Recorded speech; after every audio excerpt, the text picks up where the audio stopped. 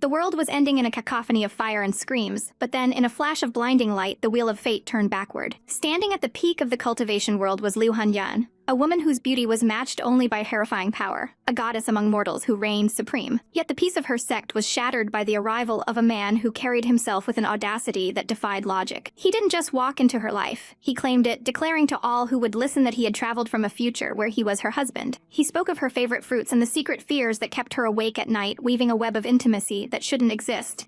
The icy composure of the great cultivator cracked as he whispered of the hidden marks upon her body, his words a scandalous intrusion that left her cheeks burning with a mixture of rage and confusion. He knelt before her, his eyes shining with a doting warmth that felt like a lifetime of devotion, murmuring how wonderful it was to finally see her again. Behind that handsome face lay a smirk that suggested he knew exactly how much chaos he was causing. But the truth of their connection was forged in a far darker time, amidst the ruins of a village consumed by a hellish inferno. Monstrous wolves with eyes full of a murderous or had descended upon the innocent, their fangs bared for a slaughter. It was then that Han Yan had descended like a celestial judgment, her very presence radiating a suffocating pressure that had obliterated us in an instant. Amidst the ash and blood, a young man looked up at his savior with wide, trembling eyes. She looked upon the destruction with a cold, distant pity, her heart heavy for the fragile mortals who broke so easily. She found him lying among the debris, a broken thing she assumed was a corpse. But as she approached, he bolted upright, gasping for air as if he has crawled out of the depths of the underworld. He looked at her, and the recognition in his eyes was a physical blow. He lunged forward, his hands trembling as he gripped her, desperate to know if she had come to save him from the nightmare. She was stunned, her voice sharp as she demanded he let go of her, for she had never laid eyes on this frantic boy in her life. He didn't listen, pulling her into a crushing embrace and sobbing apologies for a sacrifice she hadn't even witnessed yet, promising they would live a happy life together. The audacity was too much. Trembling with an icy fury, she unleashed a wave of energy that sent him hurtling through the air. He crashed into the earth with a bone-shattering thud, still shouting that she was killing her own husband. As his friend rushed to his side, calling out for little Feng, Han Yan felt a cold shiver of realization. The name of the village, the faces of the dead, it all pointed to an impossible truth. She had been thrown back into the past, back to the very moment her story with him truly began. She remembered him now, the husband who had clung to her in another life, begging her to return safely. She remembered the way he had looked at her with tears in his eyes, promising he would never leave her behind. Most of all, she remembered his final act of defiance, choosing to perish in a world-shattering explosion rather than succumb to the control of his enemies. Xiao Feng woke in a bed of fine silk, the phantom pain of death still echoing in his chest. He realized with a jolt that he wasn't dead, and the nightmare he had lived was now a future he could change. A maid's voice broke his reverie, informing him that he was finally awake and expected elsewhere. The palace master wanted to see him, a summons that carried the weight of destiny. He followed the servant through the grand, echoing halls of the sect, his heart pounding against his ribs. Every step through the palace confirmed his suspicions. He was back on the day she had rescued him from the ashes. In his heart, she was his beloved wife, but he knew that to her, he was currently nothing more than a nameless stray. He reached the heavy, ornate doors of the inner chamber, and as they thudded shut behind him, he found himself to face with his destiny. There she sat, Lady Guanghan of the Wen Tian sect, a master of the Mahayana realm, looking down at him from her throne with a gaze as sharp as a blade and as cold as the winter stars. The legend of the fairy of the Cold Moon sect preceded her wherever she went, a woman as cold and proud as the falling snow. Her beauty was a divine curse, causing countless men to fall hopelessly in love at a single glance, their hearts ensnared by her flawless aura. Yet for all her fame, she remained a ghost in the cultivation world, a mystery whose true name was known to almost no one. But today, that carefully maintained distance was shattered as she stared down a man who seemed to see right through her icy exterior. Her gaze was sharp enough to cut glass, a murderous pressure filling the room as she demanded to know how a mere stranger could possibly know her private name. The man before her didn't flinch. Instead, he dropped a bombshell that threatened to upend her entire reality, claiming that he had traveled back from the future and that in that life, he was her husband. The sheer audacity of his words sent a vein pulsing in her forehead, her face darkening with a rage that promised a swift and painful end if he didn't start telling the truth. He felt a cold sweat break out, remembering all too well how terrifying she could be when her temper was truly ignited. Desperate to prove identity and save his neck, he began to rattle off secrets that no spy could ever hope to uncover. He spoke of her secret love for bananas and the embarrassing truth that, despite her godlike power, she was deathly afraid of snakes and had once been bitten by a common dog during her mortal years. He even whispered her childhood nickname, Yan Yan, a name given to her by a fortune teller her father had hired long ago. Enraged by his intrusive knowledge, she commanded him to shut up, her spiritual energy erupting in a wave that sent him staggering back. She was certain he must be a high-level mole from the demon sect. Someone had meticulously investigated her every weakness, but as her hand tightened around his throat, he gasped out the ultimate secret, her congenital cold ice vein and the forbidden ice heart technique she practiced in the shadows. Her heart nearly stopped, for that was a secret known only to her and her master. As she prepared to forcibly search his soul for answers, he shouted out one final, undeniable proof the existence of a tear-shaped birthmark on her inner thigh. The shock was so profound that her power flickered, leaving her flustered and breathless as he tumbled to the ground. He didn't stop there, exposing the ice lotus mark on her chest and the sickening truth that her master had only taught her that technique to use her as a human furnace to steal her power. He recounted the dark day she had finally discovered the plot and secretly ended her master's life, framing it as an accident to take control of the Snow Palace. She stood there, completely exposed, her life's most dangerous secrets laid bare by a man who looked at her with an intimacy she couldn't comprehend. Shaken to her core, she finally asked the one thing that mattered. What had become of them in that future he claimed to know? He painted a picture of a world drowned in blood, a chaotic era where the great sects fell and the land was consumed by flames. In that darkness, they had found each other, becoming partners bound by fate and survival. He recalled the moment she had saved him, the memory of her touch so vivid that it seemed to bridge the gap between their different timelines. Seeing her again before the world broke her was a joy he couldn't put into words. Outside the chamber, her disciples whispered in confusion, wondering why their man-hating sect master was spending so much time with a lowly mortal. Inside, the man was already proving his worth, using his future knowledge to rewrite her flawed cultivation technique into something divine. He presented the improved scroll as a gift for his wife, a gesture that sent a deep blush crawling up her neck as she tried to maintain her regal composure. She stammered, trying to claim that she wasn't the woman he knew, and that perhaps they were from different worlds entirely. He simply smirked, teasing her by threatening to withhold the technique if she wasn't actually his wife. It was a bold gamble, weaponizing his knowledge to force her hand. Finally, he offered a deal. The technique was hers if she accepted him as her direct disciple. She protested, pointing out the absurdity of a man entering a women-only court, but when he turned to walk away, claiming they would have nothing more to do with each other, her heart wavered. She couldn't let such a font of knowledge, and perhaps something more simply, vanish. She commanded him to stay, agreeing to his terms but warning him that any act of injustice or any mention of their relationship would be met with a swift execution. With the deal struck, they set off for the Wentian sect for the official entrance trials. As the crowd of hopeful disciples gathered, he spotted an old friend among the masses, offering a confident smile. He knew that this young man was destined to be more powerful than he had ever been, and with a glint in his eye, he prepared to lead them all into a future that would never be the same. Yabe. The air within the Wentian sect was thick with a suffocating pressure as the grand gates loomed over a sea of hopeful cultivators. High above, the empty thrones of the palace masters stood as a silent reminder of the godlike power that ruled this realm. Suddenly, the sky fractured with pillars of divine light as the masters made their grand entrance, their oars alone enough to make the commoners' hearts pound in their chests. The courtyard was a masterpiece of order and reverence, as every soul present bowed deeply, desperate to show their respect to the elite. Among the seated legends, the ethereal beauty of Palace Master Guanghan was a sight that could steal a man's soul. Her presence is cold and intoxicating as the winter moon. Her gaze remained distant, her every micro-expression suggesting a boredom that only a true immortal could possess. The sect master, the venerable immortal Guangling, stood before them all with a voice that commanded the very wind to stop. He declared that while they were favored ones, none could enter their ranks without passing the brutal spiritual root test. A thunderous roar of agreements for the crowd, though many their hands tremble with the fear of failure. Two young men shared a fleeting moment of camaraderie, their eyes wide as they contemplated the life-altering moment ahead. Then, the spirit measuring instrument was unveiled, a swirling vortex of energy that promised to strip away all pretenses and reveal their true essence. The rules were simple yet cruel, with ranks ranging from the divine A to the wretched bottom-tier D. A massive scroll unfurled with a snap, listing the names of those whose destinies were about to be decided. Young Zheng Niu was the first to be called, his face flushing with a mix of terror and excitement as he rushed toward his fate. He pressed his palms against the orb, his breath hitching as the energy surged through his veins. The result was a wood spiritual root of middle B rank, not a miracle, but enough to earn him a place in the sect. From her throne, Guanghan watched with a sharp, calculating gaze, her eyes searching for a spark that had yet to appear. Her fellow masters poked fun at her silence, wondering if any disciple had managed to catch her eye, but she merely brushed them off with a cool indifference. The atmosphere shifted instantly when Yi Juzi stepped up, his test resulting in a magnificent high A rank that sent the crowd into a frenzy. Even the sect master couldn't contain his joy, his laughter echoing across the pavilion at the discovery of such a rare talent. But then, the name Xiao Feng was called, and the young man stepped forward with an audacity that bordered on arrogance. He placed his hand on the instrument with a nonchalant smile, as if he already knew what the heavens had in store. The orb flickered and then revealed the truth.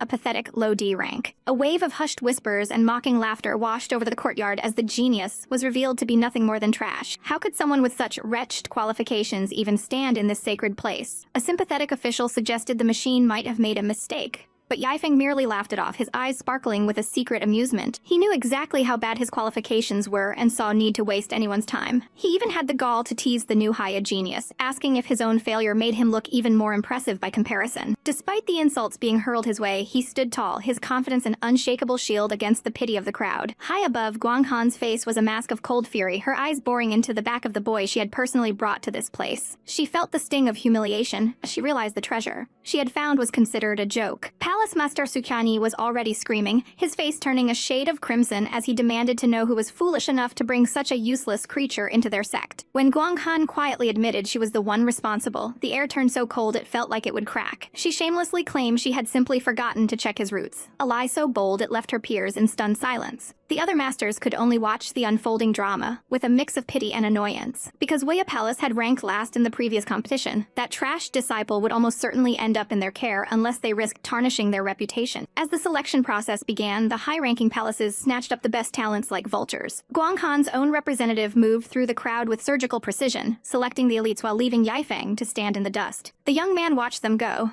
a knowing smirk playing on his lips as he realized he was being systematically abandoned by the very woman who had promised him a future. One by one, the names were called and the disciples were led away to their new lives. Finally, the sun began to dip below the horizon, leaving Yifeng as the solitary figure in the middle of the courtyard. He wondered if the goddess was truly going to break her word and leave him to rot. Sukyani flatly refused to take the leftover trash, his pride far too great to allow a D-rank into his palace. But just as the humiliation seemed complete, Guang Han rose from her seat with a grace that silenced the entire sect. She declared that since she was the one who brought him, she would take full responsibility for him. With a final, commanding gaze, she reminded everyone that the Wenyan sect always keeps promises, claiming the boy for her own palace and changing his fate in a single heartbeat.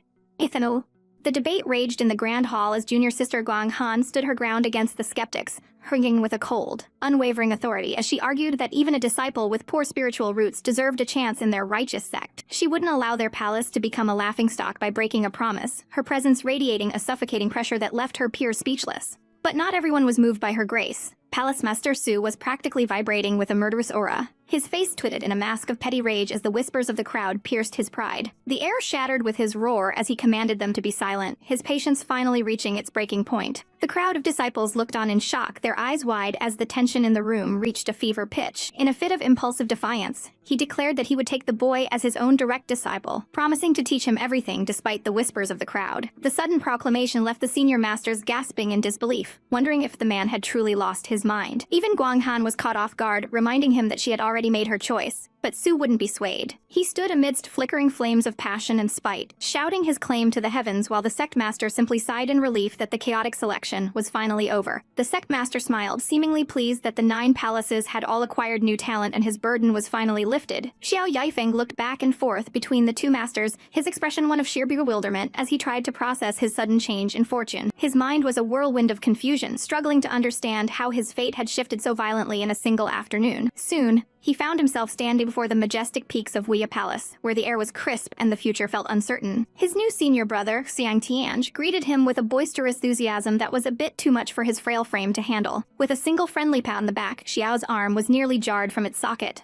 A painful reminder that his new companions possessed a strength that was truly terrifying. Senior brother Xiang panicked, trying to fix the dislocated limb while apologizing profusely for his lack of control. As he winced in pain, Xiao couldn't help but reflect on his past life, where he was nothing more than a wretched odd-job disciple struggling for 20 years just to be noticed. This time, everything was different. Thanks to his wife's secret influence, he had bypassed the years of suffering and stepped straight into the inner circle. Meanwhile, the vibrant Sumyao King was buzzing with excitement at the prospect of finally having a junior brother to boss around. Her father, Master Su, was already nursing a headache, regretting his impulsive decision as he realized the weight of responsibility he just claimed. Even the master's wife felt that taking in the boy was a good move, her expression serene as she encouraged the family to embrace their new member. The elegant Lin Ziyun offered a calming presence, suggesting she would help guide the boy if Su was feeling hesitant. The moment of truth arrived as Xiao Yifeng was summoned into the grand hall, the shadows of his new masters looming over him in the golden light. Before entering, Xiang Tianj gave the boy one last piece of advice, telling him to just follow instructions and everything would be fine. Stepping through the heavy doors, he offered a respectful greeting, his heart steady despite the intimidating atmosphere of the palace. He looked every bit the handsome young scholar, hiding the soul of a man who had already lived a lifetime of hardship. Settling into his new life, he realized the immense privilege of being a direct disciple, a position reserved for the elite pillars of the sect. Yet, even with the best techniques at his fingertips, he knew his poor roots would make his path to power a slow and grueling one. His meditation was interrupted by a thunderous pounding at his door, a sound that promised more chaos than peace. Xiao turned his head toward the door, wondering who could possibly be visiting at such an hour. Expecting a visitor, he was instead met by the terrifying roar of a massive white lion, its fangs bared in a display of primal power. But Xiao didn't flinch. He simply looked at the beast with a deadpan expression that left senior sister Miao Qing completely deflated. She had expected him to be cowering in fear like everyone else, but this new junior brother was proving to be a difficult target for her pranks. Miao Qing hung upside down from the lion, her pink hair cascading toward the ground as she pouted at his lack of reaction. Xiao quickly tried to close the door on the absurdity, but the lion's roar echoed through the hallway as he asked if she needed something. He looked at her with a flat gaze, questioning if her little stunt was supposed to be impressive. Miao Qing's cheeks flushed with a mix of embarrassment and irritation as she claimed she had official biz with him. She dragged him out toward the training grounds,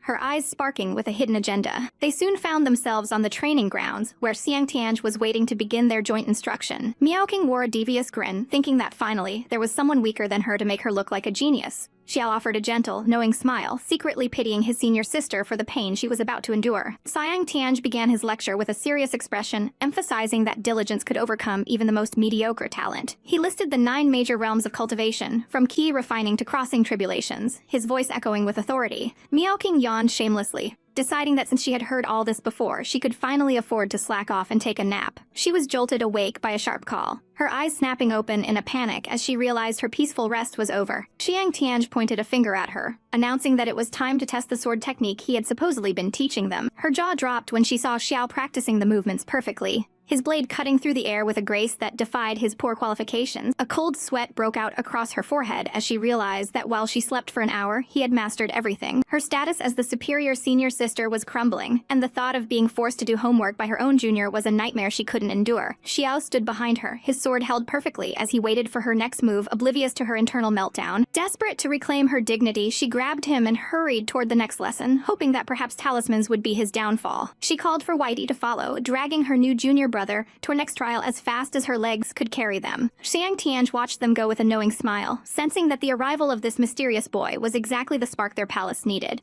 In the hallowed halls of the academy, the air thick with the scent of ancient parchment and spiritual energy, the master's voice droned on about the profound mysteries of the 8 trigrams. He spoke of the heavenly cycle, the path that every true gentleman must follow to achieve enlightenment. But for Miao Qing, the weight of her eyelids was far heavier than any spiritual lesson. She fought the suffocating pressure of sleep, desperately reminding herself that as a senior sister, she had to maintain her dignity at all costs. The master's sharp gaze shifted, noting her apparent diligence before turning to the silent young man beside her, wondering if the junior brother had any doubts to share. Miao Qing couldn't help but let a smug, condescending smile grace her lips, certain that such complex knowledge was far beyond a mere beginner's grasp. Yet Xiao Yifeng didn't falter, expressing that he indeed had some profound doubts he wished to discuss. With a calm, statuesque grace, he stood the master to engage in a debate that would leave the room breathless. He challenged the very foundation of the lesson, suggesting that the hexagram wasn't just about overcoming the heavens, but the danger of losing oneself to the poison of pride. The master's laughter echoed through the room, a thunderous sound of pure delight at such unexpected talent, even going so far as to tell Miao Qing that she should look to her junior brother for guidance whenever she felt lost. The shock hit her like a physical blow, her face contorting in a mix of disbelief and utter humiliation, as her supposed inferior was praised as a genius. Even as they left the classroom, Xiao's humble words felt like a mockery. He claimed he was merely confused, but Miao Qing saw through the facade. She was being overshadowed, her pride wounded as she realized that if she didn't act soon, her status would be nothing but a joke. Determined to reclaim her honor, she led him to the next trial, the Hall of Practical Combat, where raw power mattered more than pretty words. This was her chance to finally earn back her dignity through the grit of cultivation, pointing out that their 4th senior sister was a kind person who loved to read. They found the disciple, Ju Yushan, buried in her books, her presence as cold and distant as a frozen peak. She was a woman who lived entirely in her own world, barely acknowledging their existence as she dismissed them with a chilling indifference. Fear finally flickered in Xiao's eyes as he realized the sheer gap between them. A mere novice standing before a nascent soul master was a death wish. Panicked, he turned to flee, but Miao Qing wasn't about to let her prey escape so easily, reaching out to stop him in a desperate scramble. In her haste to grab him, her foot slipped, and the world tilted on its axis. With a deafening crash, they tumbled together, a chaotic mess of limbs and tangled robes that left them in a breathlessly close, compromising position amidst the ruins of a shattered bookshelf. But the silence that followed was even more terrifying, as a murder ruse began to radiate from the shadows. Ju Yushan stood over them, her silhouette framed by a flickering, vengeful flame, her voice a low growl as she asked if they were truly ready for their lesson in combat. The sheer pressure was suffocating, turning their blood to ice as they scrambled to apologize and escape her wrath. The door slammed shut behind them, the sound echoing their mounting dread. Even as she claimed she wasn't a demon, the terrifying, glowing glint in her eyes suggested otherwise, leaving them trembling in the wake of her hidden power. Her annoyance was palpable, a chilling smile playing on her lips as she watched them flee. Meanwhile, far away in the ethereal beauty of the Guanghan Palace, a different kind of tension was brewing. The palace master, a woman of divine beauty and icy resolve, bathed in water strewn with rose petals, her mind wandering back to the bastard she had left behind at Wuya Palace. Her mood was foul, a storm cloud hanging over her despite the luxury surrounding her. Outside her doors, her attendants whispered in fear, deciding it was best not to enter her room while she was in such a state. Suddenly, a violent surge of energy caused a crash that sent the maids into a panic. Within the privacy of her chambers, her frustration boiled over. She had precious elixirs and high-grade medicines into his path, yet he remained stuck at the very first stage of refining. A deep, traitorous blush crept up her neck as she tried to convince herself she only did it to repay a debt, her heart racing with an irritation that felt suspiciously like longing. Back at the academy, Xiao Feng finally presented his breakthrough, his face a mask of modest success as he thanked the masters for the herbs. They were stunned that he had achieved even this much in a single night, warning him to stay humble lest arrogance rot his potential. He insisted he was merely lucky to have progressed at all. His senior brother, a man of boisterous strength, laughed at his modesty. He nearly crushed the life out of Xiao in a celebratory hug, unaware of the complex thoughts swirling in the young man's mind. Xiao knew the truth. Combining two ancient techniques made him stronger, but his progress was agonizingly slow compared to his previous life. 2 long years bled into one another, and while Miaoqing soared to the 7th stage of refining with her superior talent, the masters grew increasingly resentful of stagnant growth. They acknowledged her incredible foundation, knowing it was easy for a genius like her to break through the realms. To them, was a waste of resources, a man who couldn't even outpace a pig despite the treasures he had consumed. Miaoqing, bursting with newfound power, burst into his courtyard to gloat, her arms raised in victory as she looked for her junior brother. She found him still languishing at the 4th stage, congratulating her with a polite bow. She couldn't believe her eyes, questioning how he could still be so weak after all this time. Xiao merely laughed it off, claiming his qualifications were poor, while the master fumed in the background over the wasted treasures. The other masters tried to calm the old man down as his temper flared. He couldn't even bear to look at Xiao's face anymore, deciding to head back before he did something he would regret. But Miaoqing wouldn't let Xiao wallow in peace, ignoring his claims that he needed to cultivate so she could drag him off to play. She shamelessly used her spiritual silk to bind him, dragging the poor man into the air as he cried out in terror. She promised him a great adventure, ignoring his desperate pleas to return to his cultivation as they soared across the sky. Their destination, however, held a sight that chilled their very souls. A massive, blood-soaked corpse of a beast that should have been invincible. The creature's life had been snuffed out by an unknown force, its remains a gruesome testament to a power far beyond their own. In the clearing stood a mysterious woman in a black dress, her expression one of utter shock as she looked upon the carnage, her presence a silent herald of the drama yet to come. The forest air was thick with the scent of iron and death as they stood over the mangled remains of a gale wolf. It snuffed out in a single, brutal blow. This wasn't just any predator. A beast of the 5th stage of refining, Kai had been slaughtered like a common rabbit, leaving a suffocating pressure in the air. Determined to find the culprit, she gripped her taming orb, the surface shimmering before she summoned her loyal companion, Whitey. The small, fluffy creature appeared in a burst of light, its amber eyes sharp and focused as it prepared to hunt. "Go on, find the one who did this," she commanded, her voice trembling slightly despite her bravado. Whitey didn't hesitate, sniffing the ground before letting out a low growl that signaled he had found a trail. They sprinted through the dense foliage, the junior brother close at her heels, his expression grim as they followed the white blur through the trees. Suddenly, Whitey let out a deafening roar, his small form expanding and shifting until a majestic, white-maned lion stood in his place, baring its fangs at the darkness. But even his massive presence felt small compared to the nightmare that awaited them. A gargantuan black serpent, its scales glistening like obsidian amidst a graveyard of fallen beasts. The sight was enough to make her blood run cold, her breath hitching in her throat as the sheer scale of the monster became clear. "Watch out!" the junior brother screamed, his eyes widening in horror as a massive tail whipped through the air with the force of a falling mountain. He lunged forward, shielding her with his own body as the ground shattered where they had stood just a second before. The giant snake was relentless, its tail striking Whitey with a sickening thud that sent the great lion crashing through the ancient trees. Her heart shattered seeing her companion crumpled and broken on the forest floor, his light fading. With a shaky hand, she recalled him to the safety of the orb, her eyes stinging with tears of frustration and fear. But there was no time to mourn. The sky itself seemed to darken as the serpent serpent loomed above them, its maw glowing with a terrifying, emerald energy. Damn it, if they didn't act now, they were dead meat. Summoning every ounce of her spiritual power, she unleashed her illusion sword, the blades of light clashing against the beast's scales in a desperate, blinding explosion. Thick, purple smoke began to coil around them, a poisonous fog that threatened to steal their very consciousness. Her head swam, her vision blurring as the toxin took hold, making her feel as though her limbs were made of lead. This was bad. She was at her absolute limit, yet she forced herself to stay awake, knowing that falling asleep meant certain death. The serpent slithered through the mist, confident in its victory, but they were waiting for this exact moment of arrogance. Now, she roared, and a bolt of lightning descended from the heavens, searing the earth and pinning the monster down in a cage of crackling electricity. For a moment, returned to the woods as the beast lay coiled and smoking. "Thank you," she whispered to her junior brother, her body finally betraying her as she stumbled, the poison burning through her veins. He caught her before she hit the ground, his touch the only thing keeping her upright as she urged him to return to the sect and warn her parents. But the nightmare wasn't over. A low guttural hiss vibrated through the air, and her heart sank as she realized the monster was still moving. This was impossible. Her parents had said no beast at the refining Kai stage could survive that, which meant this horror was in the foundation building period. The realization hit them like a physical blow. They were facing a monster far beyond their current strength. "Junior brother, stay back," she commanded, her voice filled with a desperate, protective fire as she raised her glowing blade once more.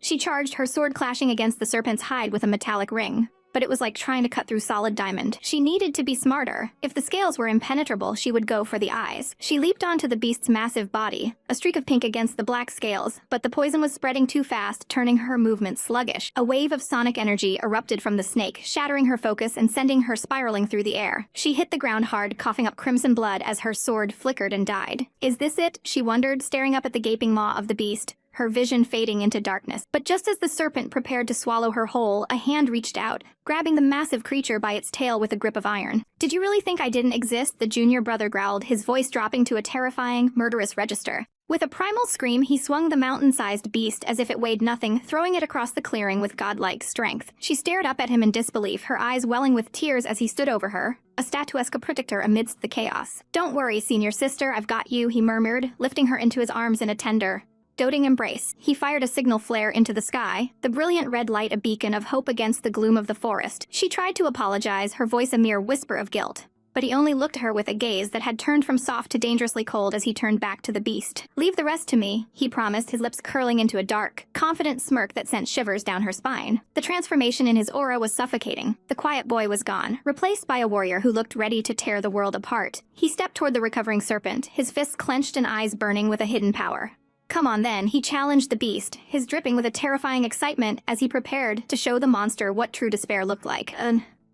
The forest was thick with a suffocating pressure as a monstrous serpent with eyes like emerald fire loomed over its prey, flicking a tongue that tasted the very scent of death. Xiao Feng stood his ground, his breath coming in ragged. Death gasps as he clutched an arm that had been shattered by the beast's sheer force. The realization hit him like a physical blow. The gap between their realms was simply too vast to bridge with effort alone. He gritted his teeth, his amber eyes burning with a refusal to submit even as a murderous aura radiated from the creature. The snake's maw unhinged, a sphere of blinding, chaotic energy coalescing within its throat, a final sentence for the boy who dared to resist. With a roar that tore through his lungs, Xiao Feng launched himself forward, his body trailing a crimson streak of determination as he sought a single opening. He struck with everything he had, his boot connecting with the beast's jaw in a desperate gamble to survive. Landing with a heavy thud, his gaze remained fixed on the monster, his heart pounding a frantic rhythm against his ribs. The earth itself groaned and shattered as the snake's tail slammed into the soil, narrowly missing him and leaving a crater where he had stood moments before. The battle became a blur of flying stone and scales, the boy clinging to the monster's hide as he delivered strike after strike, though his own strength was rapidly failing. He was tossed through the air like a broken doll, coughing up blood as he cursed the beast with his final shreds of consciousness. Desperation turned to a cold, blue fire in his palm as he unleashed one last strike, slamming into the serpent's head with the weight of his entire life. But it wasn't enough. He was sent crashing back to a massive tree, the impact jarring his very soul as he slumped to the ground, broken and defeated. As the serpent loomed over him, its mouth wide enough to swallow the world, he resigned himself to the end, certain that this time they were really going to die.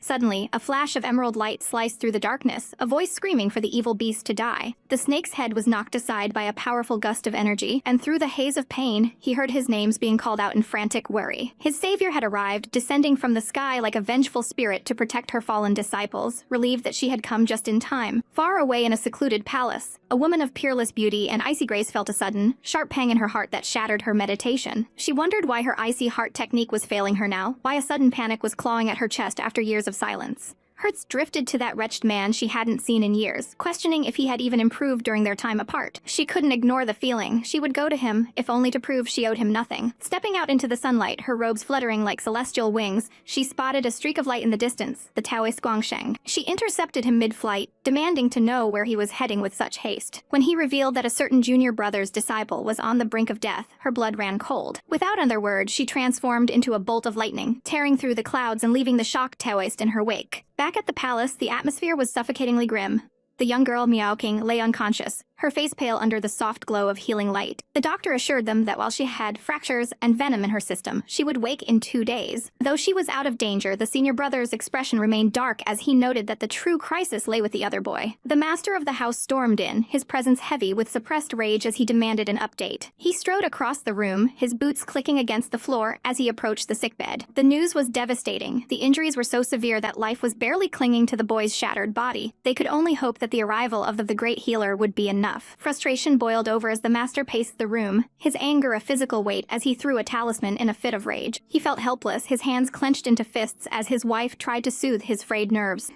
The young woman looked on with a heart full of dread, while the master's fury only intensified as he turned away in frustration. Even as they argued, a sudden, overwhelming pressure descended upon the palace, signaling the arrival of a power that dwarfed them all. 2 figures landed in the courtyard, the goddess-like Guanghan and an utterly exhausted Guangsheng who looked as if he had been dragged through the heavens at breakneck speed. Guanghan's eyes were like frozen stars as she scanned the crowd, her presence commanding absolute respect. Her voice was a sharp command as she demanded to see Xiao Feng. The master and his disciples could only watch in stunned silence, wondering why this legendary woman would grace their halls for a mere disciple. The disciples exchanged bewildered looks, as none of them had any inkling why the great senior Guanghan would involve herself in such a matter. Inside the healing room, the air was thick with the scent of medicinal herbs and the hum of spiritual energy. Guanghan entered silently, her bare feet touching the floor with a regal grace that commanded the room. The master turned, his eyes widening in shock to see her there, standing over his fallen student. She didn't offer a greeting. Instead, she pointed a finger at the healer and told him to stop wasting time and save the boy. Guangsheng grumbled about her bossy nature but knew better than to refuse the Ice Queen. He looked down at the pale, battered face of the boy on the bed, his expression growing somber as he felt the pulse. The damage was catastrophic. The boy's meridians were ruined, making a full recovery seem like a fool's errand. He even dared to suggest that it wasn't wise to waste rare treasures on a disciple with such mediocre talent. The words were barely out of his mouth before Guanghan and the master both erupted,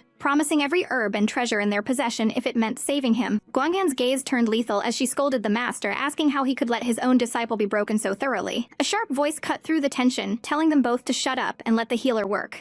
Finally, the room fell silent as the process began, a shimmering dome of light enveloping the boy as the healer poured his soul into the task. Guangsheng could only sigh, accepting his fate as he prepared to work his miracles. 3 long hours passed in agonizing silence until the light finally faded. The boy lay still, but Aheth was now steady and deep, the shadow of death finally lifted from his brow. Guanghan offered a rare, stiff word of thanks to the healer, her eyes never leaving the boy. Internally, Guangsheng was weeping over the sheer cost of the materials used, cursing the extravagance wasted on a boy everyone called mediocre. Her task finished, Guanghan prepared to leave, her silhouette framed by the doorway. When the master asked why she would go to such lengths for him, she paused, her profile etched with a hidden sorrow. She softly admitted that he had once done her a favor, and so this time she would be the one to keep him safe. As she walked away, the boy remained in his deep slumber, but a goddess had just moved heaven and earth for his sake. Xiao Feng stood amidst a sea of corpses, the stench of iron and death hanging heavy in the air as he gazed at his own blood-stained hands. Confusion clouded his mind as he wondered where he was, only to be drawn toward a desperate cry for help echoing through the carnage. There, he saw a man gasping his name in terror before being mercilessly struck down. The sight of his own demonic double, wreathed in a terrifyingly Dara and laughing with insane glee, sent shivers down his spine. This was the nightmare of his past life, the moment he had lost himself to madness and painted the world red. He watched in horror as his past self stood over the fallen, a cold, heartless executioner under a crimson moon. Was this merely a dream or a cruel reminder of the darkness lurking within him? The accusations of his sect members rang in his ears, branding him a traitor who had murdered his own master. The weight of the demonic energy was suffocating, a corrupting force that had once stolen his soul and forced him into a life of slaughter. His eyes glowed with a predatory red light as the demonic remnant took full control, mocking those who dared to oppose him. In a flash of blinding light and destructive power, the sect's greatest warriors descended to capture the monster he had become. The battle was a chaotic symphony of elemental strikes and desperate shouts, a struggle between life and death that seemed never-ending. With a final, agonizing cry of defiance against the one who had entangled his fate, Mo Tianqing, he swore that he would never offer forgiveness. Suddenly, the nightmare shattered like glass, and Xiao Feng jolted awake with a scream, his heart hammering against his ribs. The terrifying vision vanished, replaced by the concerned, teary face of a young girl who begged for his forgiveness, offering to take any punishment if it would soothe his anger. Outside his chambers, word spread like wildfire that the young master had finally returned to the land of the living. He looked around in a daze, his voice raspy as he asked how long he had been lost to the darkness of sleep. To his absolute shock, 10 days had slipped away while he was unconscious. His contemplation was interrupted by the arrival of his master and a striking woman with flowing green hair, both appearing relieved to see him standing. His master's gaze was soft, filled with a rare warmth as he thanked the youth for risking everything to save his daughter. Xiao Feng played the part of the humble disciple perfectly, bowing his head while secretly marveling at how different this reality was from the bloody dream where he had slain the very man standing before him. The atmosphere shifted when his master asked about his connection to the powerful Master Guanghan, his eyes searching for answers. Xiao Feng's mind drifted back to a time when he was just a mortal in a destroyed village, coming across a woman he believed was a helpless commoner trapped by wolf demons. Without a second thought, he had thrown himself into the fray to protect her, urging her to flee while he faced the monsters alone. He had no idea that the girl he was trying to save was actually a supreme being in disguise. Watching him with intrigued, shimmering eyes, she had been touched by his selfless heart, a mortal willing to die for a stranger, and eventually she had become his savior in return. Back in the present, his master was clearly impressed by the youth's hidden depths and the favor he had earned from such a legendary figure. After receiving a stern yet doting warning to take care of himself, Xiao Feng was finally left alone. He watched his master depart, a small, knowing smile playing on his lips as he realized he needed to grow stronger to honor the gifts he had been given. He discovered that his cultivation had surged to the 5th level of Qi training, a milestone that finally allowed him to master the elusive feather fall technique. Under the silver glow of the moon, he slipped out into the night, his movements as silent as a ghost. He reached the edge of a daunting cliff, the wind whipping through his hair as he located the secret entrance he had been seeking. With a leap of faith, he plummeted into the abyss, only to activate his new technique and drift downward with the grace of a falling petal. He landed softly in the hidden depths of the canyon, his eyes narrowing as he felt the ancient energy thrumming through the air. Lighting a small flame in his palm, he ventured deep into a cavern where a chilling sighted him, the skeletal remains of a great cultivator from the Mahayana realm. This was the ultimate legacy, a forbidden power left behind by an enemy of the very sect that would one day seek his ruin. As he gazed at the skeleton, his expression hardened with a cold, murderous resolve. With this power, he would finally have the means to soar to new heights and exact his revenge.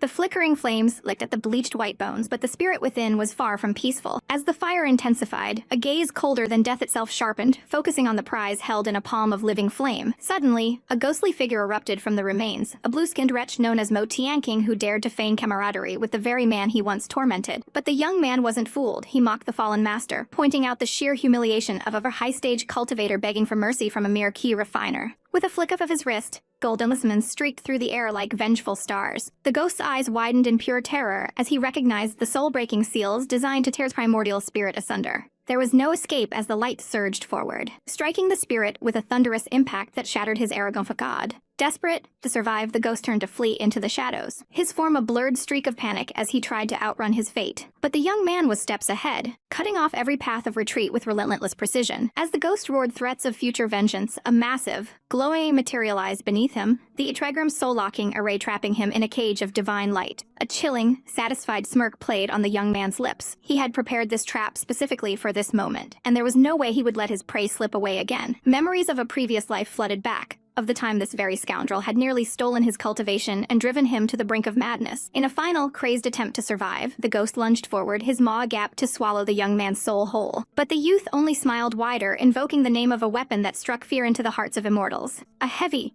ancient blade slammed into the earth, its edge shimmering with a terrifying light as it sliced through the spectral form of the enemy. Burning orange chains, the Dao Heart Lock erupted to bind the ghost in an inescapable embrace. When the ghost hissed in disbelief, questioning if his captor was from the legendary Wenshan sect, the young man simply dared him to guess. Even as the ghost threatened to drag him to hell, a soul-piercing needle was already flying through the air. It struck true, pinning the spirit as the young man began to chant a sacred mudra. The brilliant light of the Heart Sutra descended, a purifying force that began to unravel stifle the ghost's very existence. Mo Tianqing begged for his life, his voice trembling with a desperation he had never known. The young man paused, his gaze mocking as he asked if there was anything else the wretch wanted to say before his end. Desperate, the ghost offered the locations of hidden treasures, hoping his greed would outweigh his desire for revenge. It was a tempting offer, a hoard of riches that any cultivator would kill for. Yet the young man's eyes turned icy. He would simply take those treasures after the ghost was gone, and with a single command to extinguish, the spirit was reduced to nothingness. As the smoke cleared, the young man felt a strange sensation, something within him devouring the remnants of the ghost's power. He reached out. And there, shimmering in his palm, was a translucent lotus, a mysterious artifact that had saved his soul in his past life. It pulsed with an ethereal glow before fading into his essence. He knew he would uncover its secrets eventually, but for now his focus was on the present. With the danger gone, his mischievous side returned as he shamelessly looted the skeleton's remains. He discovered an ancient book, a relic that had survived the intense flames, and a storage ring that made his eyes sparkle with greed. But then, he laid eyes on the immortal slaying sword, a weapon surrounded by a suffocating, murderous aura. It was an ominous thing, a blade born from endless slaughter that had claimed the souls of countless masters. Realizing the danger of being drained dry by such a cursed object, he decided to leave it behind and bolted for the exit. He ran as if the devil were at his heels. But the sword was faster, flying through the air to intercept him. To his horror, the blade spoke, complimenting his delicious scent before transforming into a vibrant, red-haired girl. She looked at him with hunger in her eyes. If she should just devour him right then and there. Desperate to survive, the young man used the only weapon he had left, his face arguing that he was far more handsome than a dusty skeleton. The logic actually worked, and the sword spirit decided to follow him for now, yawning as she prepared to take a nap within the blade. With a wink and a promise of what she'd do when she woke up, she returned to her metallic form, leaving him to carry the heavy burden of his new, dangerous companion. Despite the chaos, the trip was a jackpot, netting him top-grade spirit stones and priceless artifacts. He hurried out of the cave, a tiny figure fleeing the cold mountain air, far away, in the frozen heart of the Northern Empire city. A grand auction was underway. A rare dragon guarding Jade Bonnet was presented on stage, a treasure capable of protecting even the weakest soul. While the crowd murmured about its high price and lack of utility for masters, a spirited young woman named Fairy Gongham placed a bold bid, high above the commoners. A group of powerful women watched the proceedings with keen interest. Among them was a woman of peerless beauty, her gaze fixed on the pendant with a knowing smile, certain that it was the perfect gift for the man who had captured her heart. Fairy Guangyan's thoughts were a whirlwind of anticipation and concern as she looked toward the horizon, her mind lingering on the jade bonnet she had secured and the young man who would soon be thrust into the grueling law enforcement team training. Her disciples couldn't help but whisper amongst themselves, teasingly wondering if the precious treasure was intended for one of them or perhaps a secret admirer. Their light-hearted chatter was abruptly silenced when a powerful presence blocked their path, the atmosphere growing heavy with an uninvited intensity. Stepping forward with an air of practiced elegance and a hint of arrogance was Lin Tianru, the city lord of the Northern Empire city. He wore a dazzling, confident smile, his eyes fixed on the ethereal beauty of the fairy as he tried to entice her to stay longer, promising hidden treasures that only the auction's elite could witness. But the fairy's heart remained as cold and unyielding as the winter frost. She dismissed him with a single, icy gaze, her voice sharp enough to cut through his charm as she commanded him to leave. Undeterred by her freezing rejection, the city lord pursued them, desperately offering a bottle of rare jade dew pills as a gift for her beloved disciple, transparent attempt to buy a moment of her attention. Before he could take another step, the sharp ring of unsheathed steel filled the air as her disciples crossed their swords, their eyes burning with a protective fury that warned him not to push his luck any further. Even as the women walked away without a backward glance, Lin Tianru could only watch in a daze, genuinely impressed by the heroic spirit and fierce loyalty of her followers. His reverie was shattered when a heavy hand clamped onto his shoulder, pulling him back to reality. It was his friend Hai Lao Guy who mocked him mercilessly for being so utterly captivated by the sight of those fairy-like beings instead of focusing on the auction. Lin Tianru's face burned with a deep, embarrassed crimson as he stammered that he was merely seeing them off, though his racing heart told a different story. It was a futile pursuit, his friend mused, for rumor had it that the high and mighty Fairy Guangham possessed no interest in men whatsoever. The city lord's expression turned solemn, a flicker of quiet determination and longing crossing his handsome features as he looked out over the snowy landscape. Far across the mountains, within the sacred halls of the Wenchen sect, the peaceful air was suddenly charged with a violent, humming energy. Miking, a senior disciple with eyes full of concern, inquired about her junior brother's status, only to be told he remained locked away in deep seclusion. Without warning, the sky seemed to rupture as a pillar of blinding. Prismatic light erupted from the palace, a thunderous roar of spiritual power signaling that his period of isolation had finally come to an end. The senior brother entered the chamber cautiously, only to be met by a whistling gust of wind as a fist imbued with raw, crackling energy lunged toward him. The young master had finally emerged, his aura vibrating with the newfound strength of the 7th level of Qi training.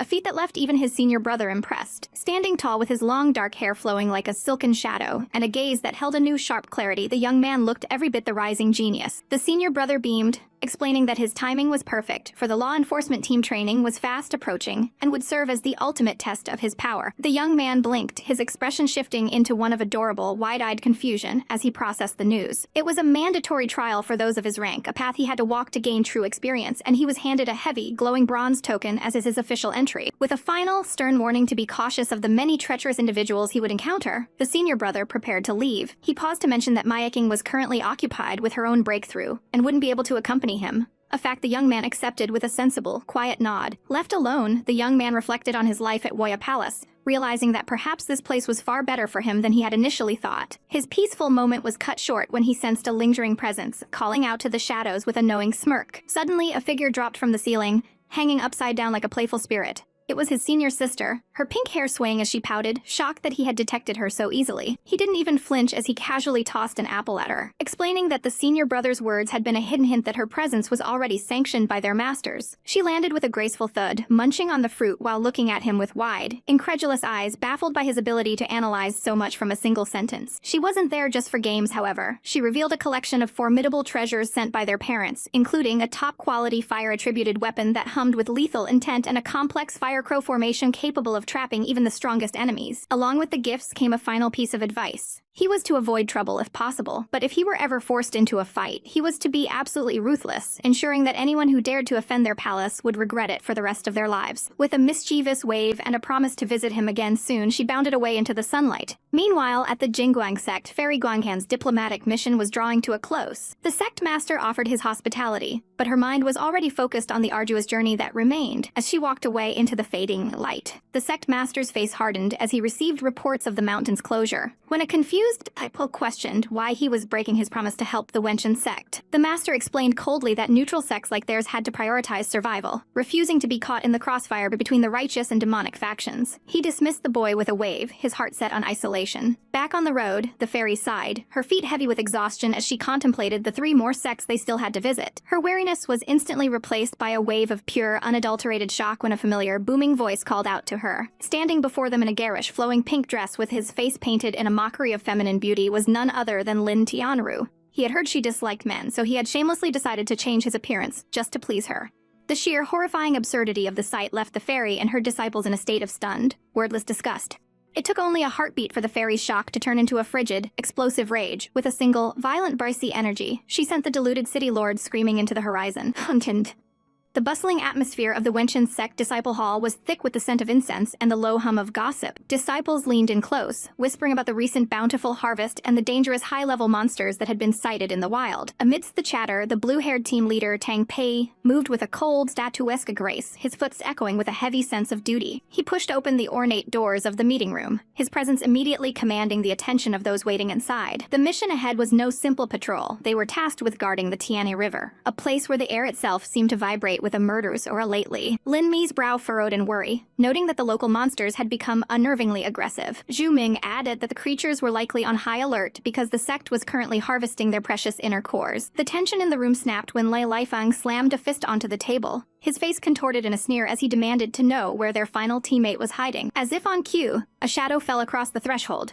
Xiao Feng stood there with a casual, almost infuriatingly calm demeanor, offering a half-hearted apology for his tardiness. He held up his identification token, his handsome features illuminated by the sunlight streaming into the hall. Tang Pei's gaze was sharper than a blade, questioning how a disciple could be a full month late for such a critical assignment. Xiao Yifeng simply explained that he had been lost in the depths of a meditative retreat, having only just broken through to the 7th level of QE training. The revelation drew a harsh laugh from Lai Lifeng, who mocked the idea of a month-long seclusion for such a mediocre achievement, calling Xiao Yifeng a pathetic turtle from the Woya Palace. The insult was a spark in a powder keg, and the room grew suffocatingly quiet as the 2 men locked eyes. Unable to contain his disdain, Li Lifeng lunged forward, his movements fueled by arrogance. But Xiao Yifeng was faster. In a display of godlike reflexes, he countered the strike with a blur of motion that left the onlookers breathless. Before Li Lifeng could even process his failure, he was pinned to the floor, the cold pressure of Xiao Yifeng serving as a humiliating reminder of his own weakness. The rest of the team watched in stunned silence, their eyes wide at the sudden shift in power. Tang Pei quickly intervened, warning Xiao Yaifeng that harming a fellow disciple was a grave violation of sect rules. Xiao Yaifeng didn't flinch, his voice dripping with icy logic as he asked if the rules also applied to those who dared to insult his palace. He eventually stepped back, his expression returning to one of bored indifference, as if the altercation had been nothing more than a minor annoyance. When the time came to divide into groups, a surprising voice cut through the tension.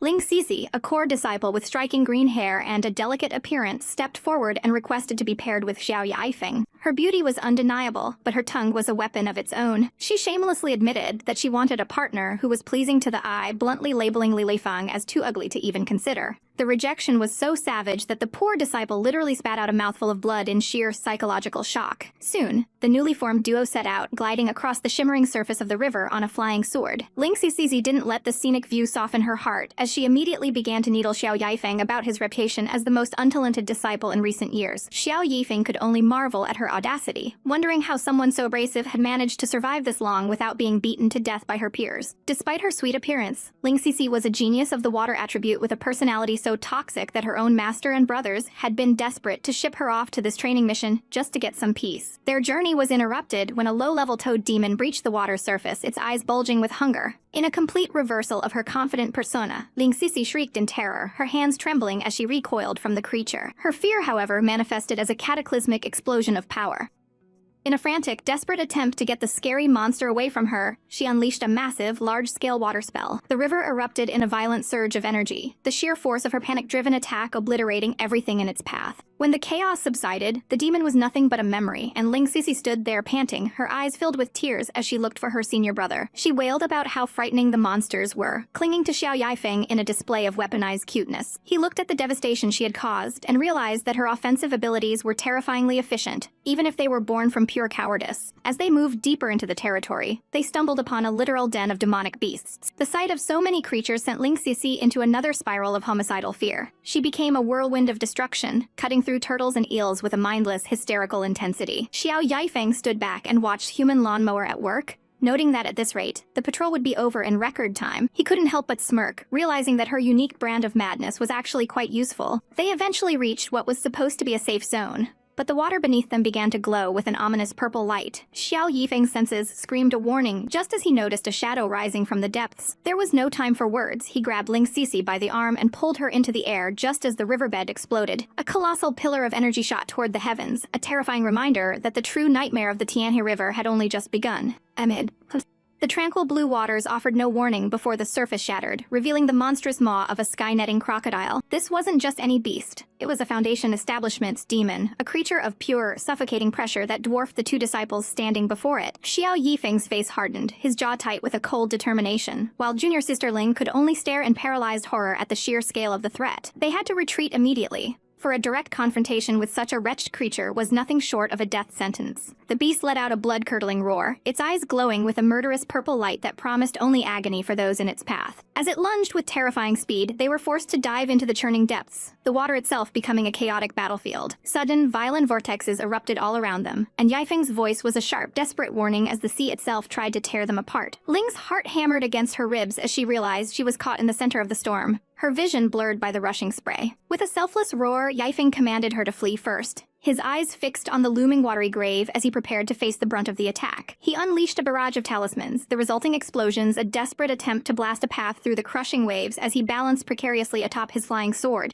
But the sea was a cruel mistress, and Ling was swallowed by a spiraling vortex, the crocodile's gaping jaws closing in to finish what the water started. Seeing his companion in such dire peril, Yifeng's expression shifted to one of sheer annoyance. This was becoming far too troublesome for a simple excursion. He channeled his spiritual energy into a golden talisman, launching it like a streak of divine light across the darkened sky. The projectile pierced through the beast's influence, a beacon of hope amidst the suffocating chaos. Without a moment's hesitation, he dove into the heart of the vortex, his strong arms wrapping around the drowning girl to pull her from the abyss. Behind them, the massive beast thrashed one last time before sinking into the dark, silent depths of the ocean. Down in the suffocating darkness, the monster's eyes remained fixed on its prey, a lingering threat even as it vanished from the surface. When Ling finally fluttered her eyes open, she was met with a strange, shimmering world and wondered where on earth she could be. She was floating within a translucent, rose-colored barrier, a protective cocoon against the nightmare outside. Yifeng stood before her, his handsome features bathed in the soft glow of the formation, his gaze calm yet weary as he noted she had finally returned to her her senses. He explained with a heavy sigh that they were currently trapped within the beast's stomach, the bubbling acid outside held back only by the magic of his master's artifact. A sudden wave of heat rushed to Ling's face as she realized her garments had been shredded in the struggle,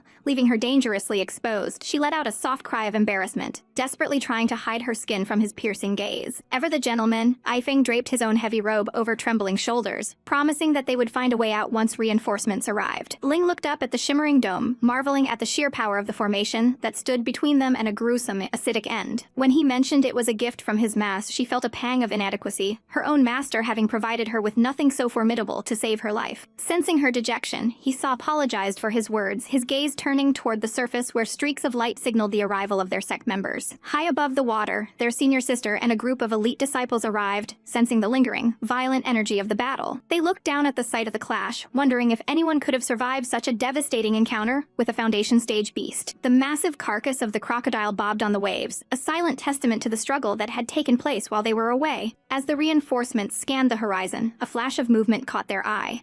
Feng emerged from the spray, carrying Ling in a protective princess carry, her small frame swallowed by his oversized robes. The sight sent a shockwave through the group, especially for one jealous disciple, whose face twisted into a mask of pure rage at the display of intimacy. Ling's cheeks burned with a mix of shame and secret thrill as she begged to be put down, while the rival disciple seethed, demanding to know why she was wearing his clothes. Even as senior sister began to tease him about his new, doting nature, Feng remained a stoic statue of indifference. The jealous rival scoffed, puffing out his chest and claiming he could have easily handled the demonic beast himself had he arrived just a moment earlier. To prove his supposed superiority, he landed on the beast's head and delivered a spiteful kick, blaming the creature for the trouble it had caused. But the nightmare wasn't over. The crocodile's eye snapped open, burning with a final, vengeful fire. It began to glow with a blinding, unstable light, was going to self-destruct and take every single one of them to the grave. Panic seized the group as the blue-haired leader desperately tried a defensive shield against the coming blast. Even the senior sister braced herself, her hands flying into a series of frantic mudras to protect her life. In that moment of certain doom, Feng moved like a shadow, blurring past them with a lethal talisman in hand. A deafening explosion rocked the heavens, but it wasn't the beast's self-destruction.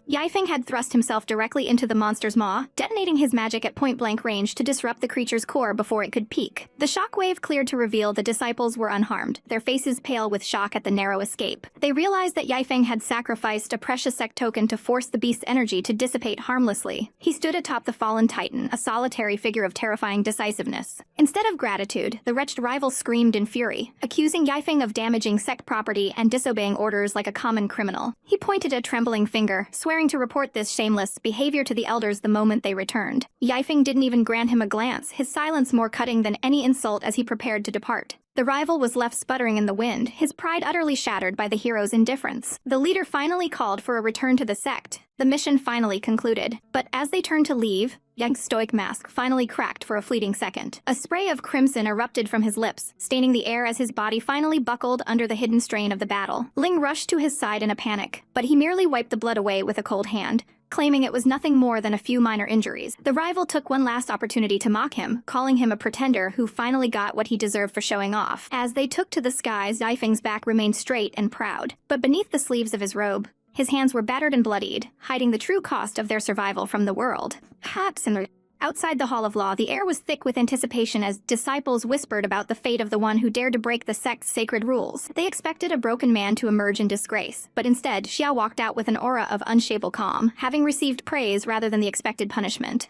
His rivals grit their teeth in frustration, their faces contorted with a murderous or as they failed to fathom how he had escaped the elder's wrath. Even as a beautiful senior sister offered a celebratory drink, a certain green-haired junior sister couldn't hide the crimson creeping up her neck, her heart fluttering at his mere presence. But he had no time for idle pleasantries, his gaze focused on a path only he could see as he summoned his blade and vanished into the sky in a streak of golden light. The senior sister scoffed at his coldness, but the shy Ling could only watch his retreating figure with a mix of worry and longing, sensing the heavy burden he carried. Hidden away from prying eyes, the toll of his secret struggle finally manifested as a spray of crimson blood from his lips, staining the ground beneath him. Beside him, a vision in red appeared, a demonic beauty with eyes that sparkled with both malice and curiosity. She mocked his soft heart, revealing that he had sacrificed his own vital essence, just to prevent her from slaughtering his fellow disciples in broad daylight.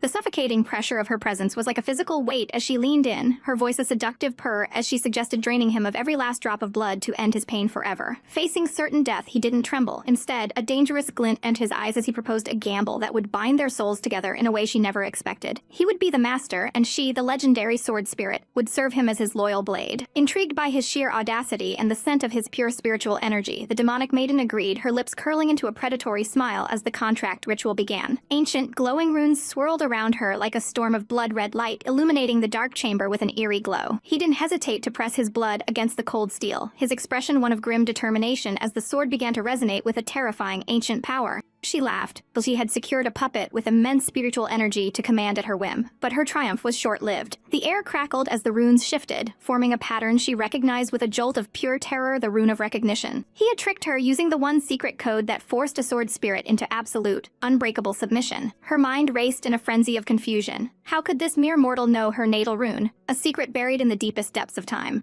The sword became a ravenous beast, clawing at his vitality and threatening to consume his very soul as the bond solidified. She screamed for him to stop, her voice cracking with a sudden, inexplicable fear for his life as the spiritual backlash intensified. But he only gripped the hilt tighter, his eyes burning with a divine light as he forced the blade to bend to his will in a blinding explosion of spiritual energy. As the dust settled and the roaring power subsided, he collapsed to the floor, his body pushed far beyond its human limits. The spirit hovered over him, her fingers trembling as she reached out to touch the man who felt so strangely, hauntingly familiar. In the silence of the chamber, memories of a forgotten age began to stir, a time when they sat together in a grand, celestial palace. He had been a ruler then, statuesque and wise, and she had playfully etched that very rune into his palm as a bet for a future lifetime. The realization hit her like a physical blow as she looked down at his unconscious form, finally understanding that their meeting was no mere coincidence, but a destiny written in blood and stars long ago. Oh, Henry Claus.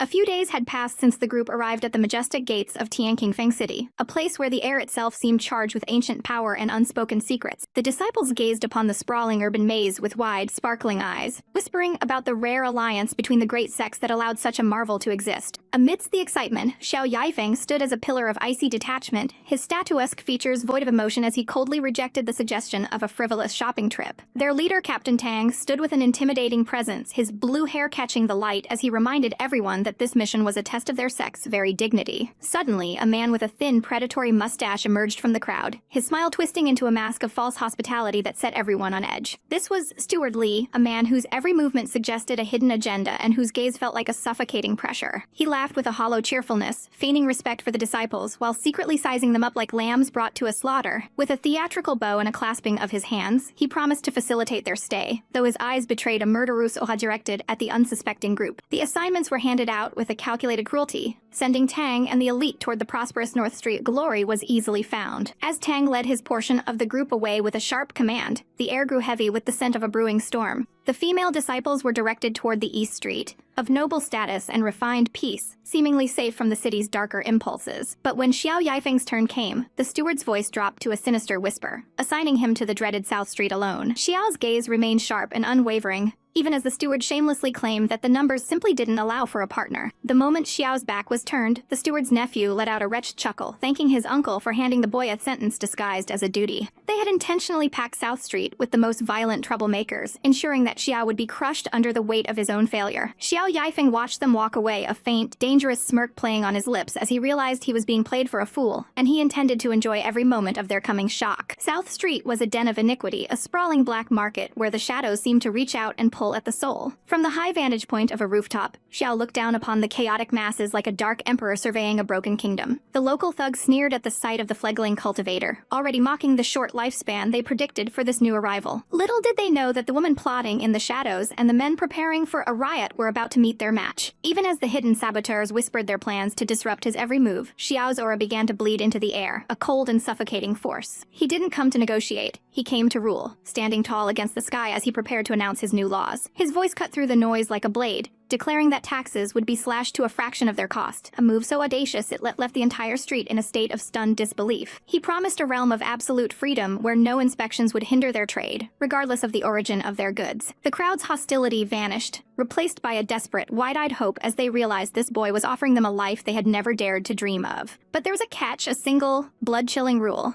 Anyone who dared to hinder the prosperity of his street would face immediate death. Standing with his arms crossed and a gaze that could freeze a man's heart, he challenged anyone who dared to object to step forward. The silence was broken not by a fight, but by a roar of fanatical approval that shook the very foundations of the buildings. The hidden saboteur felt a cold sweat break across their brows, realizing that to speak against him now was to invite the wrath of the entire district. One man's attempt at rebellion was silenced with a single, sharp blow, proving that the old order was dead. Xiao Feng stood amidst the rising tide of loyalty, his silhouette a testament to his newfound power as the tyrant of the South Street. A day passed, and the news of this strange new peace spread, drawing a masked merchant to the district with a heart full of trembling hope. He moved through the shadows, terrified that his illicit goods would be his undoing in this dangerous place. Suddenly, the air shifted, and he was seized by powerful hands, his muffled gasps of terror echoing in the narrow alley. He struggled in vain as the sounds of his capture filled the air, his world turning to darkness. He was dragged through the secret corridors of the district, his fear reaching a fever pitch, as he realized he was being brought before the master of the street. Thrown into a grand hall, he was surrounded by silent, intimidating enforcers who looked down at him with icy disdain. He fell to his knees, begging for his life as he realized the sheer scale of the power he had stumbled into.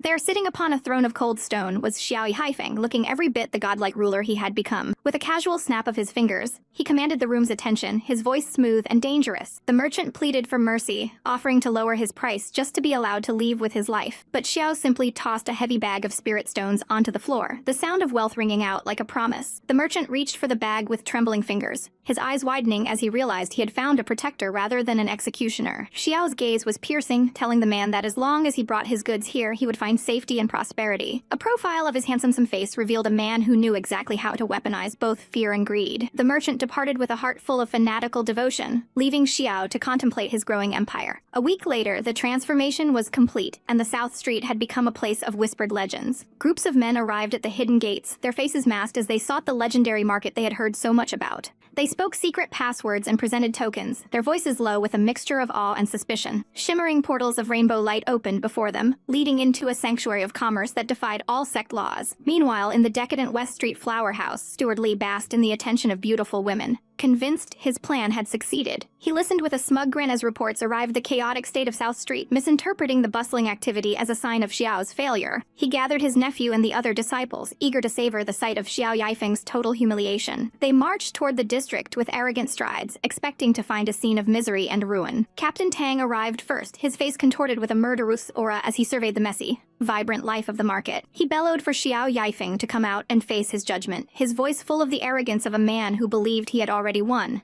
But the crowd parted with a reverent silence, and Xiao Feng emerged, his presence more commanding than ever. He looked at his former peers with a gaze of statuesque indifference, his hands hidden in his sleeves as he stood before them. He wasn't a failure, he was the king of the shadows, and his trial was only just beginning.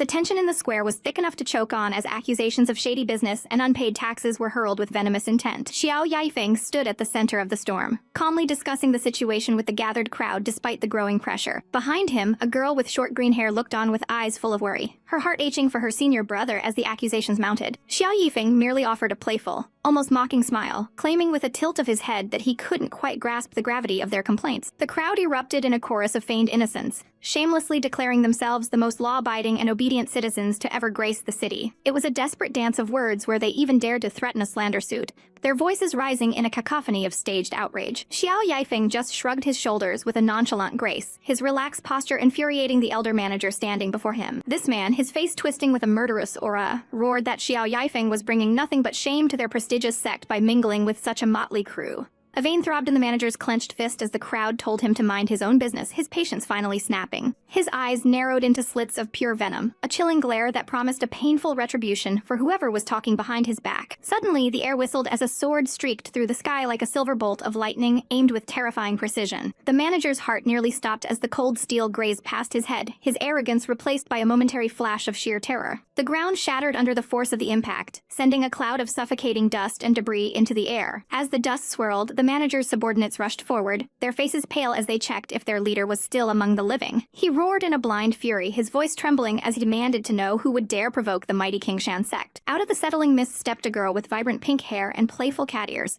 her eyes sparkling with a dangerous, feline mischief. Petals seemed to dance around her as she stood her ground, a stark contrast to the heavy, violent atmosphere of the square. Xiao Yang's breath caught in his throat. He couldn't believe Sumai King had actually shown up in such a place. She didn't miss a beat, shamelessly claiming to be a mere passerby who simply couldn't stand to see such a handsome man being bullied. With a flourish of her blade, she struck a pose, the wind whipping around her as she weaponized her charms to protect her hero. The manager's face turned a deep shade of crimson as he vowed to teach this infatuated little girl a lesson in respect. He lunged forward, his fist wreathed in a terrifying blaze of spiritual fire that promised to incinerate anything in its path. But she didn't flinch. Instead, she met his brute force with a calm that bordered on total arrogance. She looked him dead in the eye, mocking his pathetic display of strength while her own power began to swirl like a rising storm. The manager felt a cold dread sink into his bones as he realized the swirling energy around her was the mark of a top-tier spiritual artifact. In an instant, the sky was swallowed by the majestic, burning wings of a phoenix, its golden flames illuminating the entire square. Xiao Feng broke out in a cold sweat, his eyes widening as he realized the little rascal had gone completely overboard with her attack. The fiery bird dove with a lethal grace, and for a heartbeat, the manager truly believed his soul was about to be extinguished. He braced for the end, his eyes squeezed shut in a final, desperate prayer as the heat became unbearable.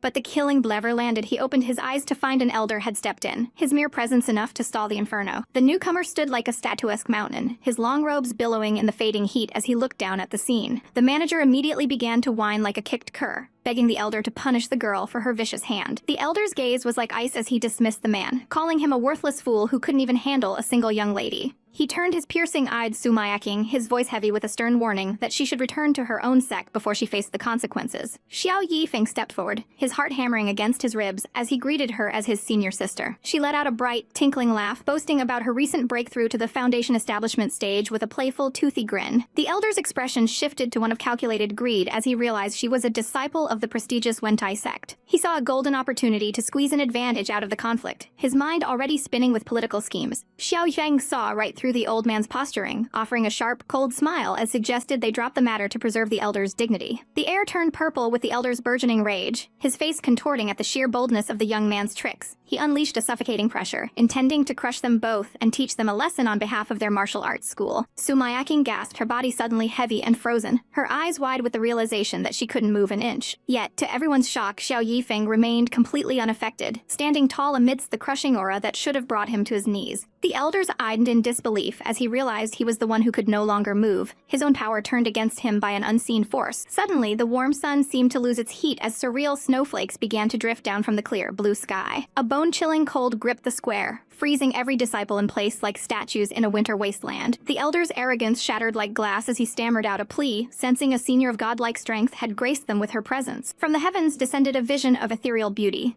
her bare feet treading on the air as if it were a staircase of starlight. It was Fairy Luhanian, the beautiful goddess of the Moon Palace, her aura radiating a cold, divine authority. The elder fell to his knees in his mind, his voice cracking with terror as he recognized the legendary elder Guanghan. She spoke with a voice like chiming silver, revealing that she had personally asked Xiao Feng to find extraordinary materials for her. She looked down at the cowering men, her eyes narrowing as she asked exactly which rule he had broken that required such a lesson. The elder's transition from tyrant to sycophant was instantaneous, frantically claiming that the young master had broken no rules at all. The goddess turned her attention to Xiao Feng, her expression softening as she commanded him to reach out his hand. He obeyed, his mind a whirlwind of confusion as he wondered what this celestial being wanted from him. She placed a shimmering pendant to his palm, a gift that served as a warning to anyone who would dare lay a finger on him. She stood there in her divine splendor, a presence that commanded the very elements to bow before her. With a final, lingering look at the handsome youth, she vanished into a swirling vortex of crystalline water, leaving the square in a stunned, icy silence. Xiao Feng couldn't help but let out a heavy sigh as he looked at the trinket in his hand, his mind drifting to the complicated of fate he had spun. When his senior sister pressed him about his connection to the legendary Guanghan, he merely offered a nonchalant wave of his hand. To him, it was a simple matter of a past favor, nothing more. But beneath that calm exterior, a sharp, calculating light flickered in his eyes when the name of a certain young man was mentioned. The peace of the moment was shattered by a sudden, violent outburst in the courtyard where an elder was absolutely losing his mind, raining blows down on a pathetic disciple. This was no mere lesson. The elder was trembling with a murderous aura, screaming about how the fool's incompetence had nearly cost him his life. He turned to Xiao Feng with a desperate, almost fawning look, asking if his display of power was sufficient to satisfy his master's expectations. A dark, playful smirk danced on the protagonist's lips as he watched the chaos, shamelessly encouraging the elder to keep the entertainment going. It was a brutal scene, a flurry of fists and flying bodies that left the onlookers breathless with terror as the elder vented his frustrations. His senior sister watched with wide, worried eyes, wondering if her junior brother had truly become this cold-hearted to enjoy such a spectacle. Xiao Feng just watched with a statuesque calm, Noting how the elder was perfectly controlling his strength to prolong the agony without killing the man, a true master of the craft, the atmosphere shifted when a group of peers approached, led by a blue-haired youth whose friendly smile didn't quite reach his eyes, clearly trying to smooth over past grievances before the real storm arrived. Nearby, a green-haired disciple felt the suffocating pressure of the gaze of her senior, her cheeks flushing a deep crimson as she was warned that standing against the Lord of the Moon Palace was a death sentence. She could only stammer in fear, realizing that her every move was being watched by those far more powerful than her. In the shadows, a wretched rival gnashed his teeth in envy, vowing that once the trials were over, he would drag Xiao Feng's face through the dirt and reclaim his lost pride. But the wheels of the trial moved forward with an almost supernatural smoothness. The disciples' movements synchronized in a display of discipline. Some chose to show off, soaring through the sky on their flying swords with arrogant flair. Xiao Feng, however,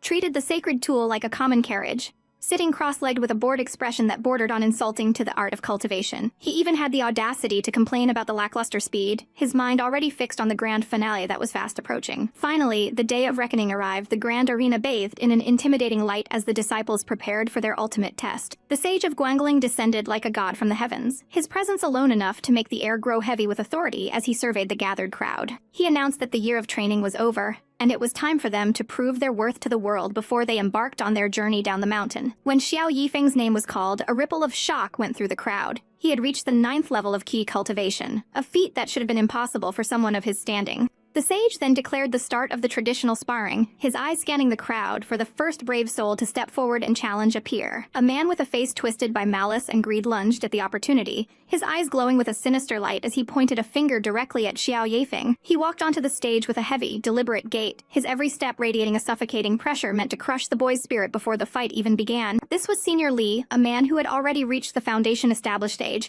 and was now shamelessly bullying a junior in front of the entire sect. The elders watched from their high seats, their faces tight with concern over such a blatant mismatch between a master and a mere student. One elder slammed his hand down in fury, protesting the injustice of the challenge, but the sage only watched with a mysterious, knowing smile. Xiao Feng didn't flinch. Instead, he accepted the challenge with a godlike confidence that left everyone speechless. He spoke of the vastness of the world and the necessity of facing equal adversaries, his voice echoing with a wisdom far beyond his years. Even as Senior Li mocked him, the protagonist remained unbothered, his eyes fixed on the beautiful, ethereal goddess sitting among the elders. She was a vision of grace, her porcelain skin and flowing white hair making her look like a creature of myth as she toyed with a glowing ice soul bead. The playful glint in her eyes, she offered a high-stakes gamble. The precious treasure would be hers if the boy managed to pull off a victory. The sage, caught up in the excitement, put forward a devastating talisman of his own, his interest piqued by the boy's audacity. The beautiful elder's lips curled into a subtle, enchanting smile as she watched the boy who had captured her attention. On the stage, the rival was already imagining his victory, confident that his superior stage of cultivation and secret methods would easily restrain the upstart. As the signal was given, he moved with a blur of speed, trying to create distance to unleash his long-range magic. But Xiao Feng just stood his ground, his hand gripping the hilt of his sword as a terrifying aura began to swirl around him. Suddenly, the ground beneath him shattered as he unleashed the Heaven's Wrath Sword Key, a barrage of glowing red blades that filled the entire sky. It was a magnificent, terrifying sight, a rain of destruction that seemed capable of tearing the world apart with every strike. The rival laughed hysterically, hiding behind his magical shield and mocking the boy for wasting so much energy on a single, flashy move. The sage noted the immense power of the technique, but worried about the toll it would take on a mere key cultivator's body. Even as the smoke cleared and the rival prepared to strike back, he didn't notice the cold, predatory look in Xiao Feng's eyes. With a chilling calm, the protagonist revealed that his devastating attack had merely been a warm-up to test the waters. Before anyone could react, he gestured again, and a second wave of sword kai, even more massive and suffocating than the first, erupted with the force of a collapsing star. The sage's eyes widened in pure disbelief as he realized he had vastly underestimated the monster standing before him.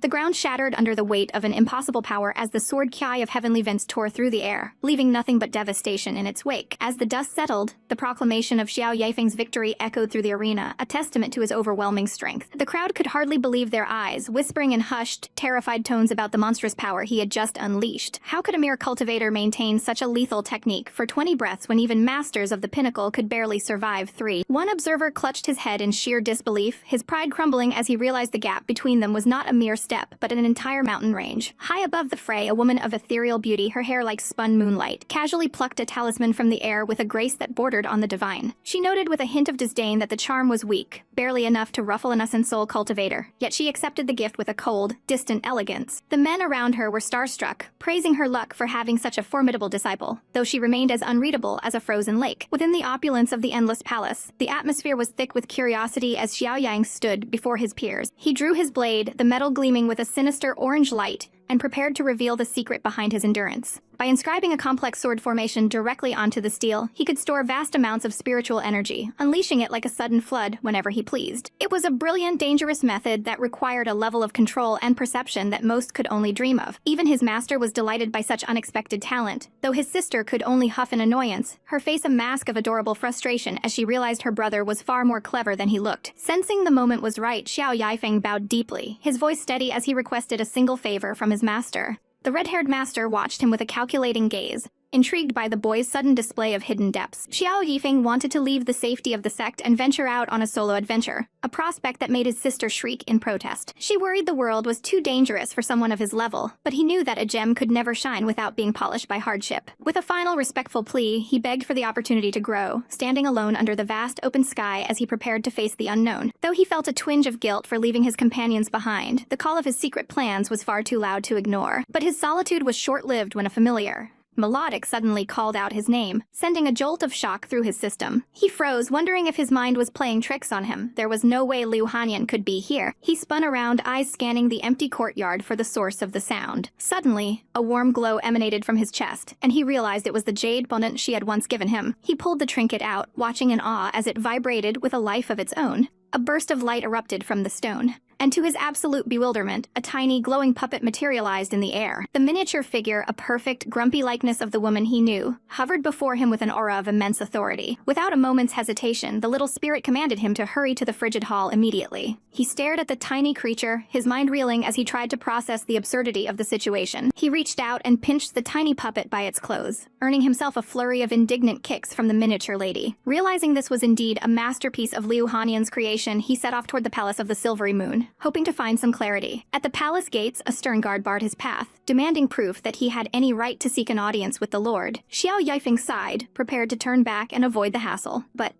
shout stopped him in his tracks. A woman named Chumo came sprinting toward him, her face flushed as she apologized for her lateness. She bowed low, announcing to the shocked guards that this young man was their master's most esteemed guest. Xiao Yifeng could only blink in confusion as he was whisked away into the inner sanctum of the palace. He followed Chumo through the towering, sun-drenched halls, wondering what business the elusive palace master could possibly have with him. They walked in a heavy silence, the weight of the palace's ancient history pressing down on them, until they reached a set of ornate doors where Chumo took her leave. Stepping inside, he found himself face to face with the blue-haired beauty once more, her gaze piercing through him as she asked if he truly intended to leave the mountain. He was stunned that she knew his plans before he had even spoken them. She looked down at him with a mix of pity and concern, noting that his current cultivation was far too weak to survive the world's many dangers. She revealed that the tiny puppet was a protective talisman, infused with a fragment of her very soul to watch over him. The tiny spirit crossed its arms and huffed, its personality clearly influenced by the icy woman standing before him. Touched by the gesture, Xiao Yifeng thanked her, calling her his fair lady and wife, a title that made her face explode in a brilliant crimson blush. She snapped at him, insisting she wasn't the woman from his memories, yet she couldn't hide the flipped curiosity in her eyes as she wondered why her other self had taken such an interest in him. She told him to throw the thing away if he felt like he was being spied on, her voice trembling with a mix of annoyance and hidden affection. But Xiao Yifeng wouldn't dream of it, clutching the tiny puppet close to his heart. He leaned in, his voice dropping to a low, intimate murmur as he promised not to disappoint her heartfelt intentions. The proximity was too much for the icy lord. Her composure shattered as a vein popped on her forehead. In a sudden explosive burst of power, she ordered Chumo to escort the guest out immediately. Chumo rushed back into the room, only to stop dead in her tracks at the sight before her. Xiao Yifeng stood there, or rather, he was encased in a massive jack of solid ice, a frozen monument to his own audacity. Even through the thick layer of frost, his cheeky smile was visible as he jokingly asked if someone could find a place to roast him to thaw him out. They entered. Before the young apprentice could even set foot outside the sect, his senior siblings were already fussing over him like overprotective parents. One thrust a manual of secret self-defense techniques into his hands, urging him to use its exclusive power against anyone who dared plot against him. Another sibling offered a handful of life-saving talismans crafted through the night, whispering that if they faced an enemy they couldn't defeat, it was better to run and survive for another day. Even the senior sister joined in, presenting a powerful 5 elements banner that could serve as a final defense, reminding him that as long as they had a green mountain, they didn't have to worry about firewood. Xiao could only offer a weary smile, assuring them that he was merely heading down the mountain for a bit of experience, not to single-handedly challenge an entire evil sect. With a final respectful bow, he promised to cherish their teachings before making his departure. As he soared into the sky, leaving the grand architecture of the sect behind, his senior brother watched with a mix of pride and worry, noting how ambitious the boy had become to leave so close to the martial rankings. Yet, a question lingered in the air: where was their little junior sister, the one who was supposed to be the closest to him? Little did they know that bold-spirited girl was already far ahead. Xiao glided through the clouds on his sword, his heart set on the magnificent Skyview City. But his journey was interrupted by a desperate cry for help echoing from the forest below. There, tied to a tree and weeping piteously, was a girl with vibrant pink hair. A trio of wretched bandits loomed over her, laughing as they told her to scream her lungs out because no one was coming to save her. But the girl's tears were a mask. Beneath the facade, a flicker of irritation crossed her face as a streak of light cut through the trees. Her aura shifted, turning cold and sharp even as she remained questioning if the bandits were shouting without any real conviction. From his perch high on a branch, Xiao looked down at the absurd scene with a sigh, wondering what on earth they were doing. One of the bandits caught sight of the figure in the trees and let out a blood-curdling scream. As Xiao descended with the grace of a celestial being, his overwhelming pressure crushed their spirits instantly. The bandit leader's eyes went wide with terror, his face pale as he realized they were facing a true immortal with the aura of a ruler. Blood sprayed as the sheer force of Xiao's presence sent the leader reeling. Terrified, the remaining goons grabbed their boss and scrambled away for a retreat and telling him just wait and see. Xiao turned his gaze to the victim, dryly asking his senior sister to explain why she was playing house with bandits.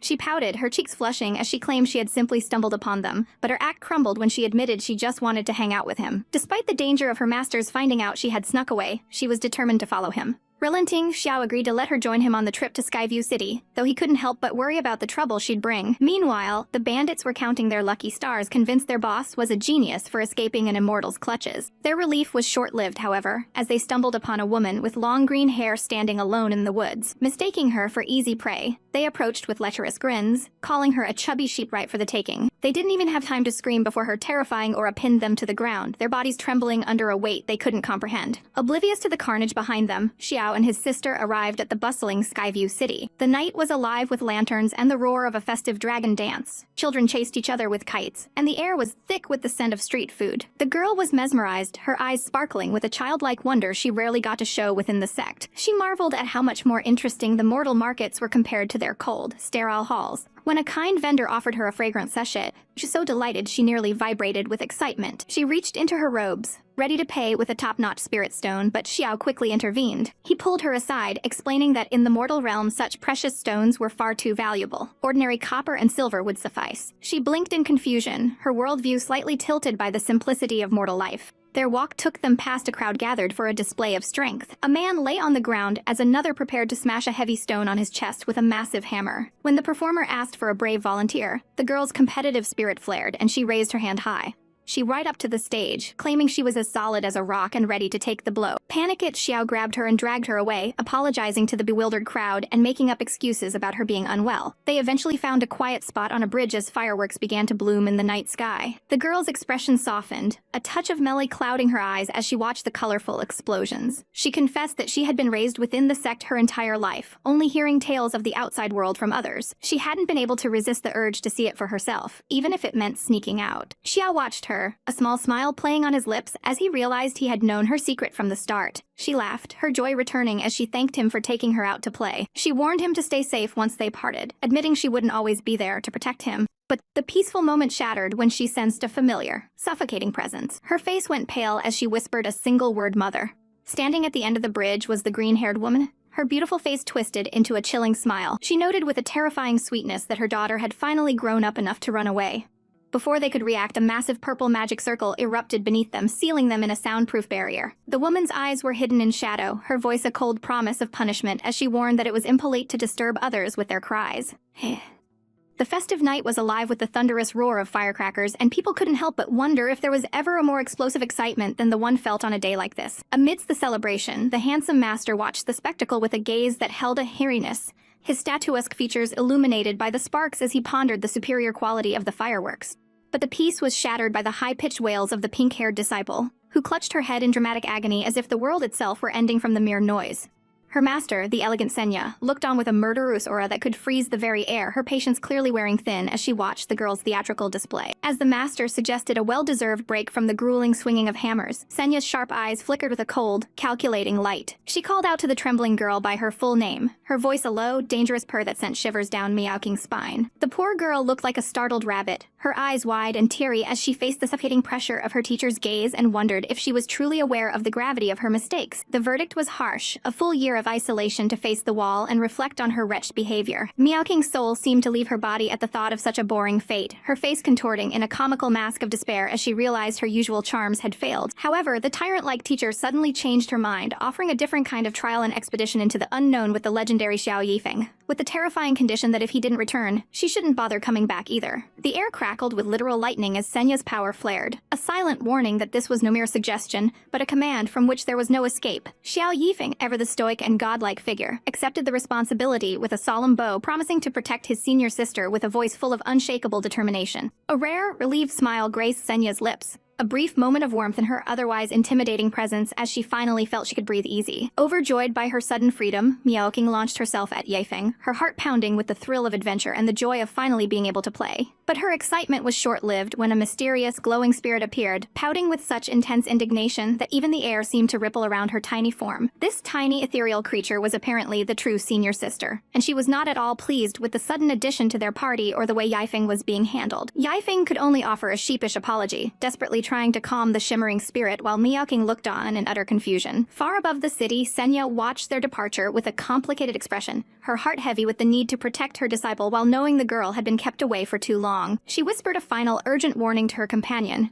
ensuring a watchful eye followed them from the shadows to ensure they weren't caught by any lurking dangers. As the duo ventured into the night, Yifeng's gaze remained sharp, his eyes scanning the bustling street while a mysterious skill hummed beneath his skin. The next morning, Miaoking woke up in a daze, her mind still fuzzy with sleep as she stretched out and relished the fact that she didn't have to train. She panicked for a moment, thinking her mother had caught her being lazy, only to realize it was another of Yifeng's clever tricks using a sound-altering talisman that worked like an absolute charm. The cheeky man couldn't help but smirk at her ruffled state, teasingly bidding her adieu before they decided on their next destination. They set their sights on the southwest, a place where rumors of demons and ancient evils whispered through the streets, ignored most for years. Miaoking's eyes sparkled with a newfound zeal, her fear forgotten as she cheered about slaying demons and banishing evil with boundless energy. They soared through the clouds on a flying sword, the vast ocean stretching out beneath them like a shimmering blue jewel as Yifeng guided them toward a distant island. Yifeng's thoughts drifted to a past life and a spirit animal he hoped to reclaim, his expression darkening with a flicker of old memories and the hope of making his companion even stronger this time around. But their peaceful flight was violently interrupted when a massive sea serpent erupted from the waves, its red eyes glowing with a murderous intent.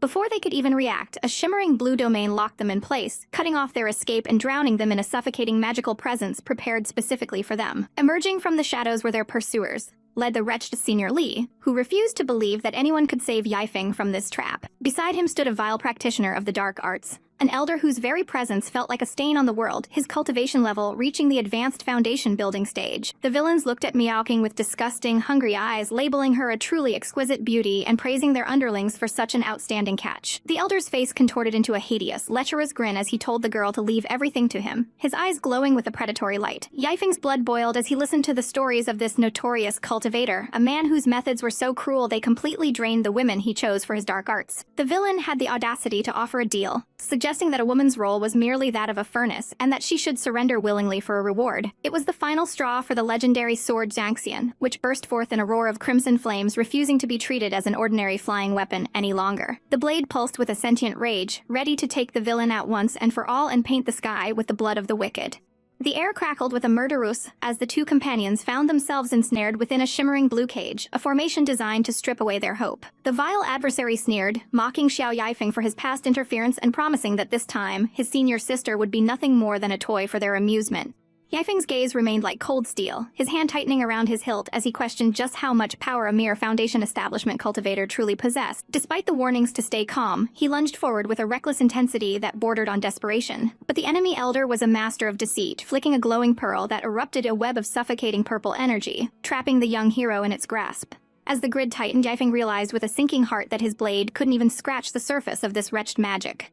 Seeing her junior brother in peril, The senior sister didn't hesitate, her heart racing as she charged into the fray to save him. Her movements were a blur of grace and fury, her sword dancing through the air as she unleashed a flurry of strikes against their tormentors. Yet, the sheer pressure of the counterattack was overwhelming, and she was sent reeling back by a concussive blast that threatened to shatter her spirit. The villains cackled, their eyes filled with a disgusting lust as they declared that once Xiao Feng was dealt with, she would become their plaything. The elder loomed over them, his voice dripping with condescension as he mocked Xiao Feng for challenging a superior with such pitiful cultivation. He flaunted his power, weaving a lotus of dark energy and warning that overconfidence was a death sentence. But Xiao Feng's lips curled into a chilling smirk. It was the elder who had fallen into a trap of his own arrogance. With a sudden, explosive roar of power, he called upon the Zhanxian, his ordinary blade erupting into a pillar of divine, crimson flame. The elder's eyes widened in sheer terror as the world turned to fire, his defensive grid shattering like glass under the weight of an impossible strength. When the smoke cleared, the once statuesque master was a broken mess, his hair disheveled and his face stained with the blood of his own hubris. Chaos erupted as the remaining lackeys realized their leader had fallen, but the senior sister wasn't finished. She summoned the searing heat of a phoenix, her eyes glowing with a righteous fire as she dared the survivors to look away from their impending doom. One by one, the wretched men were consumed by the inferno, their screams echoing through the clearing as they begged for a mercy they never earned. Even the one who tried to hide the sect's rules found no refuge.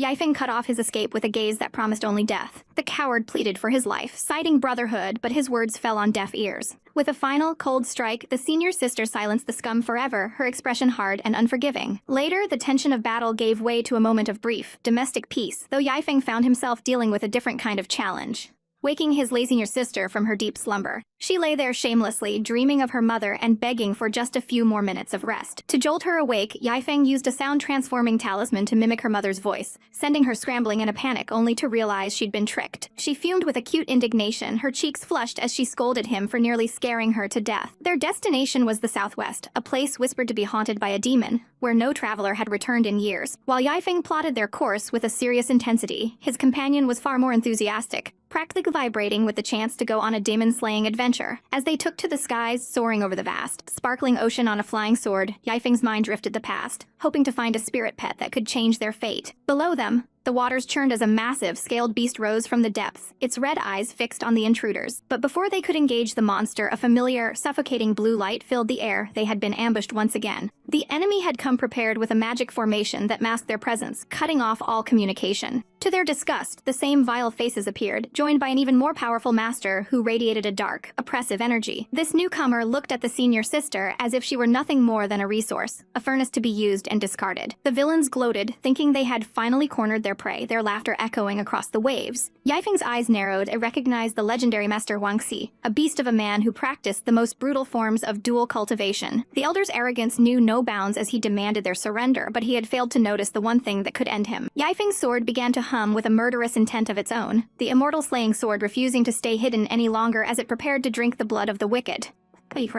The smug cultivator sneered with a wretched arrogance, his eyes gleaming with the malicious intent to toy with his senior sister and watch her suffer. Within the suffocating pressure of the magical grid, Xiao Feng stood his ground, his hand tightening around the hilt of his blade as a murderous aura began to simmer beneath his calm exterior. Despite the warnings to not be impulsive, the young man surged forward, only to find himself ensnared by the villain's intricate web of pearls and light. The villainous master laughed, his fingers dancing through the air as he manipulated the trap with practiced cruelty.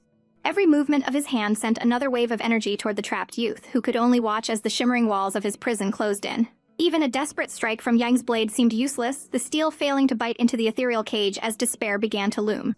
His companion cried out in terror, her heart shattering at the sight of him being swallowed by the enemy's overwhelming power. Suddenly, a barrage of razor-sharp energy slashes tore through the air, aimed directly at the innocent girl as the villains sought to break her spirit. She gasped, her body twisting in a frantic attempt to dodge the lethal light that threatened to shred her to pieces. But even as the danger peaked, she channeled her own hidden strength, her eyes flashing with a spark of defiance as she prepared a counterattack. The villain's face was a mask of dark delight, convinced that no mere disciple could ever hope to survive his coordinated assault.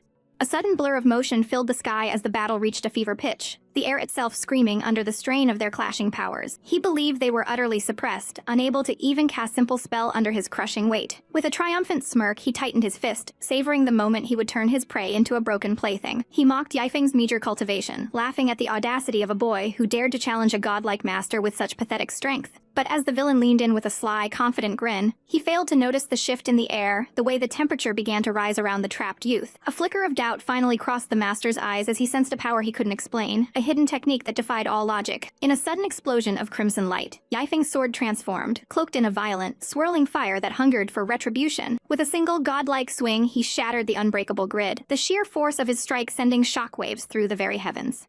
The villainy stare in mute horror as the sword he had mocked now loomed over him, wreathed in the flames of a demon. The impact was cataclysmic, a blinding burst of energy that tore through the villain's defenses and sent him crashing into the earth. Dust and debris clouded the air as the once mighty master fell, his pride crushed alongside his bones. He looked up, blood staining his lips as he desperately begged for the very sword that had just ended his reign of terror. The light in his eyes faded, his life's blood leaking onto the grass as the realization of his defeat finally set in. Nearby, his accomplice gasped in sheer disbelief, unable to comprehend how the joyful person he knew had been snuffed out so effortlessly.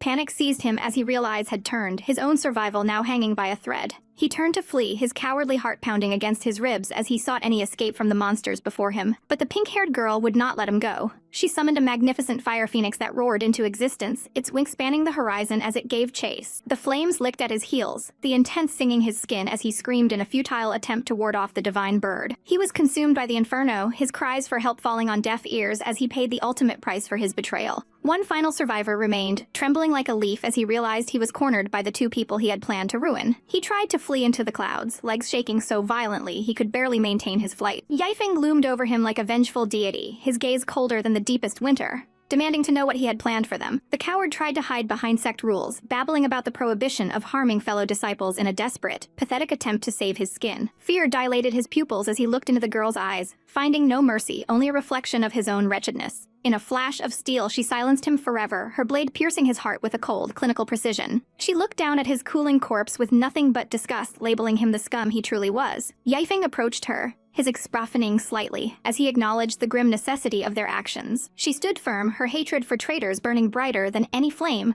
vowing that those who betrayed their own would never find peace. They shared a quiet moment amidst the carnage, Xiao Feng explaining how luck and a well-timed sneak attack had secured their victory. He reminded her to be less impulsive in the future, his doting nature shining even in the aftermath of a bloodbath. The threat eliminated, they took to the skies, their swords carving of light across the azure canopy as they headed toward their next destination. Far below, the scorched remains of their enemy lay forgotten in a crater, a silent testament to the folly of challenging the wrong people. Vengeance burned in the survivor's heart as he clawed at the earth, swearing that he would never forgive those who had brought him to this wretched state. However, a new shadow soon appeared, a blue-haired cultivator who looked upon the dying man with a chilling, detached curiosity. Instead of offering aid, the stranger spoke of wisdom and the necessity of erasing all traces, his fingers igniting with a small, lethal flame. The dying man could only look on in confusion as his supposed savior prepared to silence him for good. With a flick of his wrist, the stranger ensured the secret of the massacre would stay buried forever, leaving nothing but ash behind. High above the crashing waves, Xiao Feng and his companion continued their journey, silhouettes fading into the distance as they flew toward the unknown. They were searching for the elusive island where a powerful demon was said to dwell, the wind whipping through their hair as they soared. The vast ocean stretched out before them, its surface broken only by jagged rocks that rose from the depths like the teeth of a beast. Yang scanned the horizon, his brow furrowed as he tried to recall the exact location of the raggedy sanctuary they sought. Suddenly, his companion pointed ahead, her voice tight with a mixture of awe and apprehension as she spotted something unusual. A strange celestial phenomenon began to unfold, with jagged bolts of lightning tearing through the darkening clouds in a display of raw, natural power. They descended cautiously, their swords just above the churning water as they approached the epicenter of the storm. Every nerve was on edge as they realized the island before them was far from ordinary, its presence heralded by the crackling energy in the air. Through the mist, a massive island began to materialize, but it wasn't made of earth and stone. A colossal tree sat atop a moving mountain, its leaves shimmering with a purple, electric glow that defied the laws of nature. Xiao Feng realized they were looking at a treasure beyond compare, the very reason for the sky's violent upheaval. He warned his senior sister to step back, sensing a power that far exceeded their own as the very ground beneath the tree began to stir. The water churned violently, white foam spraying into the air as something massive moved beneath the surface. The girl gasped as a massive head emerged from the water, ancient and terrifying, its eyes glowing with a sentient, murderous light. It was a nascent soul realm demonic beast, a creature so powerful its mere thoughts could be transmitted into their minds, commanding them to leave its domain. Xiao Feng immediately bowed in respect, his palms sweating as he apologized for their intrusion, knowing they were no match for such a godlike entity. They retreated to a safe distance, watching from the periphery as the sky turned into a whirlpool of dark energy and lightning. The beast, a gargantuan turtle, let out a deafening roar as the heavens opened up, raining down bolts of judgment upon its ancient shell. Xiao Feng watched with bated breath, his eyes wide as he realized the magnitude of the event unfolding before them. The vortex in the sky intensified, drawing in the very essence of the world as the final stage of the trial began. It wasn't just a storm. They were witnessing a tribulation the moment a creature attempts to transcend its mortal limits and ascend to a higher plane of existence. The turtle roared at the heavens, its spirit unyielding as it faced the divine lightning that threatened to tear the world asunder. The sky was a bruised purple, crackling with the violent energy of a heavenly tribulation that threatened to tear the world asunder. High above the churning sea, a giant turtle roared in defiance as the first bolts of lightning struck its ancient shell. The air hummed with a suffocating pressure, each strike brighter and more terrifying than the last. This was no ordinary storm. It was a trial of life and death for the beast, a spectacle that the handsome young man and his pink-haired companion watched with bated breath. He realized with a start that his arrival in this timeline was earlier than before, giving him a front-row seat to this primordial struggle. The turtle's eyes glowed with a desperate, red light as it summoned a shimmering blue shield to block the descending wrath of the heavens. It was a battle of endurance, with the sky itself seemingly intent on crushing the creature into the abyss. A massive, intricate magic circle flared into existence, a final line of defense against the relentless purple thunder. The pink-haired girl watched in awe, her eyes wide as she realized the sheer scale of the power before them. But the peace of their observation was shattered when she sensed a new murderous Oha approaching from the horizon. A white bird of prey wreathed in a sinister red glow, dove through the storm like a falling star. It wasn't targeting the travelers. Its sights were set firmly on the vulnerable turtle below. The avian predator circled with predatory grace, its red eyes fixed on its prey. With a deafening screech, it whipped up a massive vortex of wind,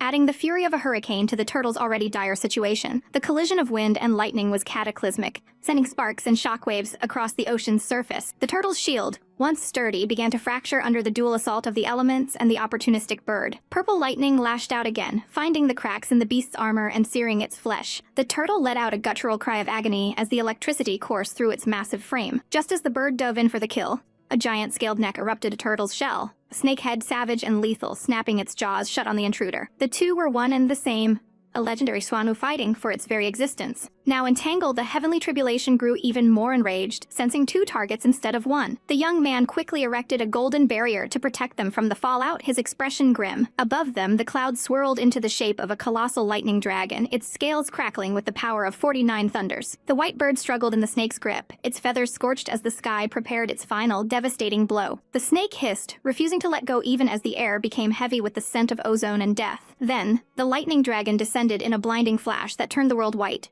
A strike powerful, it threatened to vaporize everything in its path. Silence fell over the charred landscape as the smoke slowly began to drift away. The bird circled once more, a ghost in the gray sky, as the man decided they had to see what remained of the battle. They landed amidst the ruins of the island, the ground still warm from the celestial fire. There, lying broken and bloodied, was the great snake, its breathing shallow and ragged. The surrounding trees were nothing but blackened husks, a testament to the tribulation's fury. The girl looked on with pity, certain that the creature's life was slipping away. Her heart ached for the fallen beast, its majestic form now reduced to a trembling mass of scales. The man stood over it, his gaze unreadable as he contemplated the creature's fate. Suddenly, he moved toward the snake's head, ignoring the girl's confused cry. He felt a strange, fated connection to this beast and knew he couldn't simply let it die. Turning to a nearby tree that had miraculously retained a spark of life, he reached out with a hand glowing with soft green energy. He began to channel the rich wood spirit energy from the ancient wood, his body acting as a conduit for the life-giving force. The emerald light flowed into the snake's wounds, knitting flesh back together and soothing the burns. It was working. The creature's eyes flickered open, the dull haze of death replaced by a spark of renewed vitality. The man explained that the tree was actually a part of the turtle's body, and its stored energy was exactly what the beast needed to recover. The snake let out a long hiss of gratitude, its strength returning with every passing second. But their celebration was cut short as the sky began to churn once more. The trial was not yet over. They had to move. And they had to move fast, for the heavens were not finished with their judgment. Only one final stage of the tribulation remained, the most dangerous of all. As they hovered over the restless waters, the man felt the weight of the coming storm.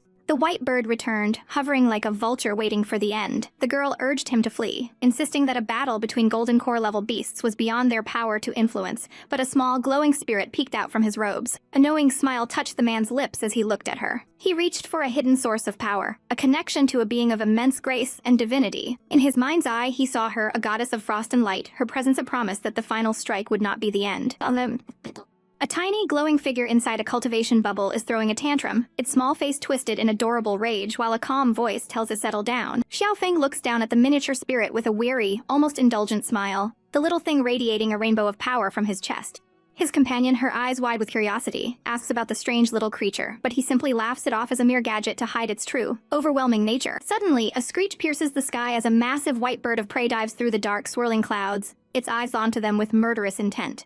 Seeing the danger, Xiao Feng shouts for his second senior brother to act quickly, for the girl's life hangs in the balance. A brilliant, glowing seal manifests in the air, crackling with ancient energy and symbols that pulse with a suffocating pressure. The bird slams into the barrier, with a violent shockwave, its feathers ruffling against the intense blue light that refuses to break. The impact is so fierce that sparks of green spiritual fire erupt as the creature is repelled. Emerging from the light, second senior brother stands with godlike composure, a single finger raised as wisps of green energy dance around him. He hovers effortlessly in the air, looking down with a statuesque grace as he politely but firmly asks the creature to leave.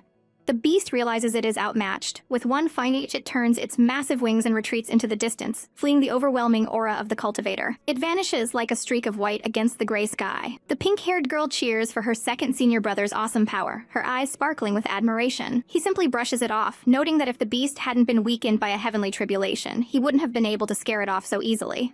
Xiao Feng reveals his sharp intuition, explaining that he knew their mistress would send someone as reliable as second senior brother to watch over them. The girl's expression turns sour, realizing her mother still doesn't trust her to be independent, her face darkening with a hint of pouty frustration.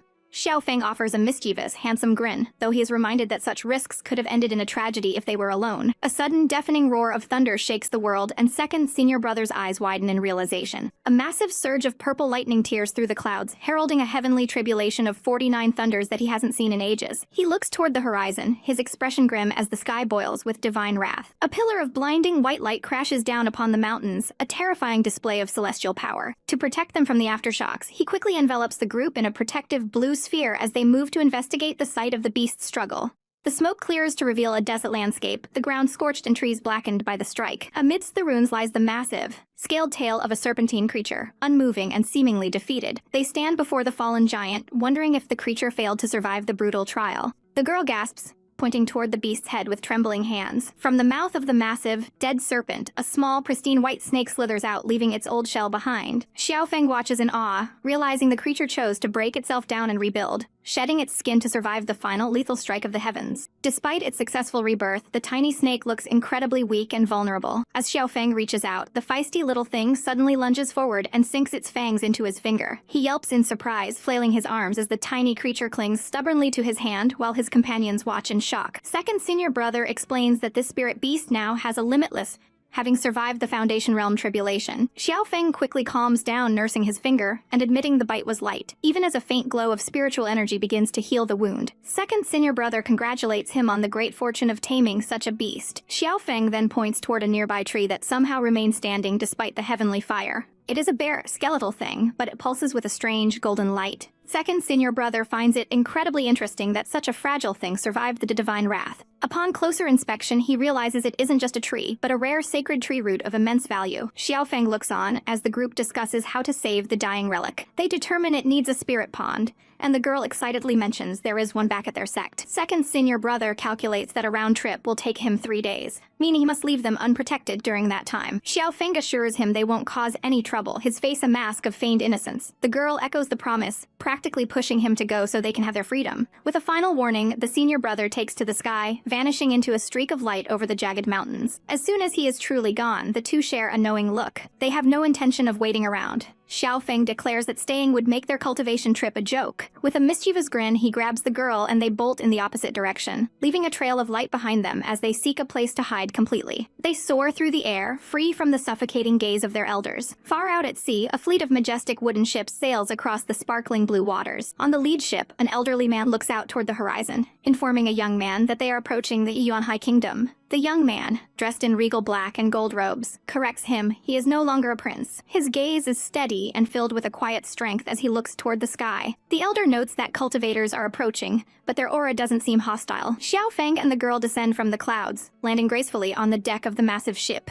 Xiao Feng greets them with a polite bow, asking for directions to the Yuanhai Kingdom. The former prince, Zhang Tianzi, returns the gesture, noting they are close but still have a long journey ahead. He kindly invites the two to join them on their voyage. The pink-haired girl is overjoyed, her exhaustion finally catching up to her as she pleads with Xiao Feng to accept the offer. He nods in agreement, and she practically skips toward the cabin, eager for a much-needed break. They step onto the deck, their presence adding an air of mystery to the vessel. Tianzi orders his men to arrange rooms for the two immortal masters. While Xiao Feng offers a polite apology for the bother, the elder pulls Tianzi aside. He warns the young man that these cultivators possess an extraordinary demeanor and might not be so easily used for his own benefits. Once they are shown to their lavish resting quarters, the girl marvels at the hospitality of the crew. Xiao Feng, ever the strategist, warns her that there is no courtesy without a hidden reason. These people clearly want something from them, but despite the potential danger, he decides they will stay and rest, confident that they can simply leave if things take a turn for the worse. The girl happily agrees, her playful nature returning as she explores the room. Night falls over the ocean, but the peace is shattered by the sight of a dark fleet appearing on the horizon. A lookout's face pales in terror as he spots the encroaching threat. He screams out a warning as the enemy ships close in, their lanterns glowing like the eyes of predators in the dark.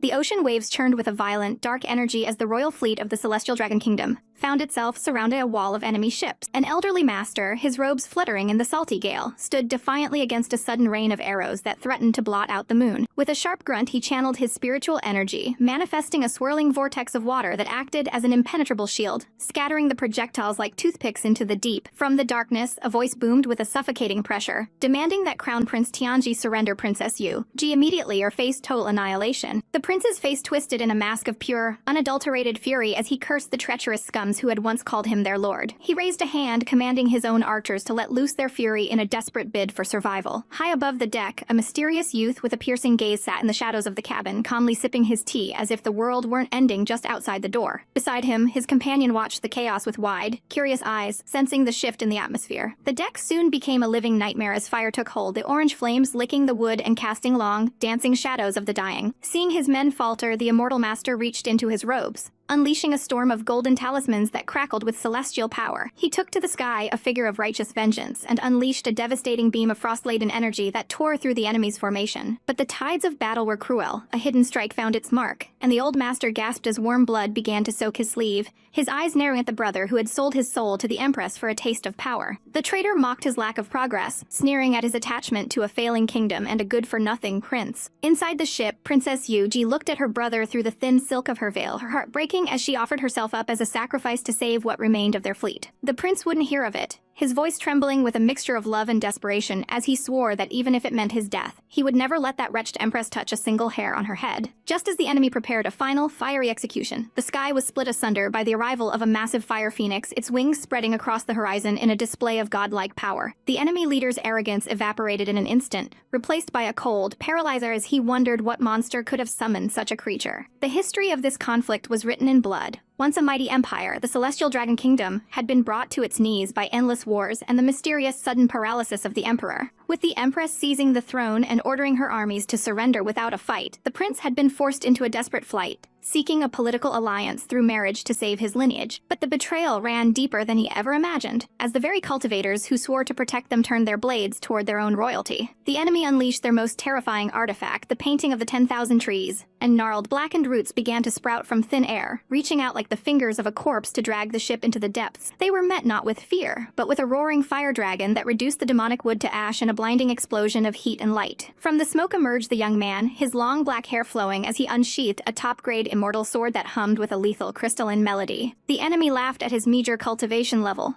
dismissing him as a mere insect in the path of their ambition. A dark-robed cultivator lunged, and for a heartbeat, it seemed the youth had been outmatched as a spray of blood painted the air crimson. Yet the air suddenly grew heavy, a murderous aura thick enough to choke the living as the pink-haired girl stepped forward. Her eyes burned with a terrifying light as she gestured toward the sky, summoning a miniature sun that threatened to incinerate the very ocean. With a flick of her wrist, she unleashed a wave of destruction so total that the enemy fleet was reduced to floating embers in a matter of seconds. The survivors could only watch in mute horror as their world was consumed by her wrath, realizing too late that they had tried to hunt a predator that existed far beyond their understanding. Amidst the smoldering ruins of the battle, the tension finally broke into a moment of absurd comedy as the survivors struggled to process the sheer scale of the power they had just witnessed. And the enemies close in with murderous intent, but that the pink-haired beauty remains eerily calm as she floats in the dark sky. Xiao Feng steps forward, his gaze steady as he protects his senior sister from any harm. With a playful smirk, she leaves the battlefield to him, trusting in his strength. He summons little Yan, a tiny spirit radiating a shimmering rainbow of power. With a simple nod, the spirit merges into his sword, and with a thunderous crack, the blade erupts with a blinding, incinerating light. The wretched cultivators can only watch in horror as the devastating energy tears through the sky toward them.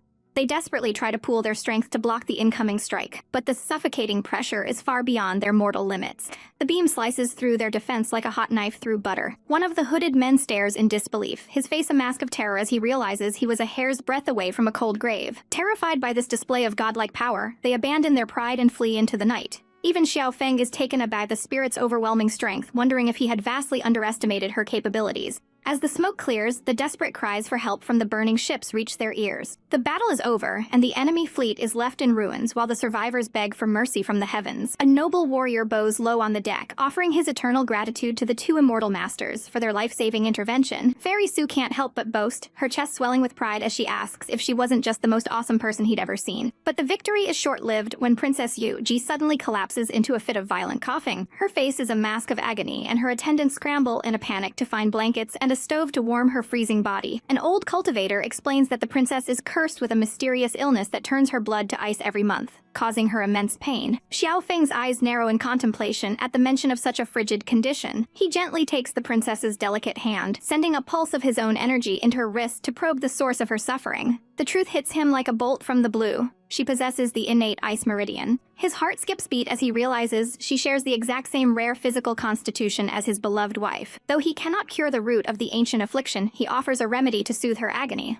Overwhelmed by his benevolence, the princess's protector falls to his knees, pledging his very life to Xiao Feng's service. 5 days later, the duo arrives in the bustling streets of the Yuanhai Kingdom. Fairy Sue is curious about why they've traveled so far, and Xiao Feng reveals he's running a personal errand for an old friend. He recalls the moment Princess Lian Yu handed him a mysterious box, asking him to deliver it to her mother, the queen. She had warned him with a cold, sharp gaze that the rest of the royal family were nothing but trash, and he shouldn't hesitate to teach them a lesson if they showed any disrespect. At the palace gates, guards cross their heavy axes to block their path, barking that this is a forbidden area. Xiao Feng remains unfazed, producing a gleaming royal token that glitters in the sun. The guards' arrogance vanishes instantly, replaced by trembling respect as they realize they are standing before an immortal master. As they are led through the inner court, Fairy Sue whispers her confusion about why all the men here seem to lack any masculine vitality. Xiao Feng can only cough awkwardly, explaining the grim reality of the servants who attend the royal family. They finally enter the grand hall, where they find the princess and her guard from the ship already in attendance. But the atmosphere is thick with a different kind of filth. The Emperor's on his throne, a lecherous glutton who immediately begins undressing Fairy Sue with his eyes. He shamelessly wonders aloud if such a beauty could be added to his harem, completely ignoring the dignity of his guests. When his queen tries to remind him of their status as immortals, he snaps at her with a venomous tongue, claiming his desires are above all else. Xiao Feng keeps his expression cold and statuesque as the Emperor tries to belittle them, assuming they are merely low-ranking outer disciples. Ignoring the petty insults, he steps forward to fulfill his promise, handing over the message for the queen. The queen's eyes are filled with a silent, desperate warning as she urges them to leave the palace early. Yet the Emperor, oblivious to the tension, his mind already spinning with wicked thoughts about whether the beautiful fairy has ever been married. The tension in the throne room was suffocating as the young girl with cherry blossom hair looked on with pure disdain at the unfolding farce. A woman draped in purple silk, concubine Lin, had the audacity to suggest that a cultivator of the girl's caliber should lower herself to serve a mere mortal sovereign. Her eyes sparkled with a hidden, malicious intent as she preened before the court. The Emperor sat there like a wretched, dried-up prune, his face a roadmap of greed that made the girl's stomach churn with disgust. When Prince Daeyun slammed his fist in a fit of royal pique, the air crackled with his misplaced arrogance. But his tantrum was cut short by a sudden, brutal impact as a boot met his jaw, sending him reeling in a blur of pain and humiliation. Xiao Yifeng stepped forward, his statuesque form radiating a cold, murderous aura that silenced the entire hall. He was weary of the noise, his gaze piercing through the prince like a frozen blade.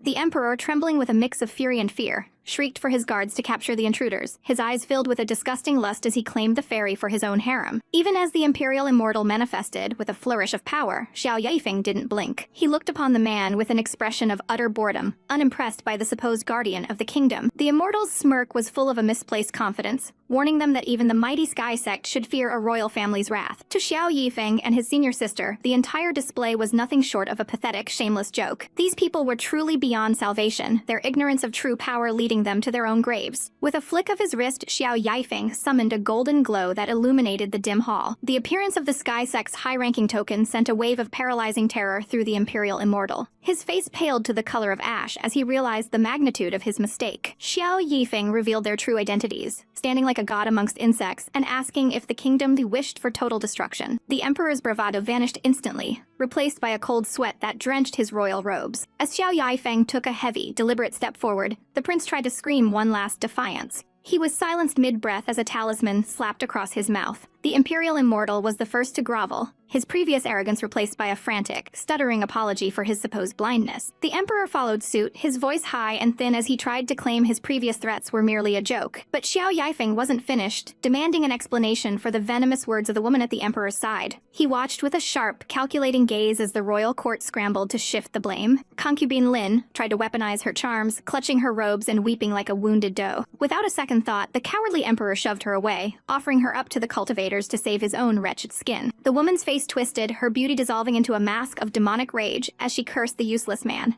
In an explosion of purple miasma, she shed her human skin and transformed into a swirling cloud of demonic smoke. A demon had been hiding in the very heart of the palace. The creature streaked through the air, escaping through the ceiling with a screech that rattled the windows. The demon vowed a dark revenge against Xiao Feng, her voice echoing with a promise of blood. Once the danger had passed, the Imperial Immortal shamelessly blamed the demon for bewitching the crown. The Emperor bowed low, his forehead nearly touching the floor in a pathetic display of submission. Xiao Feng watched them with a look of pure apathy, while his senior patience finally snapped. She lunged forward, her foot connecting with the Emperor's face in a satisfying crack. The Emperor was sent flying backward, his crown tumbling as he hit the floor with a thud. Xiao Feng merely chuckled, dryly commenting that the Emperor's face seemed to have rudely struck his sister's hand. The Imperial Immortal could only nod in frantic agreement, terrified of further offending them. As they finally walked away from the palace, Xiao Feng asked how it felt to deliver such a blow. The girl complained that the Emperor's skin and bones face was far too irritating to even touch, her expression full of lingering annoyance. Their journey took them into the bustling city streets, searching for a man named Xiao Tian. But no matter where they looked, the man seemed to have vanished into thin air. The girl asked who this mysterious person was, her curiosity piqued by Xiao Feng's persistence. Xiao Feng explained that finding this friend was the entire reason for their visit, his eyes clouding with worry as he wondered if the timeline of his previous life was changing. He remembered a man who had once given him the key to an ancient mansion, a treasure he couldn't afford to lose again. They scanned the city once more, realizing there was one area they hadn't yet explored. His senior sister's eyes lit up as she pointed toward the rowdy district. Xiao Feng's expression turned to one of sheer disbelief as he realized she was leading him straight toward a brothel. While they stood before the house of ill repute,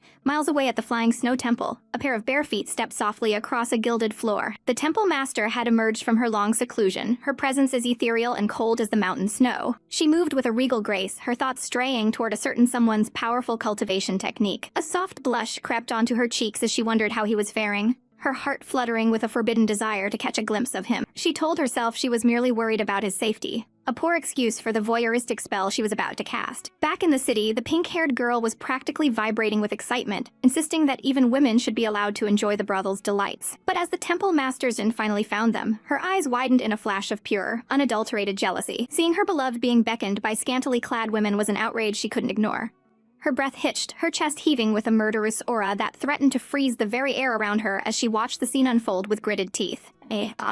High above the clouds, the majestic sky sect stood as a testament to ancient power, its towering temples reaching for the heavens amidst a sea of eternal mist. Inside the ornate halls, a young woman hurried through the corridors, an elixir bottle clutched tightly in her hand as she approached her master's chambers. To her dismay, a wooden sign barred the way, declaring that the master had entered seclusion and was not to be disturbed. She stood there in a daze, wondering why these bottlenecks were so frequent, and if she should simply wait for the inevitable breakthrough. Meanwhile, in the bustling heart of the Yoheiheim Kingdom, the air was thick with the scent of street food and the constant murmur of 1,000 voices.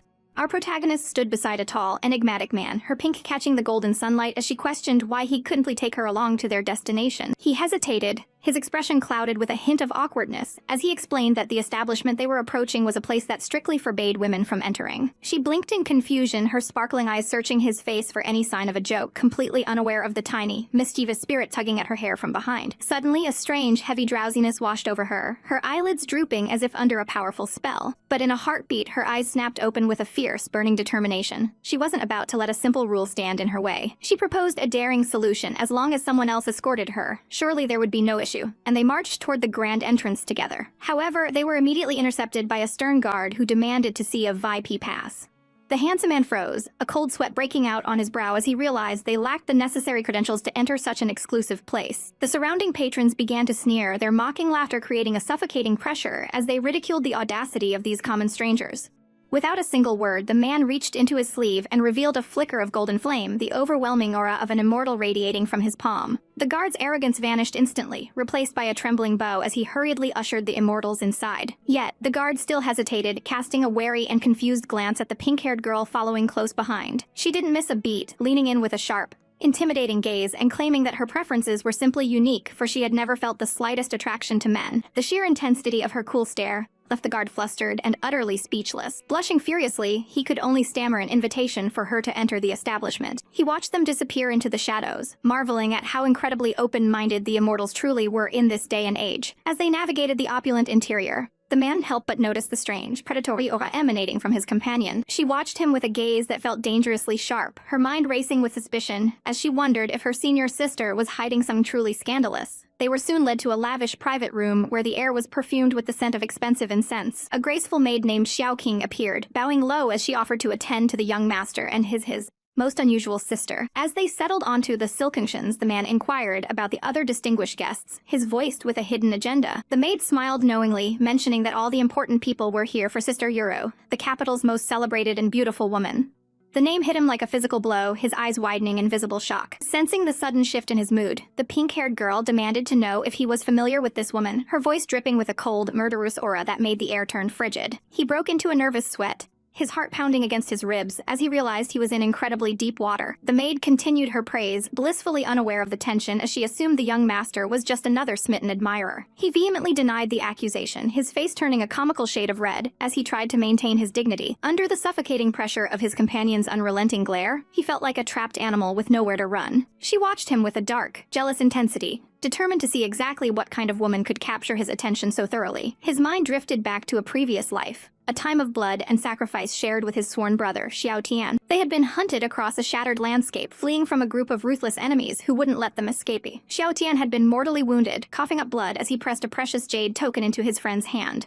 With his dying breath, his brother had lamented with a heavy heart that he would never be able to see his beloved Yuru again. Now, standing in this house of pleasure, the man wondered if this beauty was indeed the wife of his fallen friend, perhaps forced into this wretched life by a cruel twist of fate. Suddenly, the curtains parted and Yuru appeared on a central stage, her presence commanding the entire room. She announced a musical challenge, inviting the guests to compose a piece that could move her heart. The pink-haired girl nudged him sharply, her eyes flashing as she commanded him to win the competition no matter what. He was taken aback by her sudden change in attitude, but he knew he couldn't refuse the challenge. As the first haunting notes of a gusheng filled the air, he called for a pen and paper, his expression turning solemn and focused. The purple-haired woman nearby watched with a skeptical smirk, wondering if a man like him knew anything of the delicate and profound arts of music. Prepared to write, his hands steady despite the weight of the memories pressing down on him, he began to write with a focused intensity, recalling a melody his brother Xiao used to sing during their quiet moments. He adjusted the lyrics, pouring his very soul into every stroke of the brush as the music played on. As Yuru played, the music seemed to take on a life of its own, golden sparks of spiritual energy dancing through the room like fireflies. The audience was spellbound, the melody resonating with a profound, heartbreaking emotion that touched everyone present. When his lyrics were delivered to Yuru, she scanned the page, her breath hitching as she realized the depth and history behind the words. Her eyes shimmered with unshed tears, her gaze snapping toward the private balcony where the mysterious composer sat hidden. Moved beyond words, Yuru announced she would perform this masterpiece as a token of her deepest appreciation. The pink-haired girl leaned in, her voice low as she whispered a question about who the song was truly dedicated to.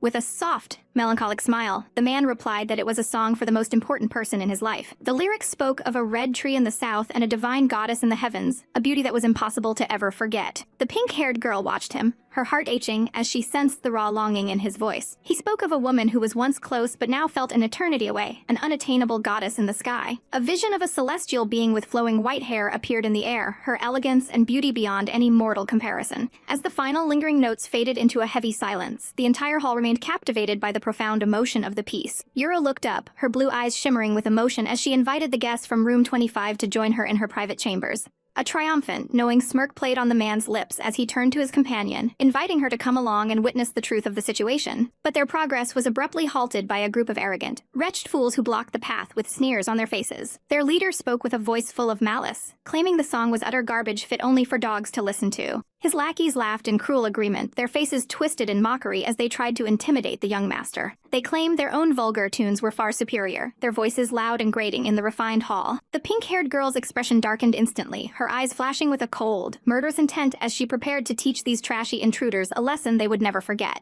High above the chaos, the image of the unattainable goddess remained, a silent and ethereal observer to the drama unfolding below. And the air in the pavilion was thick with tension as Miss Euro pleaded with the rowdy crowd to find some semblance of calm. But these men were driven by a wretched greed, shouting that they had come specifically for her and wouldn't tolerate being brushed aside for another. Their voices rose in a chorus of entitlement, demanding that the brat hiding inside come out and kowtow before them. From behind the intricate woodwork of the upper floor, a silent shadow watched the unfolding drama, seemingly indifferent to the threats being hurled his way. One man, his face twisted in a sneer, warned that if the occupant didn't emerge to beg for mercy, he would soon find himself knocking on death's door. Emboldened by their own arrogance, the group stormed toward the private chambers, intent on teaching the mysterious guest a lesson they thought he'd never forget. Suddenly, a deafening crash echoed through the halls, followed by a blinding flash of light that left Yuru and her companion trembling in sheer terror. Out of the smoke, the young master's voice rang out with an eerie composure, inviting Yuru inside for a private chat as if the world wasn't falling apart around them. Her friend clutched her arm, whispering a desperate warning to be careful of the man who radiated such a suffocating pressure. Stepping into the room, Yuru's breath hitched in her throat as she lowered her gaze, playing the part of a submissive servant while her heart hammered against her ribs.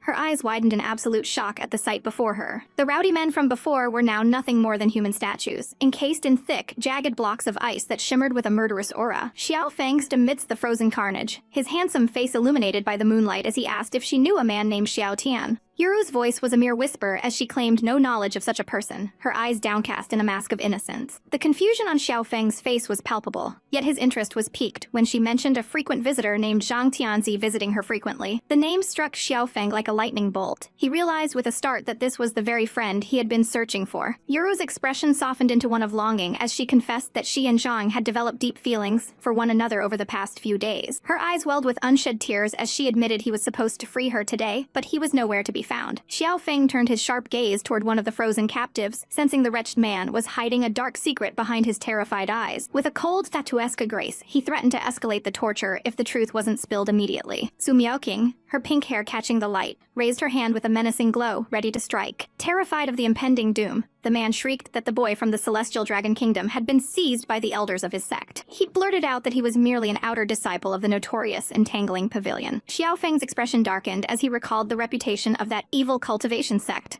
where women mastered seductive techniques and treated men as mere tools. In those dark halls, men were nothing more than furnaces, their very life force drained away to fuel the power of their mistresses. Xiao Feng could out the absurdity of the situation. If the man's vital energy was truly being siphoned, he shouldn't have the strength to visit a brothel unless he was hiding something more. Breaking under the pressure, the man confessed that an elder believed Yuru possessed a natural talent for their seductive arts and intended to make her a disciple. He wept, pleading for his life and claiming he knew nothing else except that an elder was currently stationed at the prince's mansion. Xiao Feng, choosing mercy over mindless slaughter, decided that no more blood needed to be spilled this night. He looked at the trembling Yuru and Su Miaoqing, his mind already racing toward the next move. He gently told Yuru to head out first, promising to follow shortly after. The girl obeyed with a submissive bow, disappearing into the shadows of the hallway. As soon as they were alone, the intimidating aura vanished as Xiao Feng shamelessly clung to Su Miaoqing, begging for her forgiveness in a sudden display of dramatic affection. Su Miaoqing's cheeks flushed a deep crimson, her heart fluttering as he praised her beauty and sensibility to butter her up. He flashed a godlike smile, knowing exactly how to weaponize his charm to soothe her temper. She crossed her arms, trying to maintain her dignity while warning him to stay away from such scandalous places in the future. But before they could leave, an intense, soul-piercing gaze flickered in her eyes before she suddenly went limp. She collapsed forward, her body becoming a dead weight against him as the connection was severed.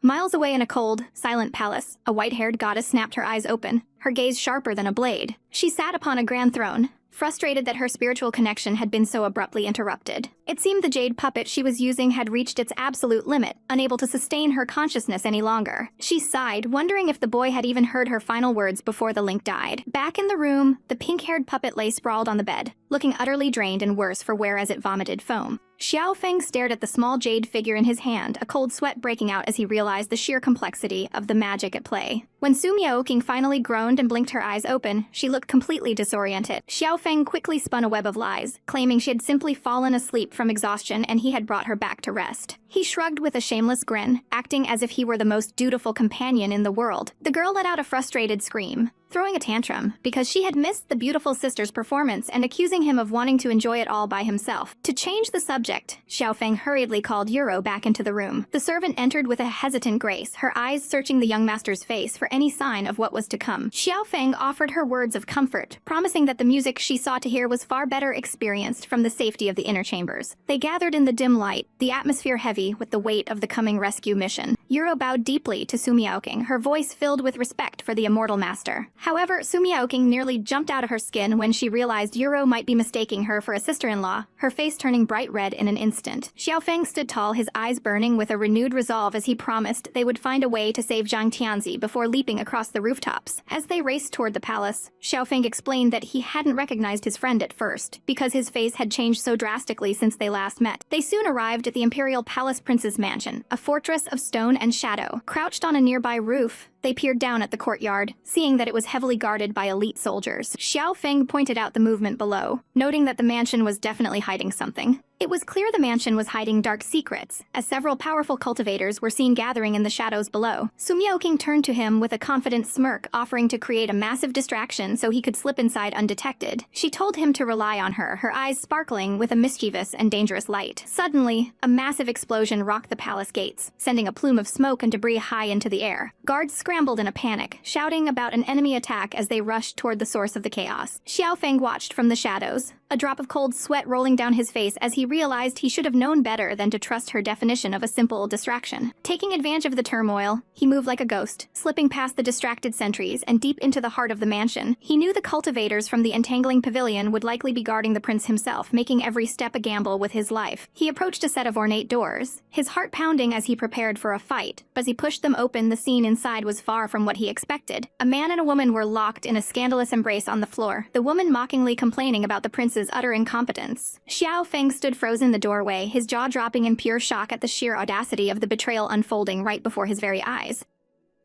The moon hung high over the palace, casting long, treacherous shadows through the ornate paper doors where a scandalous tryst was unfolding. Prince Daeyun thought he was being clever, indulging in the forbidden embrace of his own father's concubine, never imagining that his wretched secrets were being watched. Lin Fei, the seductive vixen, purred about removing the old emperor from their path, her eyes gleaming with a murderous ambition that matched the prince's own greed. But their moment of illicit triumph was shattered by the sound of rhythmic clapping, as a handsome intruder lounged against the frame with a mocking smirk. Xiao Yifeng didn't hide his disgust, noting that compared to their wild antics, he felt like a total wimp. He stood there with an air of nonchalant power, his presence exerting a suffocating pressure on the two lovers. Prince Daeyun roared in outrage, unable to believe a lowly sect member would dare such insolence in his private palace. Xiao Yifeng merely tilted his head, asking about a certain disciple from the entangling pavilion named Lin Fei. The concubine didn't even hide her identity, lounging shamelessly while her eyes sized up the intruder. When he demanded the whereabouts of the siblings from the Celestial Dragon Kingdom, she merely smirked, claiming she had already set them free. Xiao Yifeng's gaze turned cold as he produced a glowing orb, a recording device that held the ultimate trump card. With a flick of his wrist, he projected the images of their betrayal for them to see, threatening to hand them over to the emperor himself. The prince's arrogance vanished in an instant, replaced by a cold sweat as he realized his life was now in this man's hands. He stammered, his eyes darting around in search of an escape that didn't exist. Without a word, Xiao Yifeng moved with blinding speed, forcing a pill into the prince's throat. It was the 7-day soul-severing powder, a poison that would turn his body into a bloody mess within a week unless he cooperated. The prince swallowed the bitter pill, the reality of his situation finally sinking in. Xiao Yifeng ordered him to lead the way to the prisoners, making it clear that any trickery would result in a painful death. The defeated prince could only agree, begging for a moment to clothe his shame before acting as a guide. He questioned how someone who claimed to be a righteous cultivator could use such underhanded methods. Xiao Yifeng's only response a dark, chilling laugh, for he had never once claimed to be a hero. They descended into the bowels of the palace, where the air grew damp and heavy with the scent of despair. There they found Princess Yuji, her body chained to a wooden cross in a display of cruel dominance. She looked up with trembling eyes, recognizing her benefactor even through the haze of her suffering.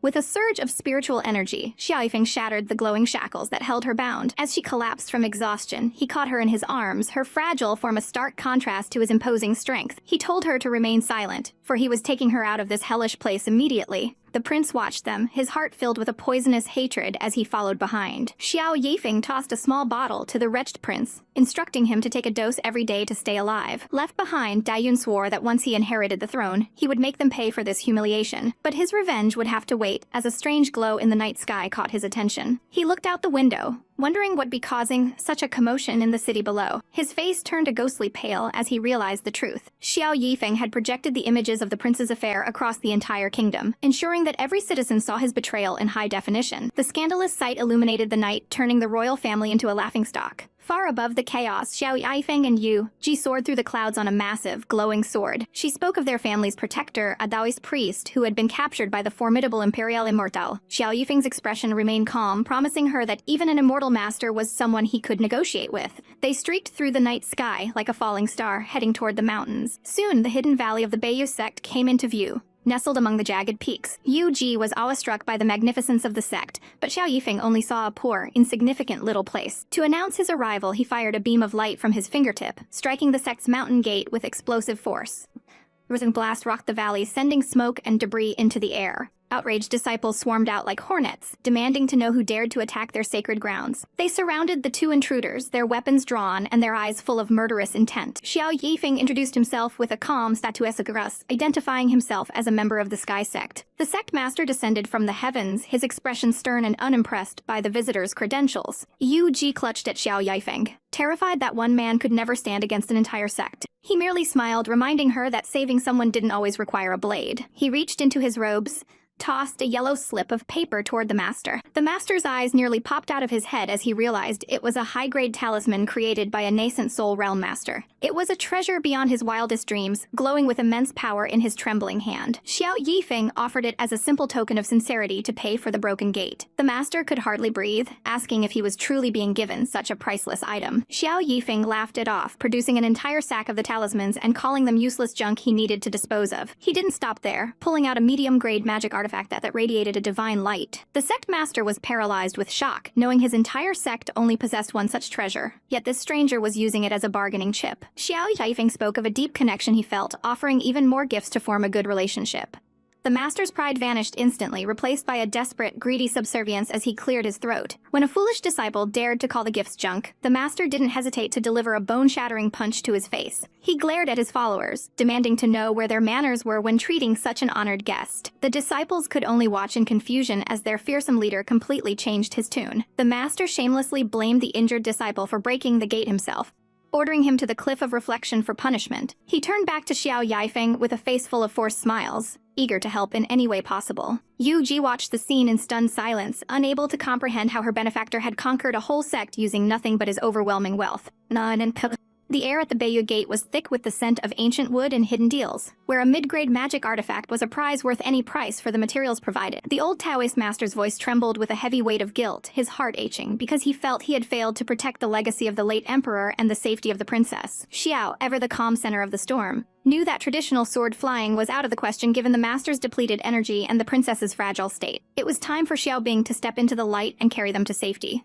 With a majestic roar that shook the very foundations of the earth, a massive, shimmering white spirit beast descended from the heavens. The Taoist master's eyes widened in sheer disbelief, his catching at the sight of a creature that surely stood at the peak of the Foundation establishment realm. As they took their leave, the sheer power and grace of the beast left the onlookers in a state of stunned silence. The local disciples watched with bitter envy, their hearts burning with resentment toward the rich bastard who commanded such a magnificent creature. Their jealousy manifested in frustrated huffs as they realized their own cultivation was but a guttering candle compared to his blinding sun. High above the clouds, the wind whipped through their hair as Xiao pressed for answers of Zhang Tianzi's whereabouts following their chaotic separation. But the peaceful flight was short-lived. Xiao Bing's predatory instincts flared, sensing a murderous aura lurking in the shadows of the mist. Xiao's gaze sharpened, his voice cutting through the air like a blade as he commanded the hidden stalker to show themselves. From the void emerged Mei Shi, a woman whose beauty was as intoxicating as it was lethal, her presence radiating the suffocating pressure of the Golden Core realm. She looked upon them with a predatory smile, her eyes lingering first the girl before settling with a newfound, dangerous interest on Xiao himself. Her invitation to return to the entangling pavilion felt more like a silken trap than a gesture of hospitality. Xiao's refusal was swift, his loyalty to the Sky Sect unshakable even in the face of such a terrifying beauty. Two more enchantresses, Lanshi and Jushi, descended like fallen angels, their combined auras chilling the very air as they spoke of consuming him. Three golden core masters stood against them. This wasn't just a confrontation, it was a death sentence. Xiao Bing roared in defiance, a blur of silver scales and primal fury as the battle erupted amidst the mountain peaks. Mei Shai danced through the air with effortless grace, dodging the beast's strikes with a mocking giggle. A sudden, lethal flash of energy streaked across the sky, a desperate attempt to cut through the overwhelming pressure. The witches laughed amongst themselves, mocking their sister for even being touched by a mere child who had barely begun his cultivation journey. Desperation clawed at the Taoist master's soul as they fled through the azure expanse, the pursuers closing in like hungry wolves. Seeing no other way to save the princess, the old Mai's filled with a tragic resolve. He would burn his very life essence to grant them a chance at survival. It was a suicide mission, a final act of devotion to the princess he had sworn to protect since her childhood. Xiao, sensing the weight of the moment, handed him a top-grade magic artifact, a weapon of devastating power for one final, bloody stand against the witches. With a heavy heart, the master bid the princess a final farewell, his silhouette shrinking as he turned to face the storm alone. The group split in the sky, the master drawing away the most volatile of their pursuers. The witch chasing him screamed in fury, promising to skin him alive for his insolence in thinking he could distract her. But the old man only smiled, reflecting on a life spent avoiding the hollow pursuit of immortality, only to find true purpose in this final sacrifice. He unleashed everything, his body becoming a vessel of pure, destructive energy as he prepared to take his enemies to the grave with him. His laughter echoed through the clouds, a defiant sound of a man wandering freely at the very end of his path. Back on the ground, the princess's tears fell like rain, mourning the loss of the man she considered her only family. Xiao didn't have time for grief. He had to evolve or die to protect what was left. Stepping onto the damp grass, he realized his current strength was a pittance against the monsters hunting them. He had to reach the Foundation establishment realm now, no matter the cost to his own body. With a flick of his wrist, the Fire Crow formation erupted, a sea of crimson flames and golden birds, creating an impenetrable barrier around them. He commanded the princess to stay safe within the inferno while he gambled everything on a breakthrough. Sitting at the heart of the flames, he forced his energy to condense, his body trembling under the immense strain of ascending his cultivation.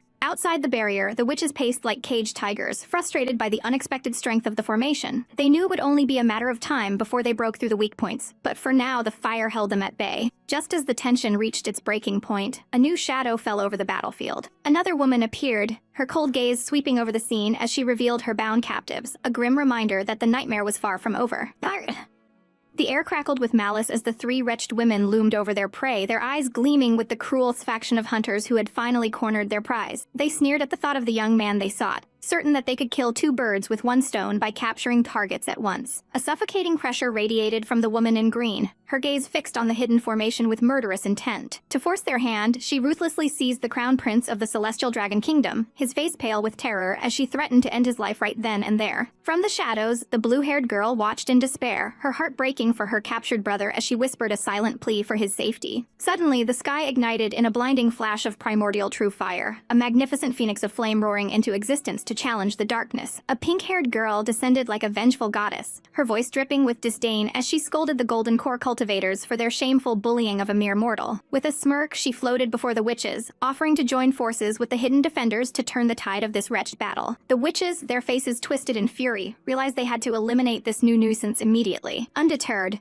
pink-haired girl brandished a golden talisman, her eyes sparking with a playful yet dangerous light. In an instant, a massive cage of golden energy descended from the heavens, trapping the three villains within a high-grade formation. Though they were momentarily stunned, the witches' arrogance remained unshaken, as they vowed to strike back the moment the talisman's power began to wane. Deep within the safety of the forest, a tearful reunion took place as the blue-haired girl threw herself into her brother's arms, overwhelmed with relief. However, there was no time for peace as the brother noticed the aura around the young hero, Xiao Feng, was shifting. He was on the verge of a critical breakthrough right in the heat of battle. Xiao Feng looked on, his expression grim, as he recounted the overwhelming odds they faced against three powerful cultivators. The pink-haired girl stepped forward, her gaze softening as she promised to protect him while he crossed the threshold of his cultivation. As they gathered their strength, the group spoke of a mysterious jade pendant, a wedding gift from a father that held a secret far greater than any of them imagined. Xiao Feng's eyes widened in realization as he looked at the pendant. It was the very key to the immortal palace he had been desperately searching for all along. But their moment of discovery was shattered by a violent explosion.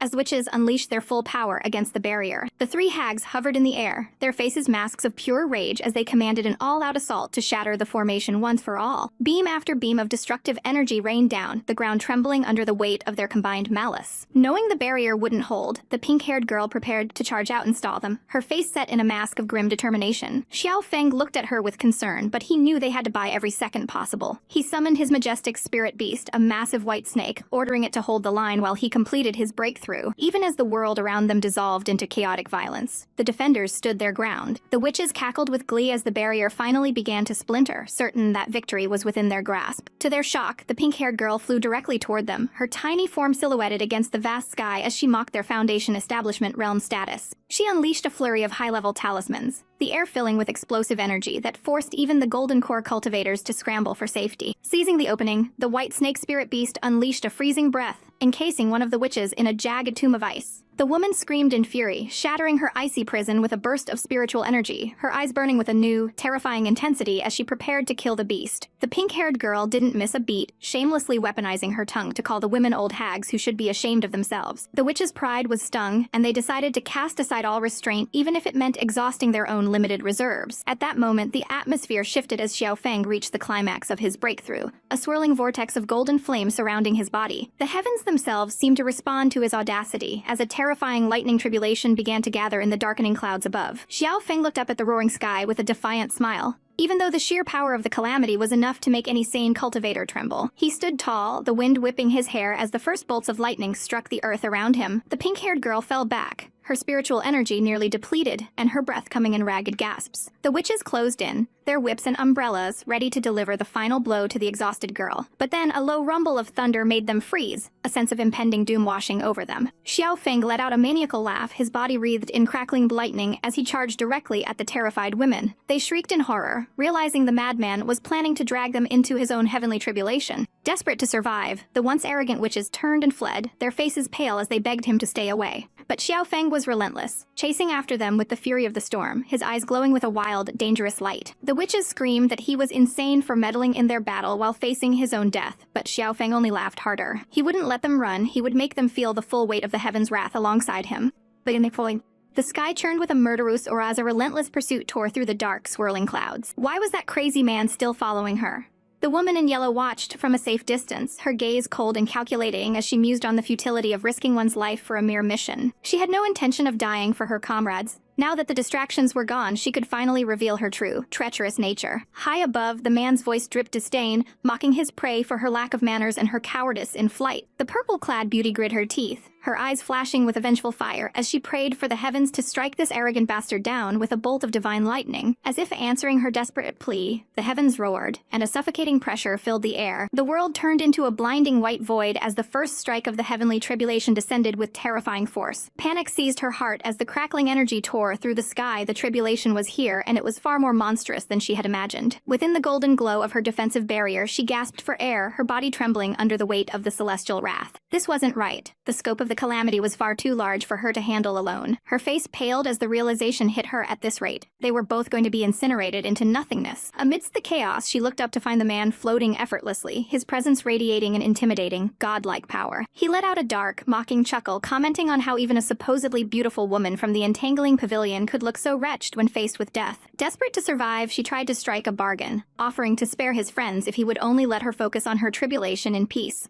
But the man only smirked, his eyes glinting with a dangerous, playful light. Why would he miss out on the chance to hatch a beautiful woman accompany him to the afterlife? Her patience snapped, and she declared that if he was so eager to die, she would gladly drag him down to hell with her. She lunged forward, her weapon cutting through the air like a lethal serpent. The man didn't flinch. Instead, a sinister smile played on his lips as he summoned the legendary immortal slaying sword. A crimson, demonic flame erupted from the blade, turning the battlefield into a literal inferno. The clash was cataclysmic, a violent explosion of power that sent shockwaves through the very foundation of the world. As the smoke cleared, she stared at him in utter horror, her heart pounding against her ribs. What kind of forbidden weapon was that? His aura had shifted, becoming something dark and ancient. Was he truly a monster from the feared demon sect? He looked down at her with a gaze that was colder than the winter snow, telling her quite simply that she talked far too much. Since she had seen his true form, there was no way he could let her leave this place alive. Panicked, she tried to weaponize her charms, feigning a sense of kinship and claiming their sects were practically family. The sky rumbled again, a grim reminder that the next strike was imminent. She pointed a trembling finger upward, urging him to combine their powers or they would both be doomed. He agreed with a stoic expression, though the air around him remained heavy with a murderous intent. Secretly, she smirked behind her mask of fear. She just needed to buy time to spread word of his identity and let the Sky Sect hunt him down like a dog. Little did she know the man was already weaving his own destiny, focusing his spirit as the lightning crackled once more. The strike was sudden and brutal, a flash of blue agony that tore through the clearing. She let out a silent scream, her eyes widening in a mask of pure as the energy surged through her. Blood trickled from her lips as she felt her life force flickering out, betrayed by the very heavens she sought to conquer. As she gasped her final breath, the lightning consumed everything. A horrifying vision of a skeletal demon seemed to loom over the battlefield, a dark omen of the power he had unleashed. After the dust settled, the man lay in a crater, his body broken but his spirit still burning bright. A vibrant, red-haired girl appeared by his side, her voice a mix of worry and scolding as she chided him for his reckless gamble. He merely chuckled, knowing that against such powerful enemies he had to use every trick in his arsenal. He promised to find her the finest spiritual items to replenish her energy, earning a small, huffy nod of approval. Suddenly, a glowing orb appeared, a rare Dao seed, a gift from the heavens for surviving the trial. His eyes narrowed as he recognized the treasure. It was his chance to gain a new, heaven-defying talent. The girl explained that these talents were a matter of pure luck, a gamble with the myriad paths of the heavens. With a deep breath, he reached out, his hand steady as he touched the flickering flame. The energy swirled around him in a majestic dance of fire and light as he entered a deep state of meditation. When he finally opened his eyes, they glowed with an otherworldly intensity. He had obtained a 4th-level talent, a rare ability to resonate with the heavenly Dao itself. The girl mused that while it was a miraculous burst of power, its activation was notoriously unreliable. But he didn't care about the odds. He stood up, his resolve hardening as he thought of his senior sister, who was still in grave danger. Despite his lingering injuries, he moved with a statuesque grace, his cloak fluttering in the wind as he hurried toward the next battle. Elsewhere, a pink-haired disciple was being to her absolute limit, her body covered in small cuts as she faced a cruel, green-clad enchantress. Her white spirit snake lay pinned to the ground, crying out in pain as the enemy gloated over her inevitable victory. The enchantress laughed, demanding the girl's inner core as compensation for her wasted time. But her triumph was short-lived as a thunderous voice echoed through the valley, declaring that none of them would be leaving today. The man had arrived, his face a mask of cold fury as he unleashed his thousand swords technique. In a stunning display of power, the low-probability talent triggered, multiplying his blades until they filled the entire sky. The enemies were paralyzed with shock, unable to comprehend how he could release such a suffocating amount of sword energy. Terrified, they tried to flee, but it was already too late. With a single command, 10,000 heavenly swords descended, a shimmering curtain of death that promised no mercy.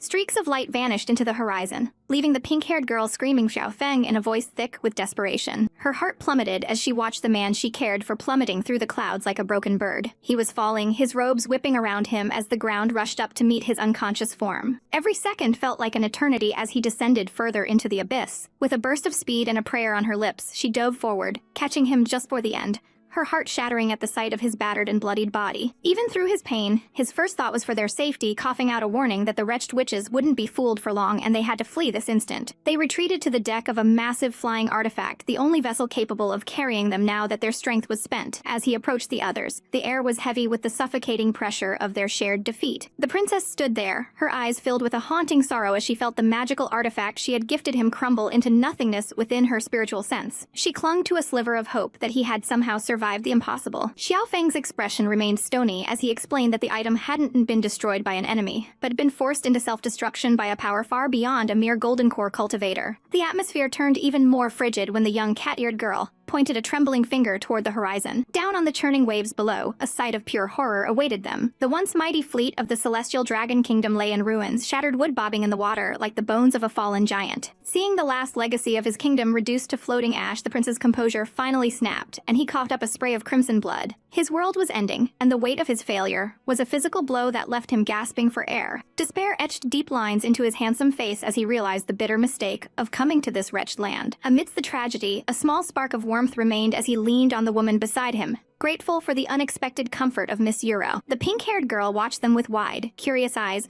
wondering if love had truly blossomed in the middle of such carnage. Xiao Feng offered a faint, bittersweet smile, congratulating them on a union born from the ashes of their old lives. A wave of relief washed over him. At least she'd be protected as his sister-in-law now. He watched as they retreated into the cabin, the prince's steps heavy with exhaustion and grief. Left alone on the deck, the ship continued its lonely flight across the vast, blue expanse. The princess approached Xiao Feng, her movements graceful yet filled with a quiet resolve. She looked at him with eyes that shimmered with unspeakable gratitude. knowing words alone could never repay the debt she owed. From the folds of her sleeve, she produced a glowing jade pendant, its light dancing across Xiao Feng's shocked face. This was the prize those murderous women had been hunting, a treasure that brought nothing but disaster to those without the strength to hold it. Xiao Feng accepted the gift with a formal bow, his heart racing at the hidden potential of the artifact. Soon, the ship glided toward a bustling port at the border of the Tianyu Kingdom, a sanctuary away from their pursuers. It was time to say goodbye, the air filled with the melancholy of friends parting ways. With a final wave and a cheerful shout, the girl watched from the deck as the others grew smaller on the docks below. The massive vessel groaned as it lifted back into the sky, leaving the safety of the harbor behind. Curious as ever, the girl asked what was so special about the green stone, prompting Xiao Feng to speak of the legendary immortal palaces. He described the ancient cultivators of old, who locked their greatest treasures behind trials of blood and soul. He could almost see the golden mountains of treasure and the godlike power that awaited whoever held the key. A predatory glint entered his eyes as he confirmed that the pendant was indeed the map to such a divine legacy.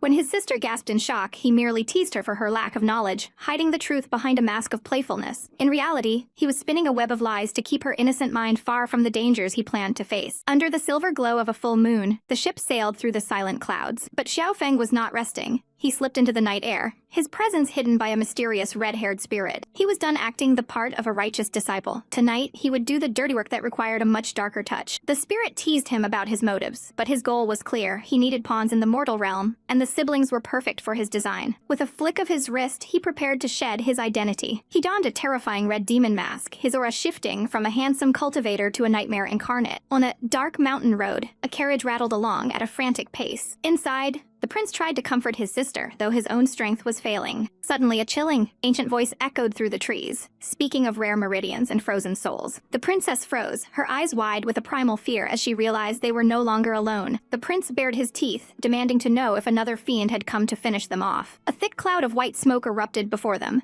and from the haze stepped a figure that radiated a murderous aura. The masked man mocked the prince's rudeness, his voice dripping with the condescension of a thousand-year-old monster. Despite the danger, the princess stepped forward, sensing that this terrifying stranger might be their only hope. The masked figure chuckled, impressed by her courage, and offered her a deal that sounded like a miracle wrapped in a curse. He promised her a life beyond the limits of her mortal shell and a path to the heavens themselves. The prince could only listen in stunned silence as the stranger dangled the dream of cultivation before them. She asked the price, her voice trembling but her resolve firm. With a flourish, the mask summoned a glowing scroll, the air around it humming with forbidden power. It was a technique of immense power but heavy side effects, 100 years of peace bought with a lifetime of servitude. The demon's grin widened behind his mask as he demanded her total obedience for the next century. And the air grew thick with a suffocating pressure as the man inquired about the true cost of the forbidden side effects he had mentioned. The weight of a heavy secret hung in the air like a death sentence as the man in the red mask revealed the cruel truth of the furnace cauldron technique, a path where the cultivator would ultimately become a mere vessel for another's power after a century of effort. It was a fate that would make any soul tremble with dread, yet looking at the glowing scroll held in her delicate hands, the young woman with the translucent veil didn't hesitate. She was willing to sacrifice her very future if it meant saving her family.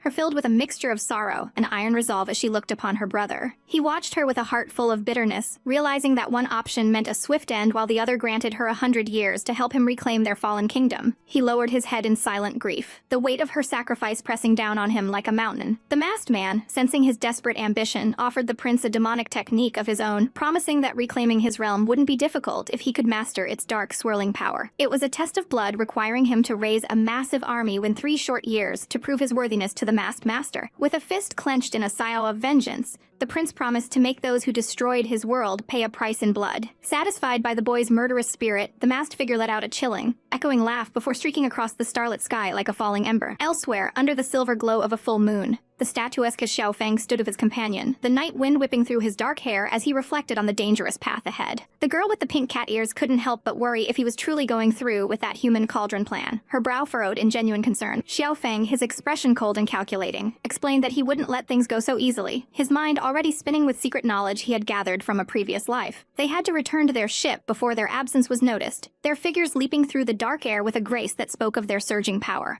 The vast ocean stretched beneath them as they returned to their vessel, peaceful, the moonlight dancing on the restless waves. Inside the cabin, the pink-haired girl looked at him with wide, sparkling eyes that held a hint of mischief, wondering what kind of insane training plan he had devised for them. He laid out a scroll detailing a hunt for rare and precious treasures, a task she dismissively thought was nearly impossible without the luck of the gods. But Xiao Feng simply smiled, his eyes gleaming with the dangerous confidence of a man who knew exactly where the world's secrets were buried. Their journey led them into the jaws of a mountain's fury, facing a monstrous, roaring gorilla that guarded the earth's hidden gold. They scrambled through dark, jagged caverns, their hearts pounding against their ribs as they narrowly escaped the beast with their prize clutched tight. Deep within the silent earth, the ethereal glow of a nine-flame flower illuminated the cave, a treasure so rare it made the girl scream in pure, unadulterated shock. Even as they were pursued by rival cultivators demanding the treasure back, they managed to slip away into the clouds, watching from the safety of the heights as powerful masters clashed in the sky. 2 years passed in a blur of growth, the seasons changing as their power reached new heights.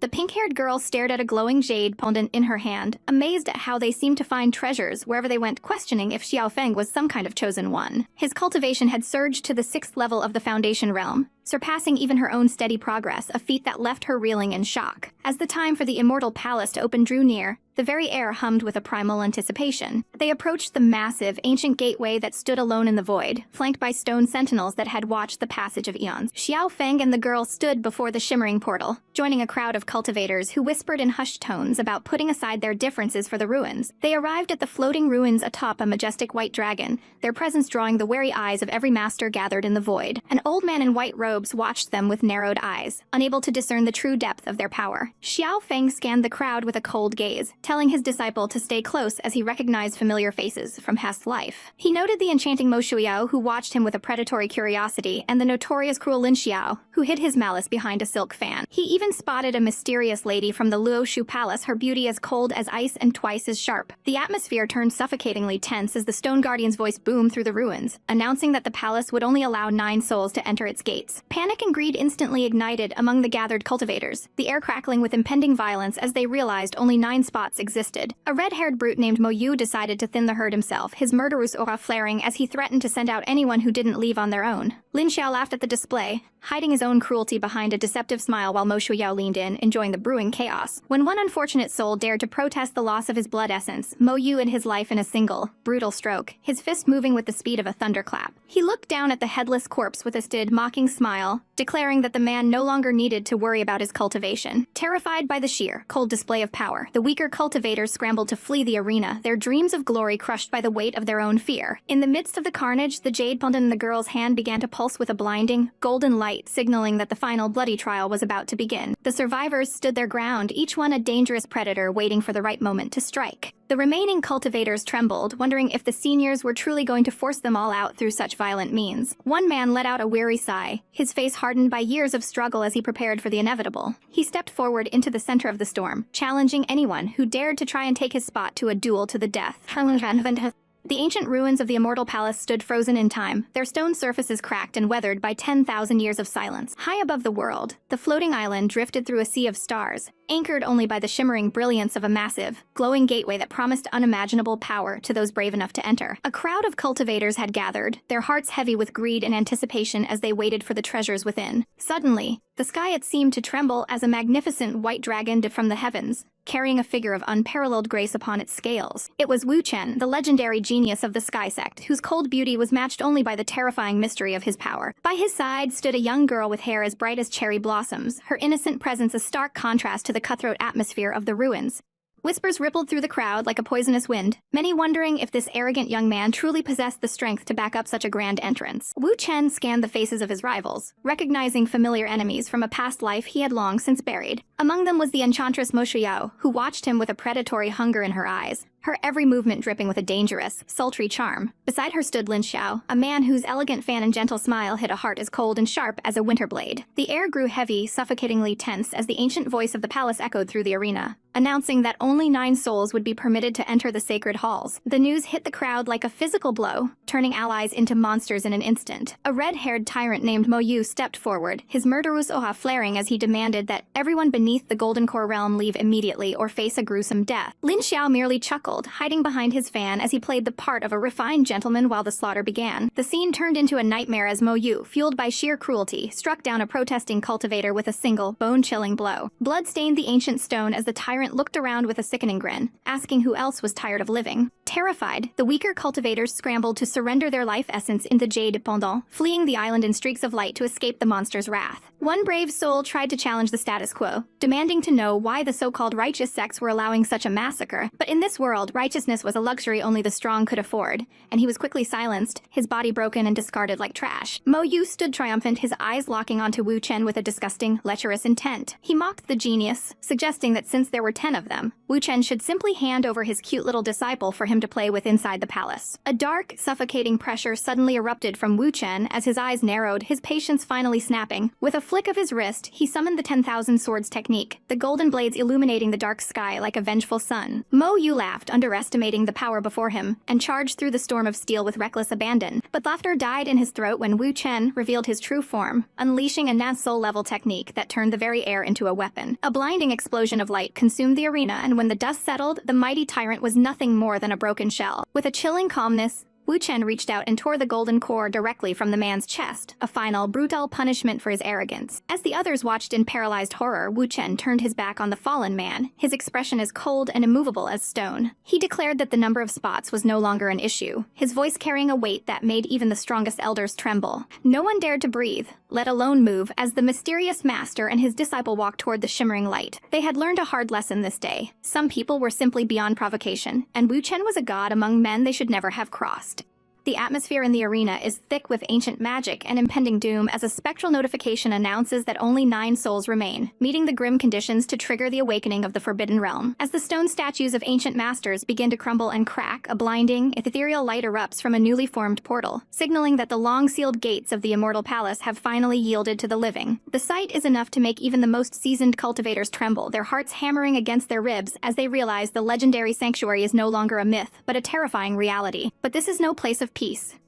Of demons guarded by monstrous sentinels that look as if they were forged in the deepest pits of hell. Greed, however, is a powerful drug, and a silver-haired man, with a wicked smirk and a heart full of malice, decides to plunge headlong into the flames of the portal, desperate to claim the treasures for himself. Even the elders who should know better find themselves consumed by a suffocating pressure to enter, fearing the demonic factions will seize total control if they hesitate for even a second. Amidst the chaos, Xiao Feng stands tall, his gaze piercing the madness, while his senior sister, her eyes wide with a mix of awe and suspicion, wonders how he managed to strike down a golden core cultivator with such effortless grace. With a small, knowing smile that barely reaches his eyes, he reveals his secret, a delicate, glowing artifact tucked away against his chest. It pulses with a faint, divine light, a gift from the enigmatic lady of the Flying Snow Palace that acts as his hidden trump card. Though its spiritual energy is fleeting and nearly exhausted from his previous display of power, its utility is undeniable. He handles the tiny treasure with a gentleness that contrasts with lethal surroundings, ignoring his sister's playful accusations about his secret ties to the palace master. He pulls her close, his voice dropping to a serious whisper as he warns her that the trials will test their very sanity. The first trial is a labyrinth of illusions designed to break the mind. She looks at him with sparkling eyes and a playful smirk. What if he found all this forbidden knowledge in some dusty old book? He avoids her gaze, his silence speaking volumes, but she doesn't push him. Some secrets are meant to be kept until the time is right. With a mischievous wink and a tongue-in gesture, she promises to follow his lead. A soft, protective warmth flickers in his eyes as he swears to keep her safe from the horrors that await them within the palace walls. Together, they step into the roaring furnace of the portal, their silhouettes swallowed by the shimmering heat as they transition into the unknown. The gate hums with a predatory vibration, pulling them into a world where reality and nightmare bleed into one another. Suddenly, the world shifts, and the roar of the portal is replaced by the gentle crackle of a campfire under a starlit sky. Xiao Feng wakes up, his mind clouded and heavy, the memory of the palace slipping through his fingers like sand. He feels a strange, suffocating disorientation, his heart pounding in a chest that suddenly feels too tight. Where is he? And why does his heart feel so hollow as he struggles to remember his own name? A soft voice calls out to him, addressing him as husband, and he looks up to see a vision of pure ethereal beauty standing in the moonlight. A woman with hair like spun silver and eyes brimming with a doting, almost painful affection claims he was wounded protecting her during their seclusion. Her touch is gentle, her promises of eternal devotion sweet enough to drown a man's reason. He wants to believe her, to sink into this peaceful life, yet a nagging doubt at the back of his mind tells him something is terribly wrong. As she leaves to fetch medicine for his supposed injuries, he stares into the fire, trying to reconcile his fractured memories with the beautiful woman who calls him her own. But the peace is short-lived as another figure emerges from the shadows, a woman draped in provocative silks,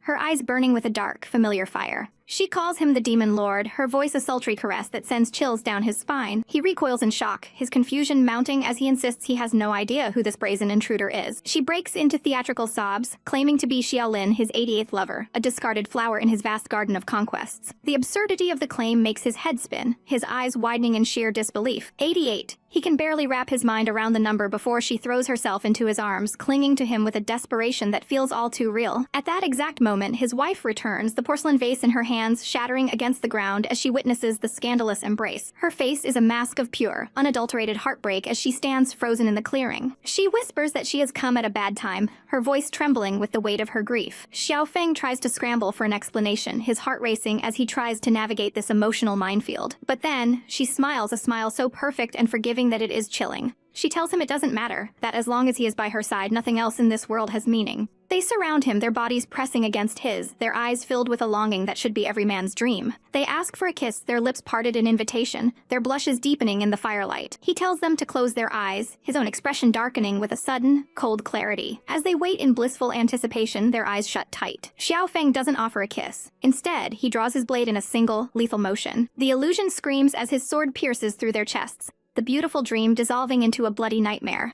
They look at him with shock, gasping out a final question as to how he knew they were fakes. His gaze is like ice as he sneers that if that woman really were his wife, she wouldn't have been so lenient. She would have surely beaten him to death for his infidelity. The shadow of the Demon Lord remains for a moment, chuckling at his sharp wit before fading into the abyss. He realizes he hasn't fully escaped the trial yet, as the shadow from his heart is still watching him from the darkness. She warns him to watch his back, her voice a lingering echo of malice that refuses to dissipate. In the real world, a cold blade whistles through the air, aimed directly at the back of his neck. He spins, his instincts honed by 1,000 battles, and parries the strike with a roar of flame. Sparks fly as steel meets steel, the force of the blow vibrating through his arms. His attacker, a woman in pink, is genuinely impressed by how quickly he shattered the illusion. She admits she was hoping to finish him off while he was trapped in his own desires, a wicked glint in her eyes as she prepares for a real fight. They face off in the clearing, the air thick with a murderous aura. Her gaze is sharp and calculating, like a predator sizing up its prey. Every muscle in her body is coiled, her eyes narrowing as she looks for a weakness in his defense. She lunges with terrifying speed, her movements a blur of pink and lethal intent. Xiao Feng remains calm, a circle of protective energy flaring around him as he prepares to counter her assault. He drops to the ground as her blade passes over him, his focus absolute. She pauses, a playful wink suggesting this was merely a taste of what is to come. She isn't interested in a long fight today. She has other victims to hunt and a disciple to protect. With a graceful wave and a mocking sigh about how boring righteous cultivators are, she vanishes into the distance. Xiao Feng watches her go, his mind already turning back to the safety of his senior sister. They can't afford to be reckless in a place this dangerous, where every shadow hides a killer. Suddenly, an explosion rocks the field, a pillar of fire erupting into the sky. It seems other cultivators are having a much more violent awakening from their dreams. Men with massive swords and eyes full of fury emerge from the smoke, ready to drench the immortal palace in the blood of their rivals.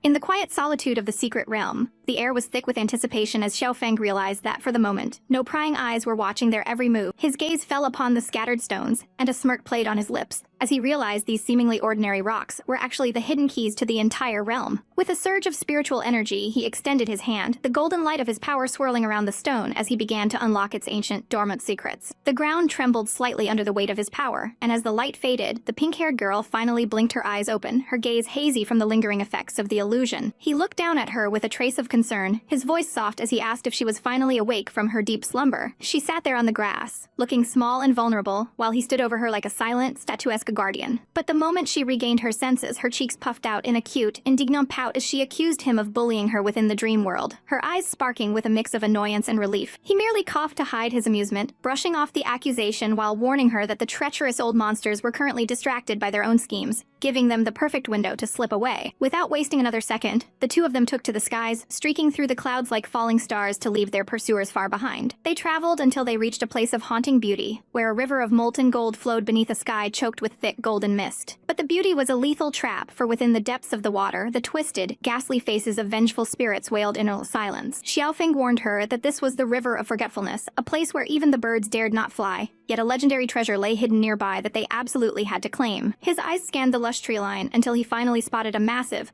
weathered monolith inscribed with a cryptic message about reaching the other shore. He explained that these were reincarnation stones, mystical artifacts capable of revealing a person's past life and granting a massive boost to their cultivation levels. Tentatively, he placed his hand against the cold, rough surface of the stone. Visions of a previous existence flooded his mind, a version of himself with majestic white wings and a godlike presence. And the sheer power of the memory caused his cultivation to skyrocket to the 9th level of the realm. A violent surge of blue energy erupted from him as the stone resonated with his soul, the power echoing through the clearing. Feeling the intoxicating rush of newfound strength, a satisfied smile crossed his handsome face. Seeing his incredible success, the girl's eyes sparkled with excitement as she declared that she wanted to try it too, her curiosity getting the better of her fear. She approached the stone with a determined look, her heart racing with the possibility of what she might discover about her own hidden past. She took a deep breath, her eyes narrowing in concentration as she prepared to face her own destiny. But the moment her fingers grazed the stone, the world seemed to catch fire as a colossal radiance materialized behind her, its wings spanning the horizon as Xiao Feng watched in utter shock. The brilliance was blinding, a divine light that threatened to consume everything in its path as the phoenix let out a silent, powerful cry. Meanwhile, far away in a serene temple, 2 cultivators stood amidst the falling cherry blossoms, their expression troubled as they discussed the mischievous duo running off. They made their way toward the Thousand-Soul Hall, a place of grim significance where the life forces of the sect's members were monitored through sacred flames. As the green-haired woman pushed open the heavy doors, a sense of suffocating dread washed over her. Her breath hitched and her eyes widened in pure terror at the sight before her. Her heart hammered against her ribs as she looked toward the flickering lights. There, hanging in the dim, oppressive light of the hall, were rows upon rows of soul lamps. To her horror, the lamps belonging to Xiao Feng and Sumiao King were flickering and dying, a sign that their very lives were in mortal peril. Elsewhere, at the Flying Snow Temple of the Sky Sect, a rainbow arched over the majestic roof as disciples gathered in disciplined rows for their lessons. 2 girls whispered frantically about the strange events at Waya Temple, their voices hushed with a mixture of fear and excitement. Suddenly, a suffocating pressure filled the air as their master appeared, her blue hair flowing like a frozen river and her gaze cold enough to shatter bone. Terrified, the disciple to her knees, begging for forgiveness for her lapse in discipline under that freezing gaze. The master didn't care for apologies. She demanded to know exactly what had happened at Waya Temple, her voice cutting through the air like a blade. Her presence was intimidating, her eyes piercing through the girls like daggers, searching for any hint of a lie. Trembling, they reported that the temple master's daughter had vanished alongside a disciple named Xiao Feng, sending shockwaves through the sect. With a curt wave of her hand, the master dismissed the class, her already racing with the implications of this disappearance. She walked away with a regal grace, her robes billowing behind her as she left the disciples in a state of stunned silence. They whispered among themselves about how lucky they were to escape her wrath, recalling times when slacking off led to brutal punishments. They even joked about it in their chibi forms, though the fear of their master still lingered in the back of their minds. Alone in her chambers, the master's expression turned grim as she contemplated the disappearance, her mind turning to a broken puppet she had once used to keep watch. She looked out toward the horizon, her eyes filled with a cold, calculating light that promised no mercy for those who defied her. Closing her eyes, she began to weave a complex spell, her hands moving in a blur of motion as she tried to scry their location through the void. But the energy backfired in a violent explosion of light and sparks, the magical feedback shaking the room. Frustration marred her beautiful features as she realized she couldn't sense them all inside the immortal palace. Back at the river, the phoenix's fire continued to roar, a beacon of raw power that could be seen for miles across the secret realm. Xiao Feng's heart raced as he realized the commotion would surely draw the attention of the dangerous old monsters lurking in the shadows. He looked on with gritted teeth, his anxiety mounting with every passing second as the girl remained lost in her vision. The fire around her intensified, a swirling vortex of heat and light that seemed to pulse with her heartbeat. Then, with a thunderous boom, the energy dissipated into a thick, swirling cloud of white smoke. As the smoke cleared,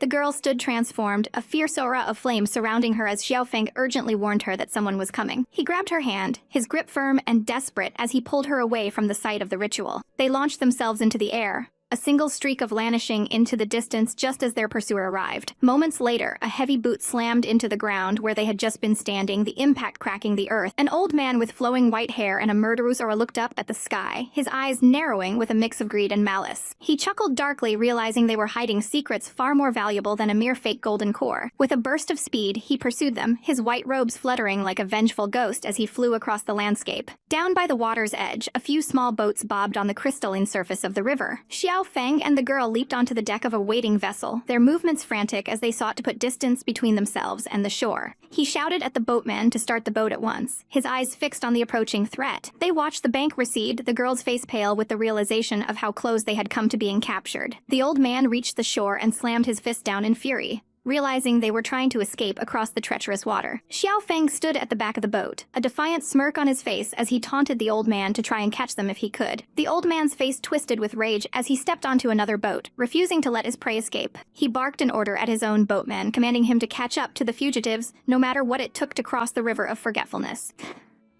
Gliding across the shimmering, golden waters of the River of Forgetfulness, the stakes were higher than ever as the group drifted into the unknown. Behind them, a spectral barrier shimmered with an ethereal light, sealing their path from any who dared to follow. A sudden, violent tremor rocked the small vessel as a powerful force collided with the protective ward, sending ripples across the golden expanse. Su Ling's heart hammered against her ribs as she glanced back, her eyes wide with the realization that their pursuer was actually gaining ground. Xiao Feng, however, remained the picture of calm, a small, dangerous playing on his lips, as he assured her their shadow wouldn't be able to catch up anymore. He turned to the mysterious boatman, urging him to pick up the pace while offering the only currency that mattered in this wretched place. 2 reincarnation stones sat heavy in his palm, their dull, gray surfaces promising a way out of this nightmare. The boatman's hidden eyes seemed to gleam from beneath his wide straw hat as he acknowledged them as honored guests, accepting the payment with a chilling politeness. With a sudden surge of speed, the boat cut through the golden waves, leaving the distant shore far behind. On the bank, an arrogant old cultivator watched in disbelief, his expression souring as he demanded the boat return for him. He scoffed at the boatman's demand for a ticket, his pride blinding him to the ancient, suffocating pressure of the entity before him. In his hubris, he declared that the boatman was courting death, refusing to believe he needed to pay a toll of a soul or a stone to cross. He unleashed a devastating strike, the blue energy of his cultivation tearing through the air in a lethal arc. The blow landed true, but instead of blood, the boatman's body began to crack like a hollow shell under the force of the impact. A sinister, distorted echoed across the water as the creature thanked the old man for finally setting him free from his eternal duty. The boatman's skin peeled away in a horrific display of light and shadow, revealing the ghastly spirit that had been bound to the vessel. Terror finally replaced the old man's arrogance as the spectral entity loomed over him, the realization of his mistake coming far too late to save him. Su Ling watched from the moving boat,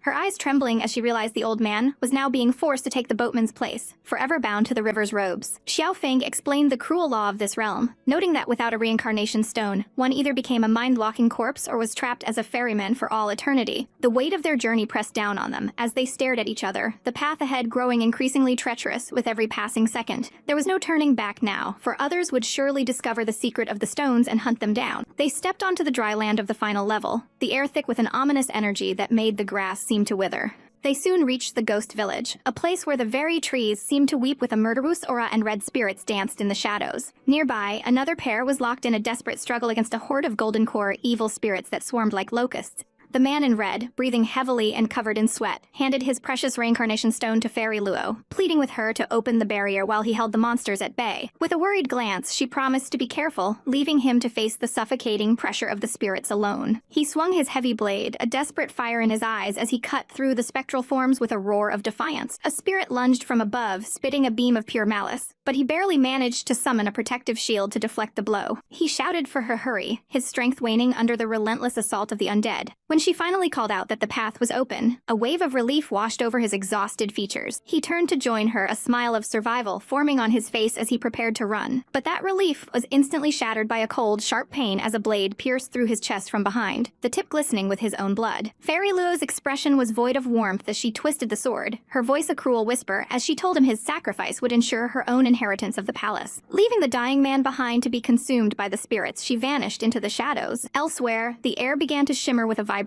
lush green as the landscape shifted once more. Xiao Feng and Su Ling navigated a canyon where the heat was becoming unbearable, the sun beating down with a strange intensity. Xiao Feng warned her that the source of the heat was the guards of this path, their presence making the very rocks hot to the touch. Su Ling's eyes nearly popped out of her head when she saw the guardian in question. A massive, round rooster with a golden crown and a gaze that seemed surprisingly vacant. This golden rooster was a formidable beast, its strength rivaling a core formation cultivator, despite its absurd appearance. Xiao Feng whispered for her to stay quiet, noting that these creatures were manageable only because of their terrible eyesight. He pulled out a stealth talisman, his movements fluid and practiced as he prepared to sneak past the sleeping giant. He gave her a confident thumbs up, looking almost cute in his focus as he crept toward the beast. Su Ling watched with bated breath, her own expression a mix of awe and terror as she followed his lead. She stepped carefully, her tiny shoes making the slightest sound against the dirt as she clutched her talisman tight. Suddenly, the rooster's eyes snapped open, its gaze landing directly on the trembling girl in a moment of pure cinematic dread. Su Ling froze,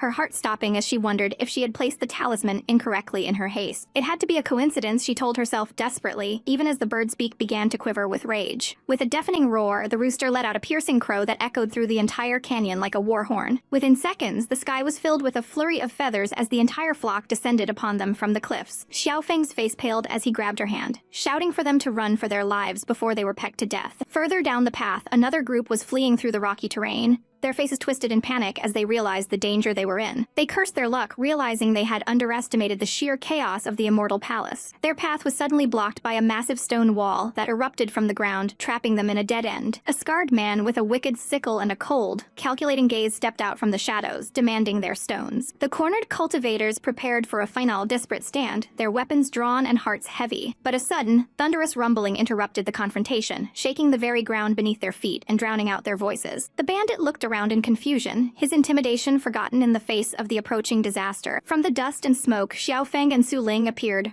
running as if the devil himself were at their heels. The one-eyed man's greedy smile returned for a fleeting second, thinking he could take their stones as well. His expression quickly turned to one of pure horror as he saw what was chasing them, a stampede of furious, golden roosters. The ground exploded in a cloud of dust as the beasts surged forward with unrelenting speed. In an instant, enemies and allies alike were forced into a frantic race, all of them running together to escape the feathered fury of the palace guardians.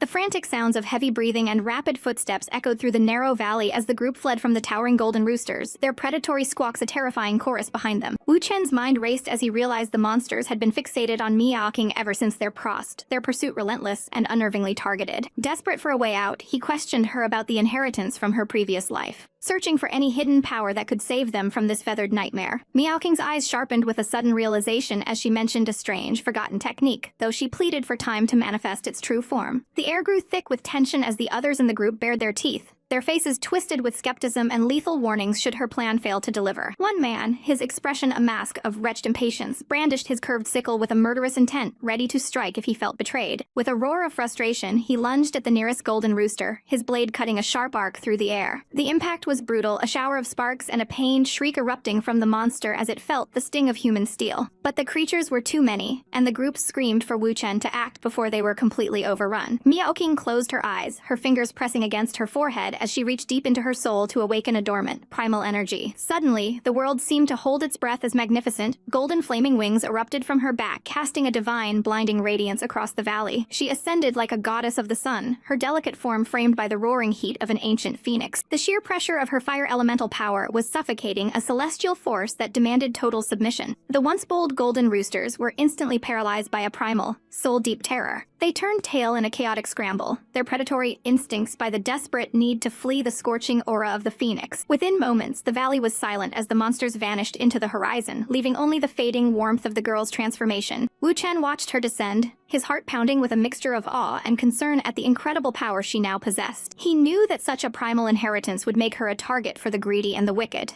True to his fears, the sickle-wielding man licked his lips with a lecherous, hungry glint, his eyes on Miaoqing as if she were a prize to be claimed. Driven by a wretched avarice, he launched himself toward her, a crazed howl leaving his throat as he declared that she belonged to him alone. Wu Chen's eyes widened in horror, a curse escaping his lips as he watched the betrayal unfold. But before the man's blade could touch her, a mysterious violet flame surged forth with a violent intensity. The sickle man's triumphant grin turned into a mask of pure agony as the strange fire latched on his hand, seeping into his very marrow. He screamed, a guttural sound of sheer terror as he realized the fire was unnatural and impossible to extinguish. In a frantic, bloody move for survival, he used his own weapon to sever the burning flesh, the sound of the impact sickeningly wet. He fell back, gasping for air as his severed sleeve fell into the dirt, still smoldering with that haunting purple light. He looked up with bloodshot eyes, demanding to know what hidden monster had dared to strike him down. Clutching his mutilated arm, he trembled with a newfound fear, his murderous Oha replaced by a desperate confusion. But the danger was far from over as a thick, brown rope of energy suddenly snared Miaoqing, yanking her away from the group with a violent force. Wu Chen roared in pursuit, his eyes fixed on the retreating figure as she was pulled toward the ominous shadows of the mountain. The rest of the group followed, their faces pale as they realized they were being led into a trap far more dangerous than the one they had just escaped. They arrived at the gates of the Fengdu Palace, a place where the sky bled crimson and the very air tasted of death and ancient chains. The greedy man, seemingly forgetting his injury, spotted a massive monolith and rushed toward it, his heart tuned by the legend of the reincarnation stone. Wu Chen's voice cracked as he shouted a warning, sensing the suffocating pressure of a trap that had been set for centuries. The man's hand slammed against the cold stone, his face lighting up with a deranged joy as he claimed the treasure for himself. He laughed, a hollow and wretched sound, believing he had finally secured his path to immortality. But his smile froze when he realized the stone wouldn't budge, as if it were anchored by the weight of 1,000 souls. A dark, flickering shadow loomed behind him, a presence colder than the grave. A pale claw-like hand clamped onto his shoulder, and a voice like grinding stones whispered that he was nothing more than meat. A long-haired monster with eyes like dying embers and fangs like a beast stared him down, his hunger palpable. Before the man could even scream, the monster sank his teeth into his neck, a spray of hot blood painting the ground. The life was drained from him in a matter of seconds, his body tossed aside like a discarded husk. The monster wiped the gore from his chin, complaining with a sneer that the meat was sour and unsatisfying. His gaze then drifted toward the women in the group, a sickeningly doting and lecherous glint appearing in his eyes. He stood tall, a terrifying figure from a forgotten era, his presence radiating a murderous aura that made the very earth tremble. One of the women stepped back, her voice trembling as she asked who this ancient nightmare was. The monster paused, his eyes rolling back as he admitted he had forgotten his own name after seeing so many groups perish within these walls. He had stayed in the palace for an eternity,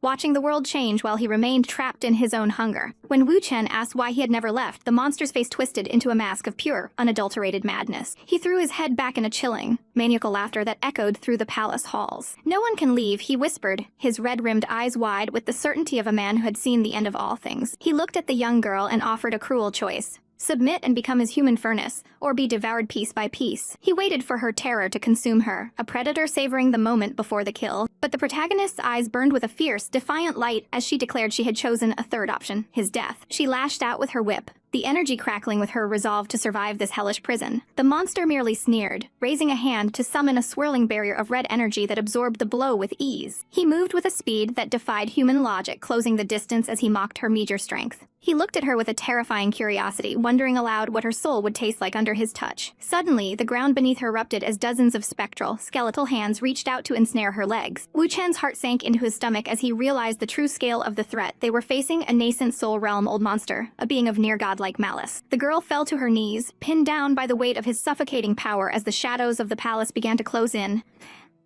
The air grew thick with a repulsive, predatory stench as the crazed cultivator brought a scrap of pink silk to his nose, inhaling deeply with a twisted, shark-toothed grin. This wretched man, a powerful nascent soul realm master, couldn't hide his vile delight, claiming that the women of Chamian Pavilion certainly knew their way around a few scandalous tricks. The group stood frozen under his suffocating pressure, wondering how a monster of his caliber had even breached the immortal palace's defenses. With a manic gleam in his bloodshot eyes, he offered Fairy Mo a single, cruel choice: submit to him and become his plaything, or face a swift, brutal end. He threw his arms wide, shamelessly flaunting his dominance as he awaited her surrender. Fairy Mo's grip tightened on her blade, her heart racing as she turned to Taoist Wu Chen, desperate to know if there was any way out of this nightmare. Wu Chen's gaze remained cold and calculating as he watched the tyrant block the only path upward. He whispered a plan that made their hearts skip a beat. They would have to weaponize their beauty to keep the beast distracted. Even the handsome brother Lin was aghast, his eyes wide with disbelief at the thought of using his own charm to seduce a madman. Fairy Mo took a deep breath, her expressioning into a mask of false submission as she asked if the venerable senior would truly keep his word if she obeyed. She leaned into the role, her every movement designed to captivate the villain's wandering eyes. The tyrant let out a boisterous, arrogant laugh, promising a quick death to the others while he enjoyed his new prize. But his triumph was short-lived. In a sudden blur of motion, the air crackled with lethal energy as Wu Chen sprang his trap. A massive, glowing formation erupted from the earth,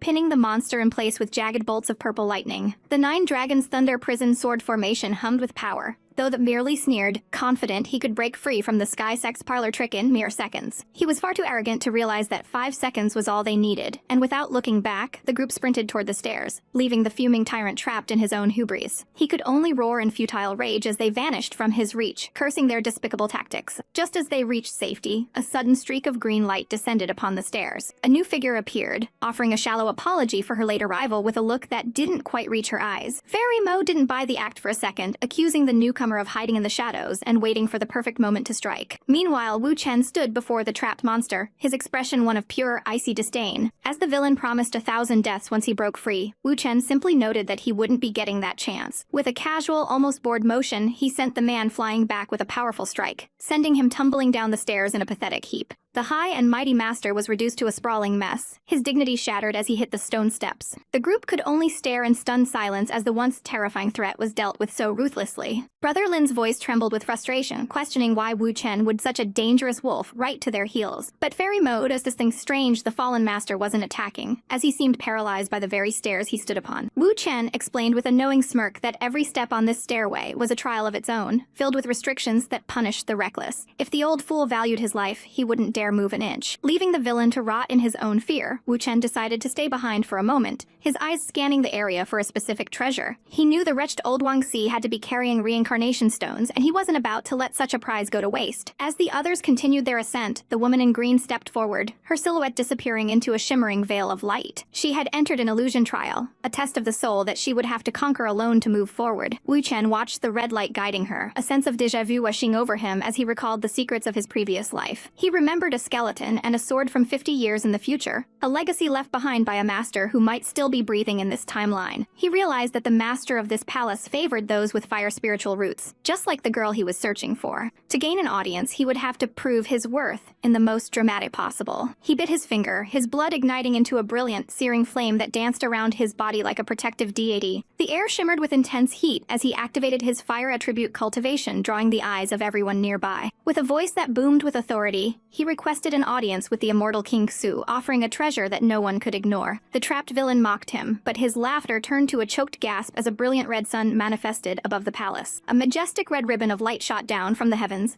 wrapping around Wu Chen with a gentle yet irresistible force. He was whisked away, soaring past the arduous stairs and the shocked faces of his companions. The villain could only scream in disbelief, wondering how these children were finding every possible shortcut to the top. In an instant, the scenery shifted from cold stone to a lush, sun-dappled forest. There, amidst the ancient trees, sat an old man exuding a godlike aura, with the familiar pink-haired girl standing by his side. She chirped his name in delight, her eyes sparkling with relief at his sudden appearance. Wu Chen didn't waste a second, dropping to his knees to pay his respects to the legendary Grandmaster King Su. His heart pounded, knowing that his gamble had paid off and the true inheritance was finally within his grasp. Legend spoke of the peerless master King Su, a man whose divine blade once carved a path of righteousness through the darkest of evils, leaving a legacy that loomed over the world like a titan. Xiao Feng bowed his head with a devotion that bordered on reverence, his handsome features steady as he greeted the living legend, whose name he had studied in every dusty scroll of the sect. The Grandmaster sat amidst the verdant forest, a mere shadow of his former glory, yet the mention of his unique red spiritual energy brought back memories of a power that once belonged only to the highest realms. He marveled at how a mere junior could deduce his identity through ancient texts, a testament to the boy's sharp mind and tireless study. Miaoqing looked on in stunned silence, her sparkling eyes wide with realization as she processed the depth of her junior brother's hidden knowledge. A heavy sigh escaped the old man's lips, the weight of 1,000 years of isolation pressing down on him as he lamented the shame of being trapped while his sect withered away. With a gaze softened by a sudden, aching nostalgia, he confessed his desperate longing for the home he had left behind so long ago. Far away, within the opulent, crimson-draped halls of Wuya Temple, the current masters sat upon their thrones, their expressions clouded by a growing, suffocating dread. A disciple rushed forward, his voice trembling as he reported that there was still no trace of Miaoqing or her junior brother, leaving the air thick with a sense of impending doom. The mistress clutched her chest, her heart shattering as she blamed herself for allowing the children to descend the mountain into such danger. Her husband tried to offer a hollow comfort, noting that their soul lamp still flickered with life, even if the heavens themselves seemed to have hidden their location from every divination. But the shadow of the past was long, and a senior disciple spoke of a dark omen that had appeared only once before in their history. The master's eyes narrowed as the name of the long-lost King Su surfaced like a ghost from the depths of his memory. He sat in a brooding silence, the gears of his mind turning as he connected the disappearance to the ancient tragedy. The mistress remembered it all too clearly, the day the Grandmaster's soul lamp had dimmed and finally died, leaving their sect in a slow, agonizing decline. Determined to find answers, she resolved to seek out the sect master, her every step fueled by a mother's desperate need to protect her own. As the disciples were sent out to scour the lands once more, a silent prayer was whispered to the heavens, begging the spirit of the Grandmaster to watch over the two lost children. The master looked toward the sky, his heart heavy with the fear that history was about to repeat itself in the cruelest of ways. Back in the forest, the Grandmaster's booming laughter echoed through the trees as he recalled the current temple master as nothing more than a mischievous brat he used to discipline for knocking over alchemy furnaces. Miaoqing's face flushed with a mix of shock and embarrassment at hearing her father's dark, clumsy history laid bare by the old man. She pleaded with him to return and restore their sect's honor. filled with the hope that this legendary figure could end the era of being looked down upon by their rivals. But Xiao Feng stepped forward, his expression darkening as he prepared to make a request that would change everything. The Grandmaster tilted his head, curious as to what this talented youth could possibly want in exchange for his help. With a chilling resolve, Xiao Feng offered himself as a sacrifice, begging the old man to take his own body and spare his senior sister. Miao Qing's world spun as she heard the madness in his words, her heart pounding against her ribs in sheer terror for him. He ignored her pleas, kneeling before the spirit with a desperate intensity that demanded his wish be granted. His hands were clasped tight, his eyes burning with a self-sacrificial fire that left no room for retreat. The Grandmaster's eyes widened in surprise, realizing the boy had seen through his true, predatory intentions. Miao Qing froze, the air in her lungs turning to ice as she realized she was nothing more than a target for possession. Before she could even scream, Xiao Feng's fingers moved with a lethal grace, slamming a sealing technique onto her that robbed her of both speech and movement. He looked at her with a gaze that was heartbreakingly tender, promising her that this restraint was for her own protection and would soon fade. The Grandmaster smiled thinly, acknowledging that the boy was far cleverer than he looked for figuring out the need for a physical vessel. Xiao Feng explained his knowledge of remnant souls with a cold, analytical precision, knowing that the Grandmaster coveted Miao Qing's rare fire spirit body above all else. He admitted to leading her there, but the guilt in his eyes was eclipsed by a much darker purpose. The old man praised the boy's loyalty, finding it fascinating that he would walk into the lion's den knowing exactly what was planned. Yet, the Grandmaster refused the trade, his eyes gleaming with a wretched greed for the phoenix physique that he couldn't bear to lose. He gestured toward the helpless girl, his aura becoming heavy and suffocating as he prepared to claim his prize. Xiao Feng desperately tried to play on the old man's pride, pointing out the absurdity of a legendary male master inhabiting a woman's body. The Grandmaster merely chuckled, a perverse light dancing in his eyes as he admitted that the prospect of a new gender was actually quite exciting. His gaze became sharp and predatory, the look of a man who had long ago shed his humanity for the sake of power. Xiao Feng recoiled in disgust, calling him a pervert, but the old man dismissed trivialities as beneath a true cultivator. He walked toward Miao Qing with the slow, deliberate pace of a predator, telling her that resistance was futile against his overwhelming strength. He reached out a hand, promising her a painless end, as her soul was extinguished to make room for his own. In a final, desperate gambit, Xiao Feng shouted that his own physique was even rarer and more valuable than the one he coveted. He braced himself, his entire body trembling as he began to unleash a hidden, forbidden power from within his core. The Grandmaster laughed at the audacity, mocking the idea that a mere mutated spirit root could ever rival the legendary phoenix. But as Xiao Feng pressed his fingers to his forehead, a blinding, celestial light began to erupt from his very soul. Lightning crackled through the air as he summoned a mental cultivation method, so profound it seemed to rewrite the laws of nature. A massive, terrifying yin-yang symbol crowned by a demonic skull manifested behind him, swirling with a chaotic, godlike energy. The Grandmaster's jaw dropped in sheer disbelief, his mind reeling at the sight of a body capable of housing demonic, Buddhist, and Taoist techniques all at once. He was forced to admit that such a vessel was indeed far more precious than any fire spirit body he had ever seen. Yet, he hesitated, sensing the dangerous secrets hidden within the boy and fearing the trouble such a complex soul might bring. He shook his head, initially wanting to avoid the complications of a host who possessed such terrifying potential. He explained that taking over a soul that resisted with such strength would be a long and unstable process. Xiao Feng's hands with a golden, ethereal flame as he prepared to offer the ultimate price to seal the deal. He gave the old man a choice. A body that would endless pursuit and trouble, or a vacant, powerful vessel with no parents and no lingering consciousness. The Grandmaster gasped as he realized the boy was actually prepared to commit the ultimate taboo to save his sister. Xiao Feng looked at Miao Qing one last time, a tragic, beautiful smile on his face as he whispered a silent farewell. Tears streamed down her cheeks, her eyes screaming the protest her lips could not utter as she watched him prepare for the end. With a sudden, violent strike to his own temple, Xiao Feng shattered his own consciousness, his soul exploding into 1,000 shards of golden light. He fell to his knees, his body becoming a hollow shell as the life and memories that made him who he was were forcibly erased. His frame stood rigid and glowing, a perfect, empty vessel waiting to be claimed by the ancient spirit. The Grandmaster approached the vacant body, placing a hand on his head with a respect born of pure shock. He couldn't help but admire the ruthlessness of a boy who would disperse his own 3 souls just to protect someone else. A massive eruption of spiritual pressure shook the forest as the possession began, fire and energy swirling in a violent vortex. The force of the awakening was so great it sent Miao Qing stumbling back, the ground beneath her feet cracking under the strain. Her eyes burned with a newfound, murderous hatred, her voice cracking as she swore to kill the monster who had stolen her brother's life. The Grandmaster noted with surprise that her rage was so potent it had shattered his immobilization technique, making her a difficult target for any further schemes. As the fire of his new power surged through the stolen body, the tragedy of Xiang's sacrifice was written in the flames that licked at the sky. The arrogant intruder marveled at his new vessel, intoxicated by the sheer potential coursing through these stolen veins. His gaze was sharp and predatory, filled with a villainous glee as he realized just how much power he could now wield with this young body. Looking toward the pink-haired beauty before him, he sneered that the original owner had given him a true bargain, intending to wipe her memories and claim her as his own partner. But the girl didn't flinch. Instead, a knowing smirk played her lips as she revealed that the boy had left a final message intended to turn the tables the moment the possession was complete. Confusion flickered across the villain's face as he realized he might have walked straight into a trap. Suddenly, agony ripped through him as his spiritual power stood violently out of control, refusing to obey his commands. Xiao Feng's voice echoed within their shared mind, mocking the old monster for thinking a junior would so easily before dragging him into the depths of his sea of consciousness. The world shifted into a blinding explosion of energy as the battle for the soul began in earnest. Outside, the senior sister could only watch and pray, her heart heavy with the desperate hope that Xiao Feng would emerge victorious from the mental struggle. Inside the mindscape, the Grandmaster stood in awe of the vast, endless ocean of consciousness, wondering what kind of terrifying origin this boy truly possessed. Even at death's door, the old man's arrogance remained unshaken, confident that his great perfection realm cultivation would allow him to devour Xiao Feng's soul without effort. However, his confidence shattered the moment he saw the red-haired spirit standing by the boy's side, recognizing her as the legendary immortal-slaying demonic sword.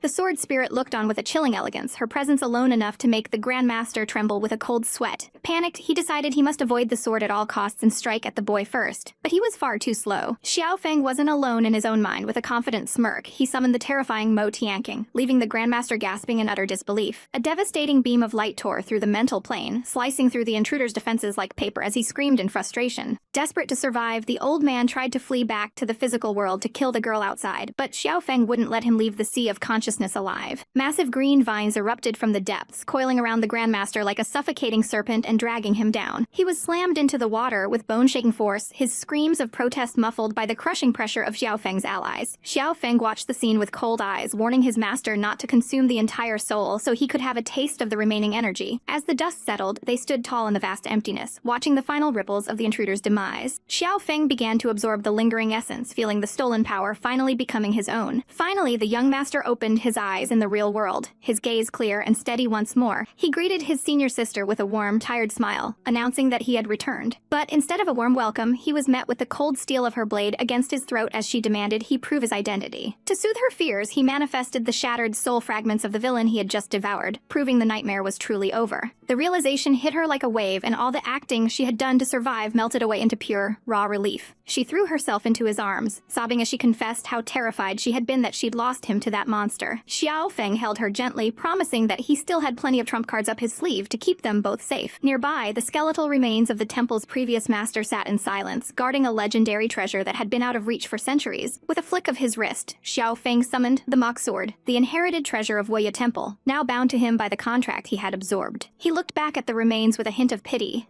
knowing the old man had been trapped by his own greed and the loss of his physical form. In a moment of rare levity, he playfully offered to teleport his senior sister to the hidden treasure vault, causing her to cheer with childlike joy. Meanwhile, in another part of the sprawling palace, a white-haired cultivator and a woman in green navigated the shadows in search of the Book of Destiny. Fairy Luo moved with a grace that masked her hidden intentions, claiming she could sense the aura of heavenly treasures nearby. As they approached a grand pedestal, the white-haired man sensed something was amiss in the silent hall. There it was, the legendary book glowing with an ethereal light that promised ultimate knowledge. Fairy Luo reminded him of their agreement to share the contents, her voice soft but her eyes calculating. He promised to uphold his end of the bargain, never suspecting the viper standing right beside him. As he reached for the treasure, a sudden burst of green lightning struck him down, sending him sprawling across the floor in agony. Fairy Luo's face twisted into a triumphant sneer as she mocked him for his foolishness, declaring that men truly never learn to guard themselves against a clever woman. She clutched the book to her chest, her betrayal complete as she watched him struggle to even breathe. But her victory was interrupted by the sound of slow, mocking applause echoing through the grand hall. Another pair of cultivators emerged from the shadows, their eyes gleaming with malice as they praised her cleverness for disposing of their common obstacle so efficiently. The air in the palace grew suffocating as the truth finally unraveled, the silver-haired man looking down at Fairy Luo with a gaze of utter contempt. He couldn't hide his disgust for women who played with hearts like they were mere toys, but before the weight of his words could settle, a green-clad figure interrupted with a sneer. She mocked their righteousness, claiming the path of cultivation left no room for such trifles, and in a blur of motion, she lunged toward the center of the hall. Panic flared in the eyes of the onlookers as they realized her true target was the legendary Book of Destiny. The silver-haired man shouted for her to stop, his voice echoing with desperate urgency as he tried to intercept her. A predatory glint sparkled in the woman's eyes as her fingers brushed the ancient artifact, her heart racing with the thrill of impending power. A surge of blinding energy erupted from the book, the raw force of it rippling through the air like a physical blow. The light intensified, forming a barrier that no mortal could easily breach. With a deafening boom, the woman was thrown back, her body crashing against the cold floor as a mysterious figure loomed over her. Blood trickled from her lips as she looked up in horror, recognizing the man standing before her, a predator who saw her not as a person, but as a resource to be consumed. He offered her a choice as cold as the grave: either die and become a mindless puppet, or serve as his human cauldron.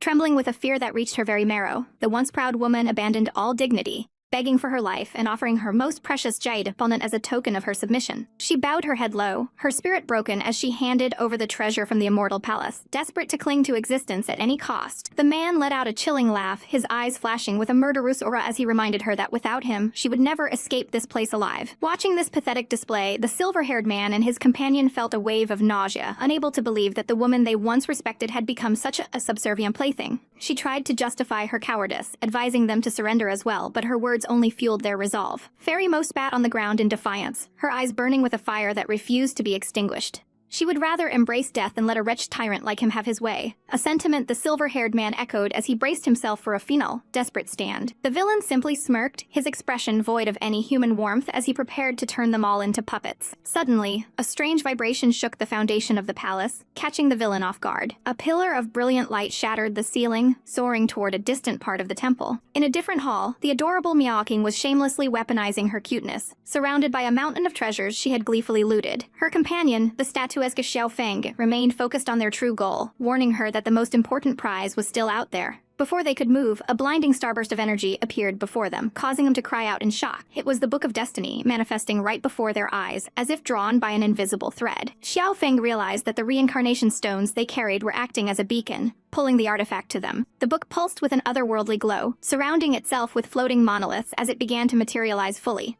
Knowing they were now targets, Xiao Feng urged Miao Kim while he made urgent preparations. He sat in a meditative posture, his face a mask of intense concentration as the fate of everyone in the palace rested on his shoulders. Sensing the book's presence, the silver-haired villain streaked across the sky like a vengeful ghost, his eyes fixed on the great hall. He landed with a heavy thud, his face contorted with a mixture of greed and fury. No one would stand in his way. But just as he moved to claim his prize, a majestic phoenix of pure flame descended from the heavens. Miao King stood tall, her pink hair fluttering in the heat of her own power as she blocked his path. She warned him that if he wanted the book, he would have to go through her first, her small frame radiating a surprisingly intimidating pressure. The villain scoffed, but before he could strike, the silver-haired man and Fairy Mo arrived, their faces set in grim determination. They realized that their only hope lay in joining forces with the mysterious girl to take down this monster. Miao King agreed, a sharp smile touching her lips as they prepared for a battle to the death. Meanwhile, Xiao Feng looked at the small, golden pill in his hand with a heavy heart. It was a low-grade treasure that would form a weak, 9th-grade golden core, but he had no other choice if he wanted to save his friends. He swallowed the pill, the bitter taste a reminder of the sacrifice he was making for power. He felt the energy surge within him, knowing it wasn't perfect, hoping it would be enough to tip the scales. Back at the front, the villain grew impatient, his eyes turning a sinister shade of red as he decided he had wasted enough time. He summoned a nascent soul realm clone, his form blurring into multiple shadows that radiated a suffocating pressure. The group was caught off guard by the sheer strength of the technique, struggling to keep up with the overwhelming speed of the clones. Miao King was sent flying back, her breath hitching as the force of the blow rattled her bones.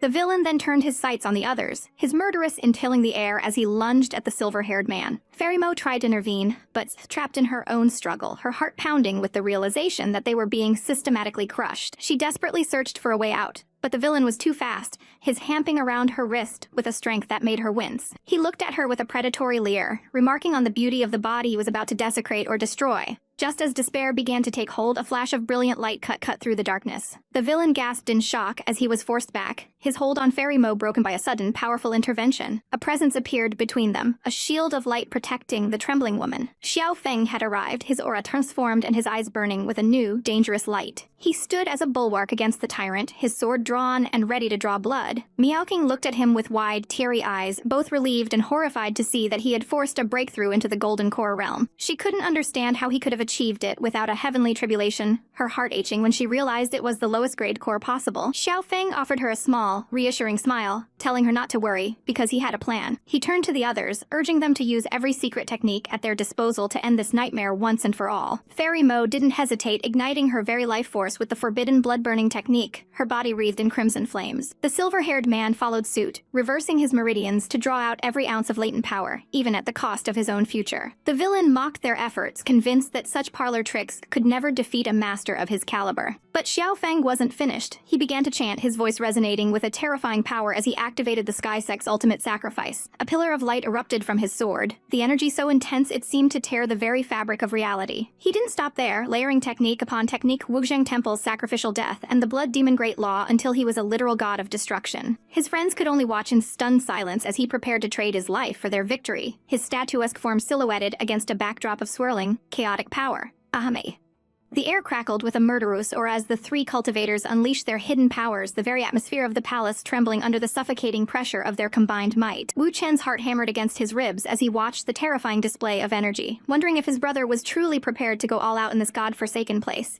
A dark, dangerous smirk played on the MC's lips as he caught his companion's hesitation, mockingly asking if they were simply too terrified to follow him into the fray. The insult stung like a whip, and Wu Chen's face flushed with a mixture of anger and pride as he snapped back that he had more than one secret technique up his sleeve. Even the fiery Miaoking couldn't stay silent, her eyes flashing with a dangerous light as she warned that underestimating her sect was a mistake that would cost him dearly. Suddenly, a blinding flare of energy erupted, the sheer force of it threatening to tear the heavens asunder as the MC pushed his limits to the absolute edge. The wretched old monster watching from the shadows could only sneer, mocking their desperate struggle as a futile waste of cultivation that would surely lead to their ruin.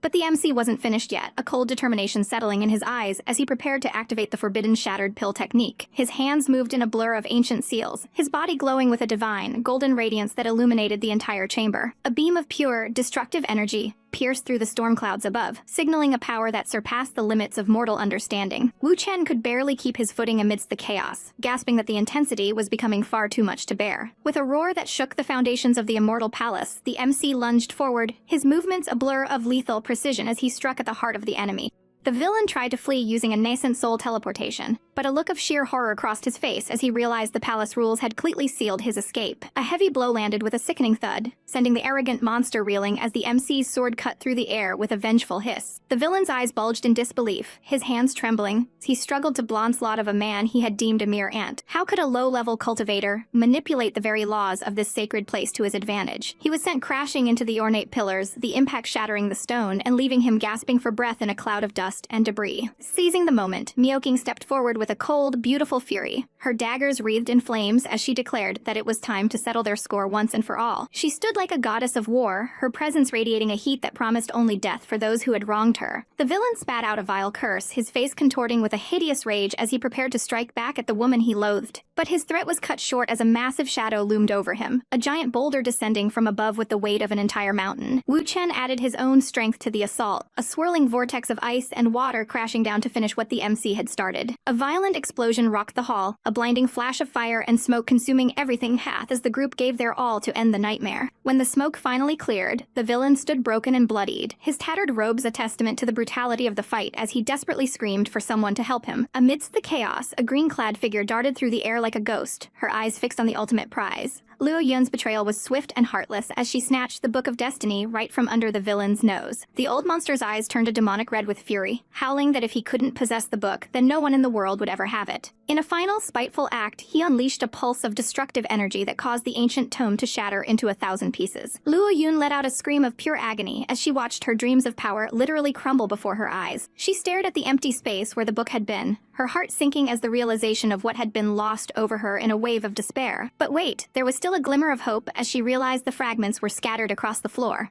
waiting to be reclaimed. A frantic scramble ensued, everyone's reignited as lunged for the glowing pieces of the shattered destiny. The pink-haired Xiao Feng moved with the grace of a predator, her eyes sparkling with triumph as she managed to secure a fragment for her master. However, the atmosphere turned icy once more as the three rival groups faced off, the air thick with a tension that threatened to explode into a new bloodbath. Wu Chen warned that the law of the jungle was the only thing that mattered here, and they would not hesitate to kill to get what they wanted. Just as they were about to clash, a low rumble echoed through the halls, the very ground beneath them beginning to collapse. The immortal palace was closing, and if they didn't leave immediately, they would be buried alive in its cold stone depths.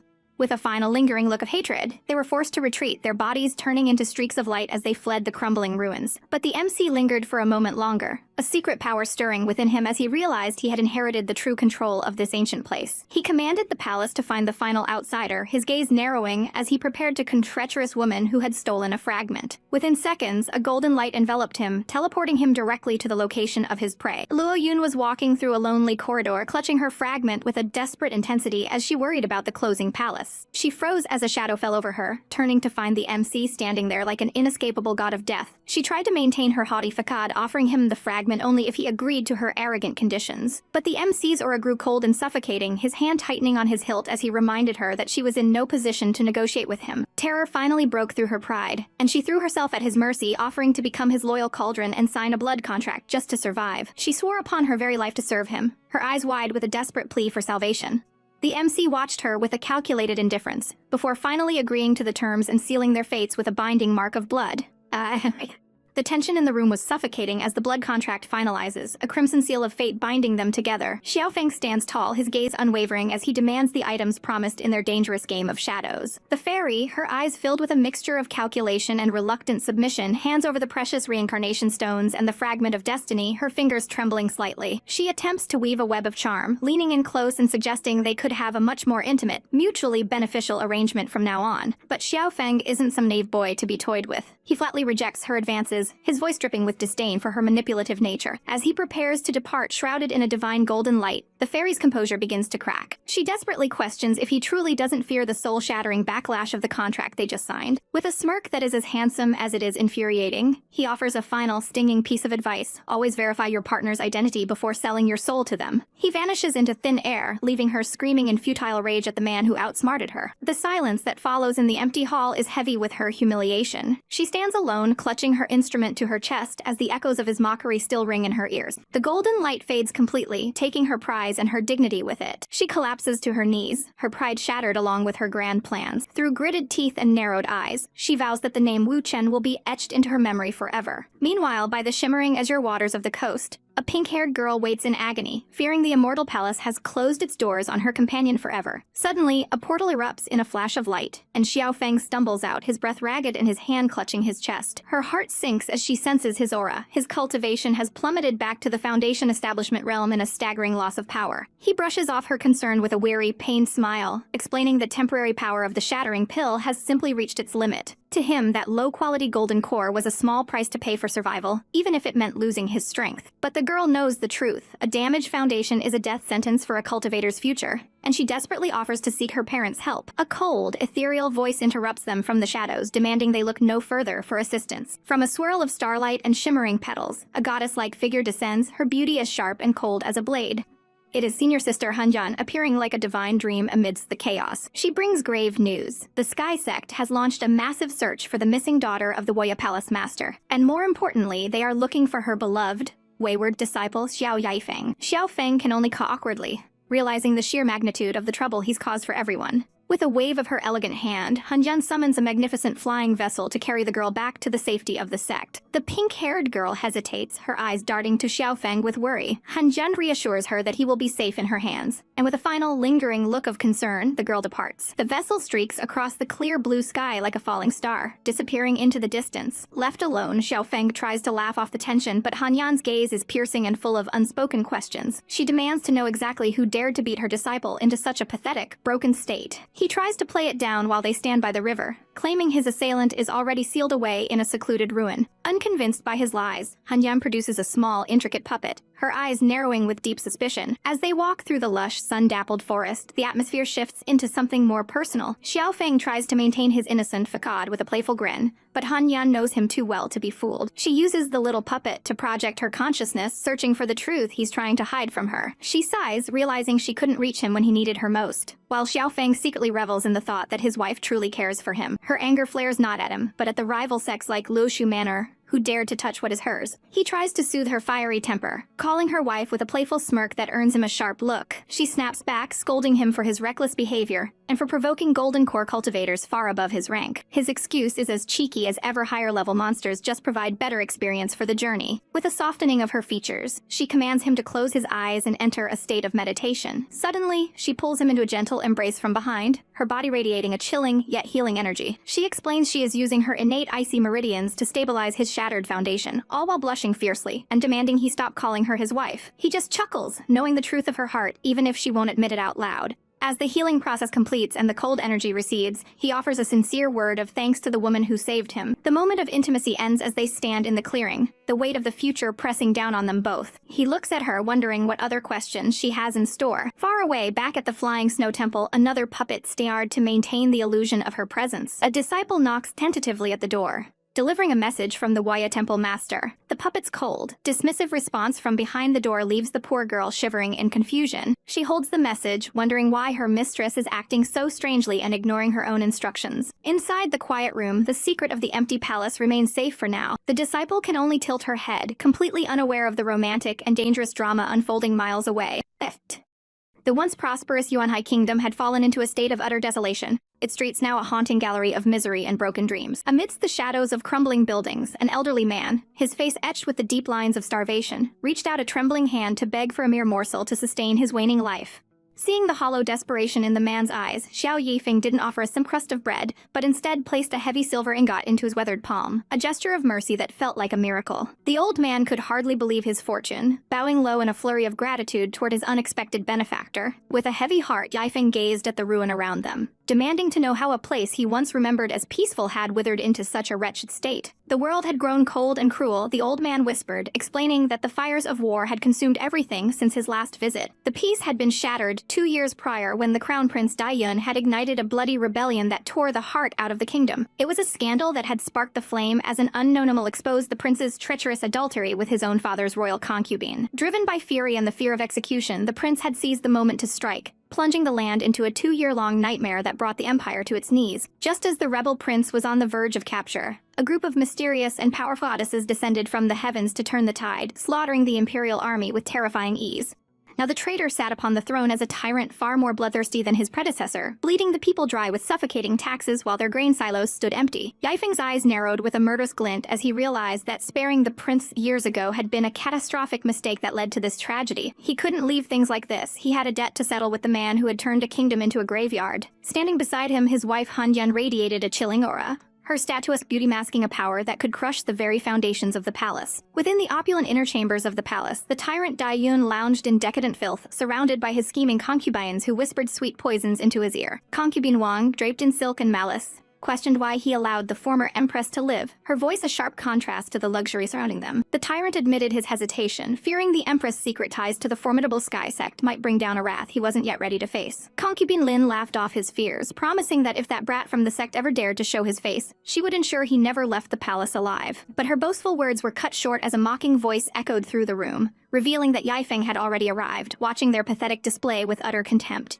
Panic surged through the room like a physical blow as the concubines scrambled to hide their shame, and the tyrant screamed for his guardians to strike down the intruder. The 3 demonesses, known as the Elders of the Entanglement Pavilion, materialized in a flurry of silk and murderous intent, their eyes burning with a long-held grudge. They recognized him instantly as the man who had killed their sister, and they were eager to trap him in a web from which there would be no escape. Yet, as they prepared to unleash their lethal arts, a suffocating pressure suddenly slammed into them, freezing their bodies in place like insects trapped in amber. Fear replaced their arrogance as they realized they couldn't move a single muscle, their hearts pounding against their ribs in a frantic rhythm. From the shadows stepped Han Yan, her presence so overwhelming that the very air seemed to bow before her divine authority. The demonesses gasped in horror, recognizing her as the legendary head of the Flying Snow Temple, a great perfection realm master whose power was beyond their wildest nightmares. She looked down at them with a gaze colder than the deepest winter, dismissing them as mere juniors who weren't even worthy of personal attention. While his wife held the guardians at bay, Feng turned his cold, unforgiving eyes toward the cowering tyrant. The once proud prince fell to his knees, pathetically offering the entire kingdom in exchange for his miserable life, but his pleas fell on deaf ears. With a swift, brutal motion, Feng's hand clamped around the tyrant's throat, the sound of snapping bone ending his reign of terror in a single, satisfying moment. Seeing her lover dead, concubine Lin threw herself at Feng's feet, shamelessly offering her body and soul to serve as his cultivation furnace if only he would spare her. Feng's expression remained a mask of ice as he looked at her desperate, tear-streaked face, questioning if she truly thought she was worthy of such a thing. Without a hint of hesitation, his blade pierced her heart, sending her to the floor in a pool of her own treachery. Despite his outward calm, Feng felt a bead of sweat roll down his neck. Terrified that his wife might misinterpret the demoness's pathetic advances, he quickly turned to Han Yan with a bright, nervous smile. thanking her for her support while the surviving demonesses watched in stunned silence, unable to reconcile the legendary master with this doting husband. Turning back to the three elders, Xiao Feng offered them a cruel glimmer of hope, promising they could leave alive if they could defeat him the time it took for a single incense stick to burn. Hanjian withdrew her crushing pressure, allowing the demonesses to move once more, her silent approval a death sentence in itself. Desperate to survive, the three women launched a coordinated strike, hoping to cap Feng and use him as a shield against his terrifying wife. But Xiao Feng only smiled, a dark, ominous aura beginning to swirl around him as he prepared to unleash the forbidden secrets of the Book of Destiny. The shadows lengthened and twisted at his command, signaling that the true nightmare for his enemies was only just beginning. And top shelf. The thick, suffocating black fog swirled around her, a malevolent shroud that cut off her senses and left her utterly alone in the dark. From the depths of that murky gloom, a shadow loomed, his presence radiating a chilling, murderous aura. Low, mocking laugh echoed through the void. Fear turned to a desperate rage as she whirled around, demanding to know where he thought he was going. With a sharp cry, she unleashed her myriad bamboos technique, emerald spikes erupting from the ground in a frantic attempt to impale the elusive intruder. But a sudden, jarring sound shattered her focus and she froze, her heart hammering against her ribs as she realized something was terribly wrong. Before she could process the chaos, her companion appeared, wounded and trembling, looking at her with eyes full of betrayal. Panic seized her as she realized her own attacks had been misdirected. But the woman in yellow wasn't listening, convinced that this was all some cruel, calculated trick. A blade flashed through the air with lethal intent, the sound of steel cutting through the silence as the confusion reached a breaking point. It was only when a third woman staggered into view, clutching her chest in agony, that the horrifying truth dawned on them. The fog was a living nightmare, weaving hallucinations to turn them against one another. They huddled together, three shadows in a world of darkness, their unity the only thing standing between them and total madness. High above, the architect of this chaos watched with a predator's smirk, satisfied with their reaction as he prepared to end the game with his thousand swords technique. A legion of shimmering blades materialized in the sky, a testament to his godlike power and his absolute control over the thread's destiny. He mused on the perfection of his ultimate move, a technique designed to drain the very luck from his enemies and claim it as his own. Sensing the impending doom, the women chose to stand their ground, their faces etched with a fierce, desperate resolve to fight until the bitter end. They poured every ounce of their spiritual energy into a golden formation, a radiant barrier meant to shield them from the storm. But even their combined strength wasn't enough. The golden shield began to splinter and crack under the sheer weight of his overwhelming power. Terror replaced their resolve as their energy spiraled out of control, leaving them vulnerable to the killing blow. Then came the fire,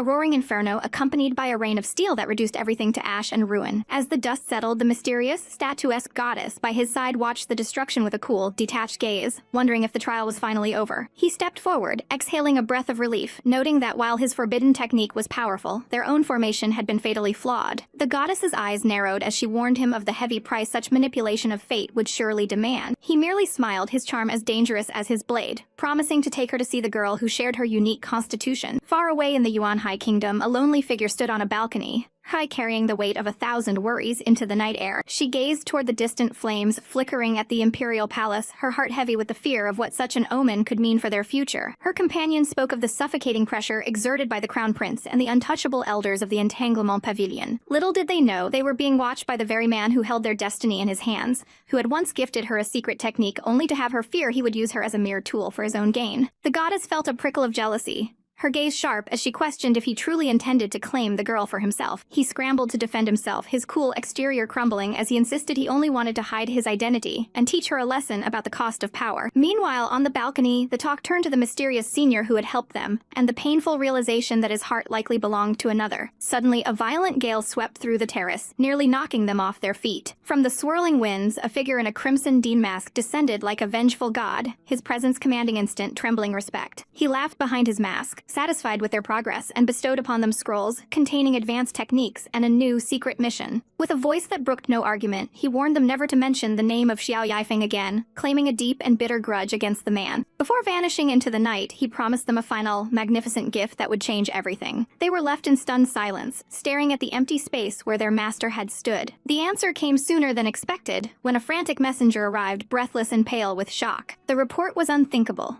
The emperor and every single powerful elder who had oppressed them had been slaughtered by a single, mysterious figure. They realized with a jolt of pure adrenaline that this was the master's gift, the total removal of every obstacle in their path to restoring their country. Joy and hope flooded through them. a dream they thought impossible finally within their grasp. Yet, amidst the celebration, she couldn't help but look at the moon and wonder where the young master who had first captured her heart was now. From the shadows, the goddess watched her with a knowing, slightly annoyed expression, asking if he was really going to leave the poor girl pining for him. He tried to laugh it off, his red mask now a mere prop as he shamelessly flirted with his wife, despite her icy protests. He promised to take her wherever she wished, his doting nature surfacing even as she insisted she was no one's wife. At the Flying Snow Temple, the morning sun hid a sign demanding silence for a mistress in deep seclusion. A worried servant girl cautiously peeked inside to deliver an urgent message. Her eyes widened in utter disbelief as she looked at the seat of power, finding not her majestic mistress, but a tiny, adorable, and completely bewildered chibi version of the woman she served.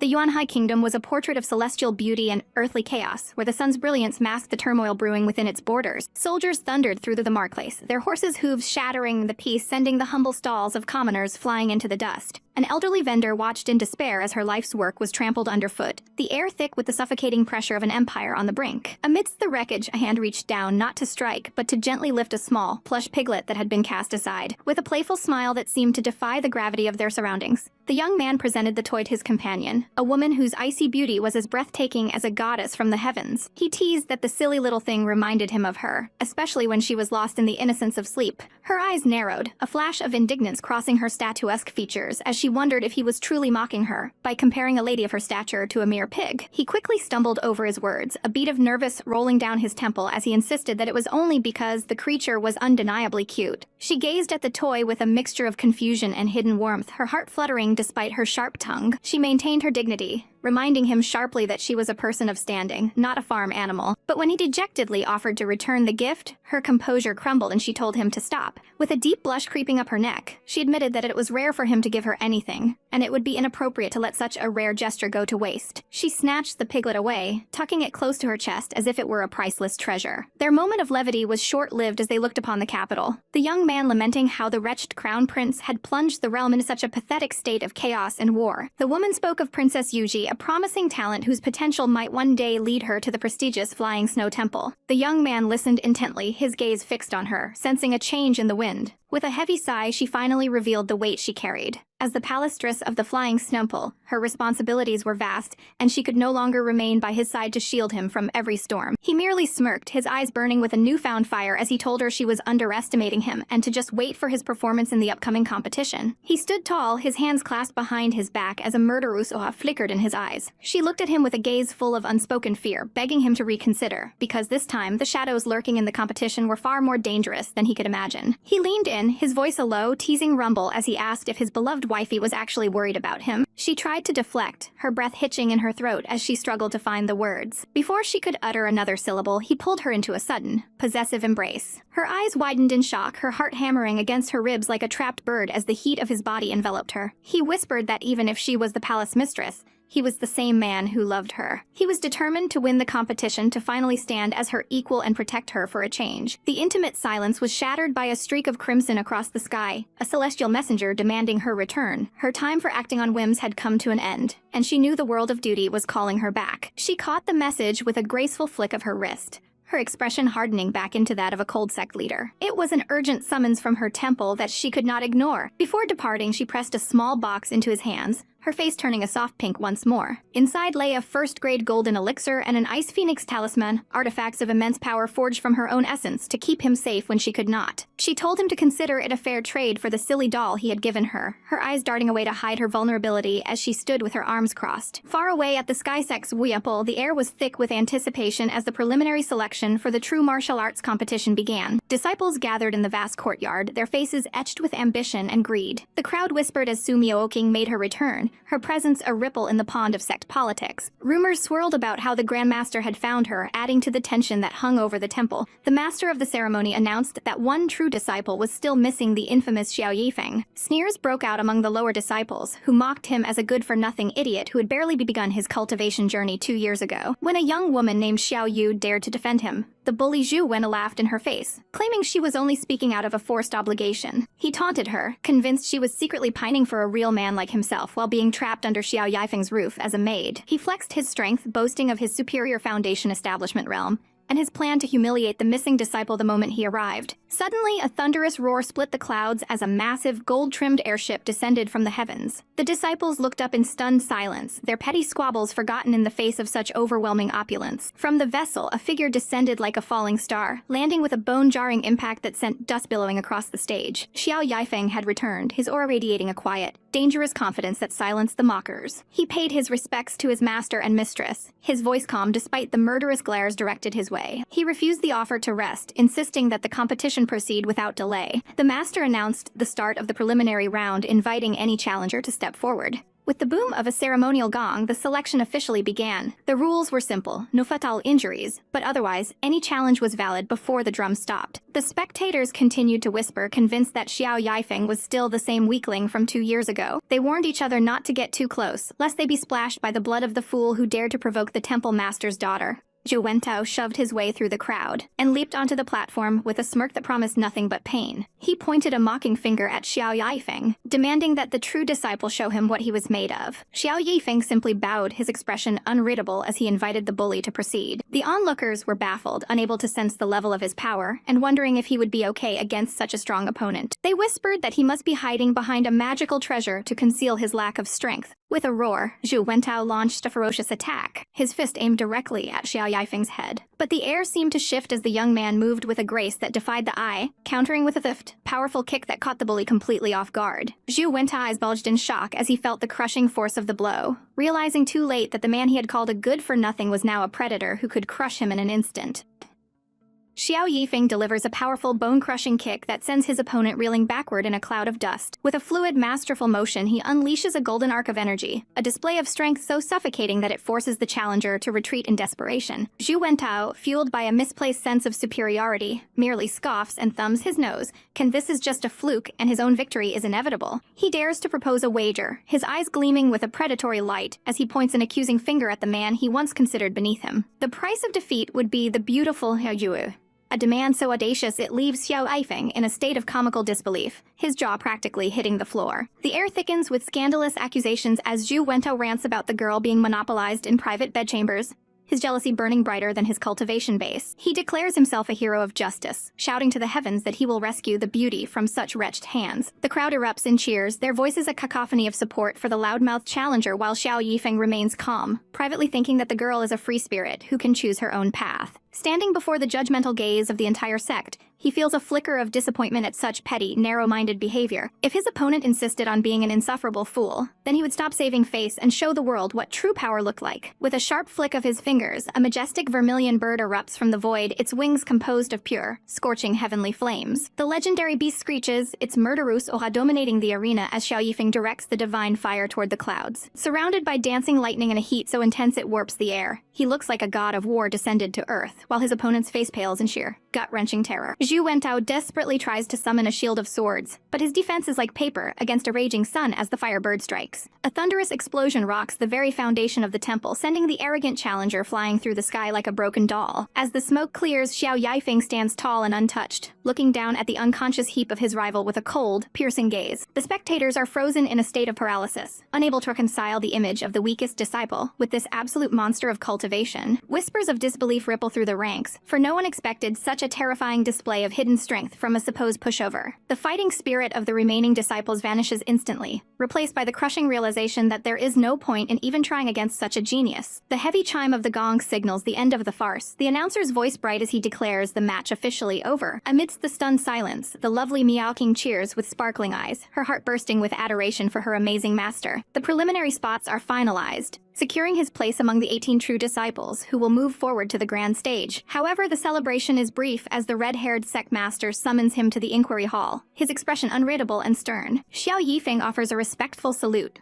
ready to face whatever scrutiny awaits him within the ancient walls. The hall stands tall against the backdrop of mist-covered peaks, a place where the air itself feels heavy with the weight of ancient secrets. Inside, the silence is profound, the portrait of the great ancestor watching over them with an ethereal, haunting presence. The master acknowledges his bravery in protecting his senior sister, a duty Xiao Feng carries with quiet, humble dignity. The master's gaze is piercing, searching for the truth behind his disciple's sudden rise in power. The conversation shifts to a matter of grave importance, the ancestral divine artifact known known as the Moxu sword. With a subtle ripple of energy, the legend blade manifests in his palm, its blue aura resonating with the very soul of the temple. The steel gleams with a celestial radiance, a weapon of immense power that any other man would commit murder just to possess it. The master gazes at the sword with a mixture of awe and solemnity, noting that the temple is truly blessed by the heavens to have a legacy returned. He asks the critical question, is the boy truly willing to surrender such a treasure back to the sect? Xiao Feng doesn't hesitate for a second, his voice steady as he affirms his loyalty, though internally he shamelessly admits he has far better weapons and wants to maximize his favorability with the old man. He begins the delicate process of releasing his spiritual imprint, the golden light of the sword's contract dissolving under his command. The master uses his power to draw the ancient techniques out of the blade, transferring the legacy into a sacred, floating scroll. Glowing characters dance in the air, a river of forbidden knowledge flowing from the cold steel into the parchment. The transfer is a mesmerizing spiritual sight, the hall humming with the resonance of 1,000 years of martial history. With the legacy safely extracted, Xiao Feng presents the sword once more, offering it fully to his superior. To his surprise, the master tells him to keep the weapon for now, his gaze softening with a rare, paternal moment of trust. The upcoming martial arts competition is far too important, and since the sword has already accepted him, it will serve as his greatest shield. With a sharp wave of his hand, the master signals that the audience is over. He is warned not to bring any embarrassment to the temple, a command he accepts with a final, determined bow. As he departs, the mass turns to the spectral, glowing figures of the temple elders seeking their counsel on this mysterious child. One elder is deeply moved by the boy's ironclad perseverance, seeing a potential that could reach the heavens. Yet, another elder remains wary, fearing the consequences of letting a disciple hold the key to the temple master's throne. The red-haired master listens as they debate the boy's future in the flickering light of the hall. The ancient laws are absolute. Whoever wields the Moxu sword is the destined successor to lead the Waya temple. The master remains resolute, his mind set on achieving total victory in the competition without a single mistake. But a new tension enters the room as he mentions the arrival of a formidable guest from Luoshu Manor. The elders realize with a start that this visitor is a member of the mistress's own family, making the situation incredibly delicate. The reputation of the entire temple hangs in the balance. If they fail now, it would be an unforgivable stain on their honor. Doubts still linger about Xiao Feng's mixed spiritual root compared to the pure, legendary Phoenix bloodline of the master's daughter. 3 days later, a massive, ornate flying vessel cuts through the endless blue sky,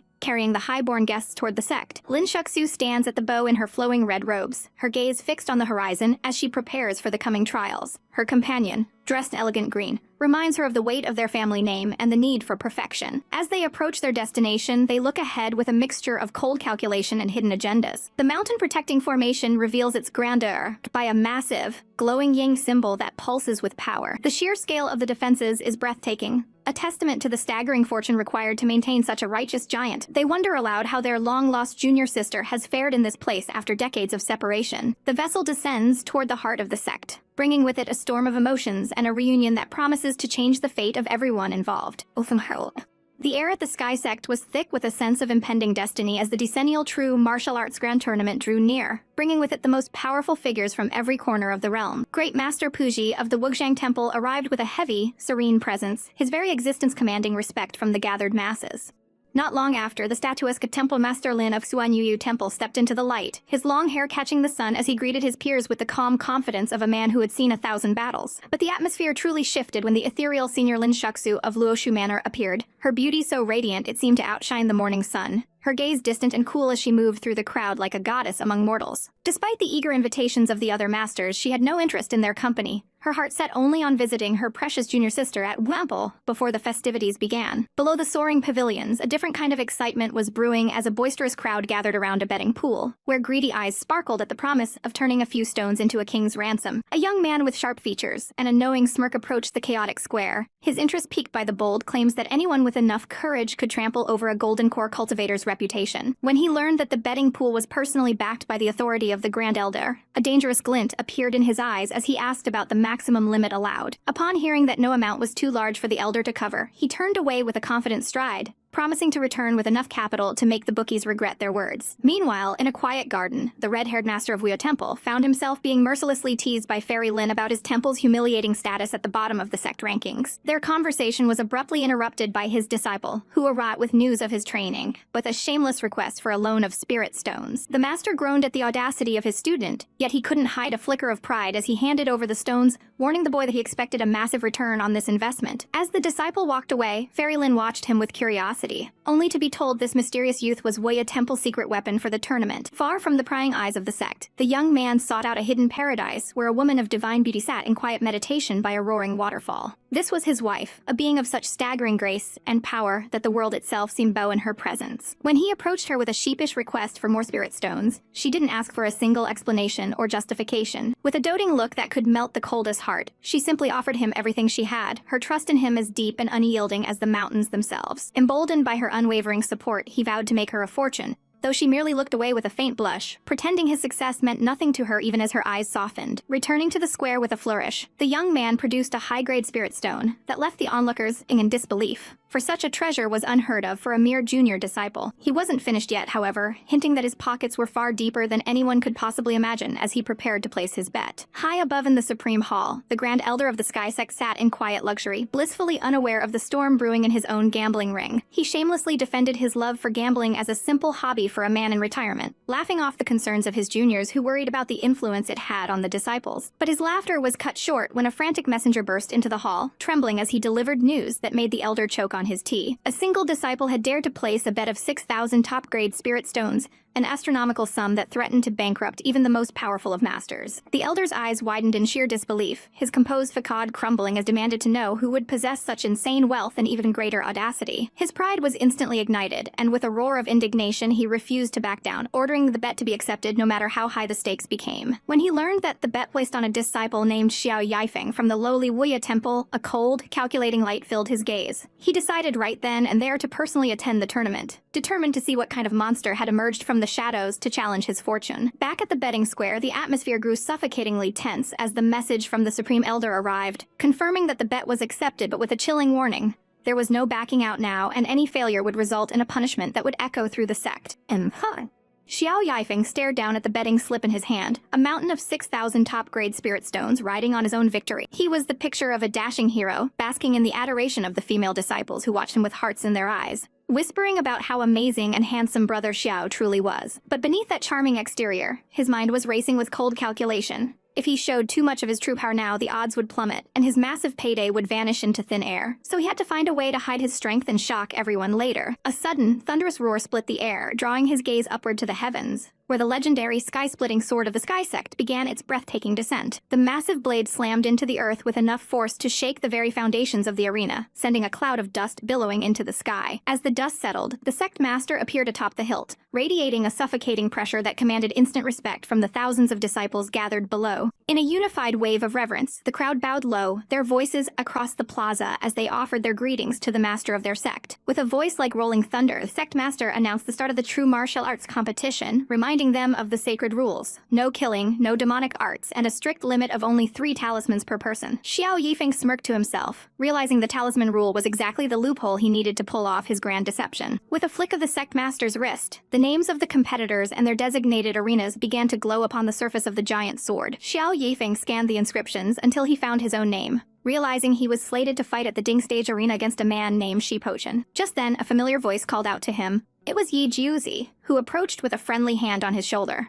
Noting that they were both headed to the same arena, Yi Jiuzi gave him a playful but firm warning that he wouldn't be going easy on him, and Xiao Yifeng replied that the feeling was entirely mutual. Once they reached the Ding Stage, Yi Jiuzi didn't waste a single second, drawing his blade and ending his own match with one swift, devastating strike that left the crowd gasping. Xiao Yifeng watched his friend's victory with a sharp, discerning gaze, noting that Yi Jiuzi to defeat a 6th grade Earth Vein Foundation realm opponent with almost no effort. Finally, his own name was called, and it was time for the show to begin. Yi Jiuzi told him not to disappoint, but Xiao Yifeng only offered a series of pathetic coughs, pretending to be a frail weakling who was barely holding it together. His opponent, Shi Pochen, offered a respectful salute, but Xiao Yifeng could only think about how hard he had to act to ensure he didn't ruin the betting odds. As soon as the match began, Xiao Yifeng launched into a performance of utter incompetence, swinging his sword with an unstable lower body and looking like a complete amateur. His opponent was baffled, wondering where this clown had come from, especially since his attacks lacked even a shred of real power. Xiao Yifeng let out a theatrical yelp of terror as a gust of wind from Shi Pochen's blade sent him stumbling backward. Seeing his target looking so vulnerable, Shi Pochen smirked, convinced he had been blessed with the luck of the gods by being paired against such a weakling. Xiao Yifeng took off running across the stage, screaming for his senior brother to spare his life and go easy on him. looking like a panicked rabbit fleeing a wolf. He narrowly dodged a strike, wailing about close he came to death as he continued his frantic, circular sprint around the arena. The spectators watched in horror and disgust, calling him a total disgrace and wondering when the Sky Sect had started taking in such pathetic cowards. Even Yi Juzi could only press a hand to his forehead in sheer embarrassment,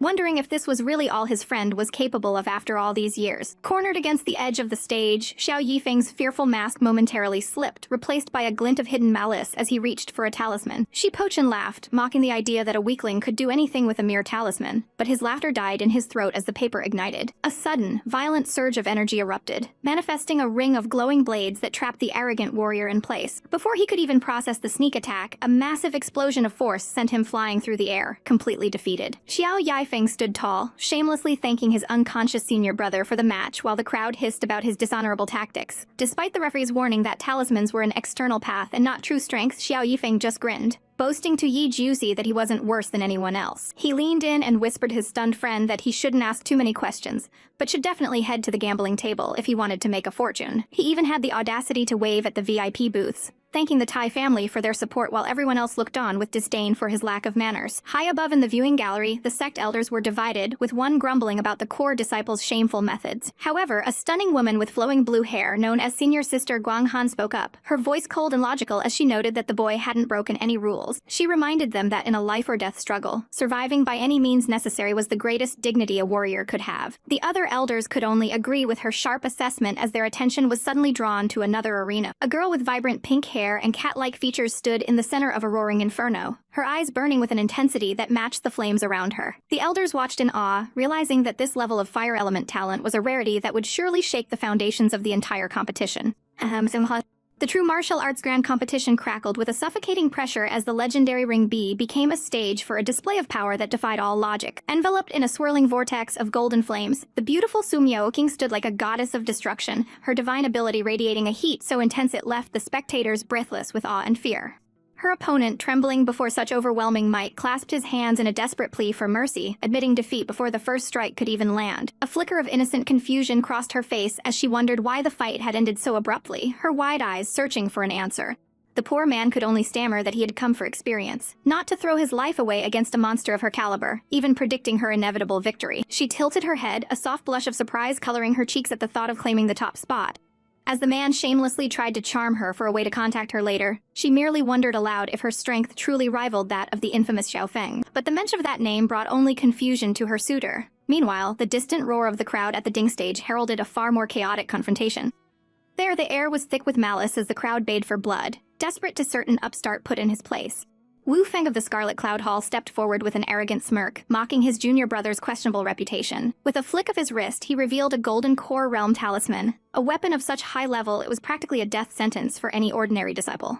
He boasted of preparations, eyes gleaming with the cruel satisfaction of a predator who had already cornered its prey. He flaunted the golden papers, confident that his victory was already written in the stars. Even the usually composed Xiao Yifeng felt a jolt of genuine surprise that a mere non-core disciple could possess such a legendary artifact. Far away in the Supreme Hall, the shadows of conspiracy loomed as a Grand Elder shared a sinister laugh with sycophantic disciple. He praised the boy for his cunning, promising him an elixir for successfully planting the tools of sabotage to ensure the favorite's downfall. The disciple bowed deeply, his face twisted in a greedy smile as he thanked the elder for the generous reward. Back on the stage, the tension reached a breaking point as the two rivals stood to face, the air between them thick with unspoken threats. A masked figure reinforced the plot, handing over even more talismans to ensure Xiao Yifeng's ultimate humiliation. Wu Feng accepted them with a cold determination, his fingers tightening around the powerful papers. But the handsome protagonist merely reached into his robes with a calm, almost bored expression, noting that his opponent's preparations were actually quite impressive. To the absolute horror of the crowd, he produced a blood essence talisman, a treasure so rare and costly that even the elders in the viewing gallery rose in a fit of rage at such a reckless display. He held the paper with a casual elegance, his gaze piercing through Wu Feng's fading confidence. The air turned frigid with shock as Wu Feng pointed a trembling finger, unable to fathom how a common disciple could possess such a masterpiece. High above, the elders were in an uproar, one of them slamming his fist down in indignation at the sheer extravagance being wasted on a mere match. He screamed that this was too much, his face turning a deep shade of crimson as he explained that such a talent required the life force of a great perfection realm cultivator to create. One accused the other of blatant favoritism, but the red-haired elder merely feigned ignorance, looking away with a guilty sweat. He couldn't understand it himself, wondering silently how the life-saving talisman he had given to Miaoqing had ended up in this boy's hands. With a sudden, sharp command,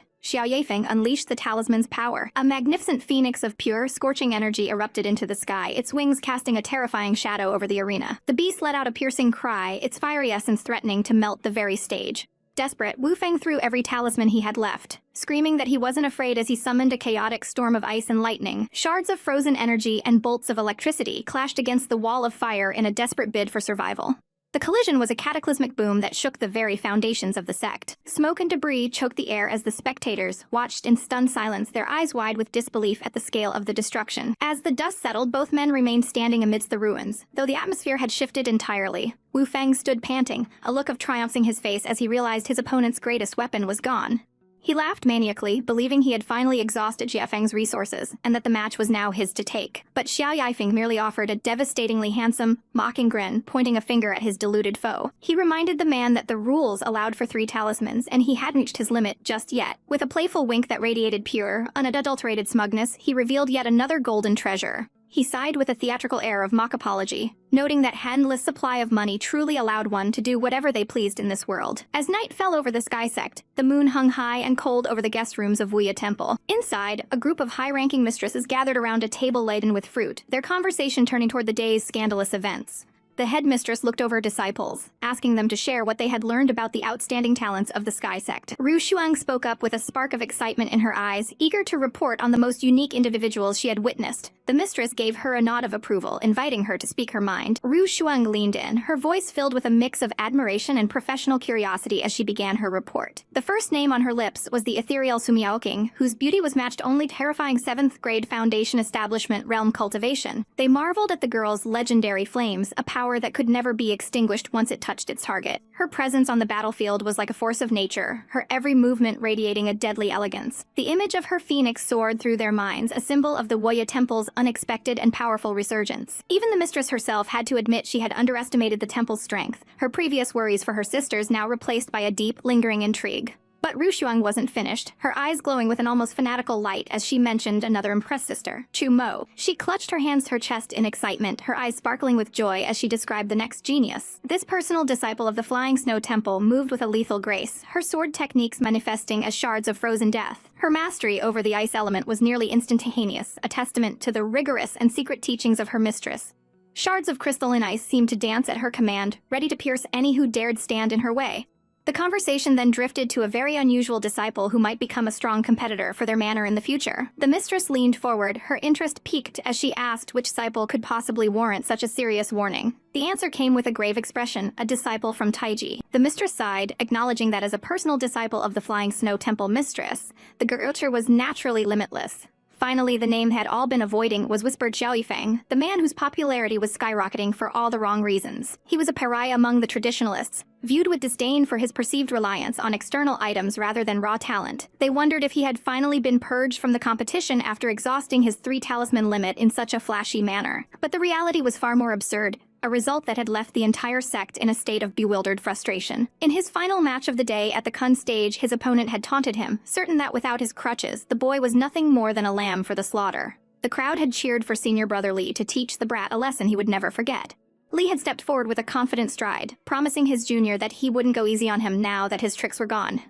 Had merely laughed, his voice ringing with a dangerous confidence as he promised not to use a single talisman this time. He drew a shimmering blade and launched it forward with a casual flick, the weapon whistling through the air. The opponent sneered at the simple flying sword, ready to parry the mediocre attack with his own blade. But with a single, chilling word, Xiao Yifeng commanded the treasure to explode.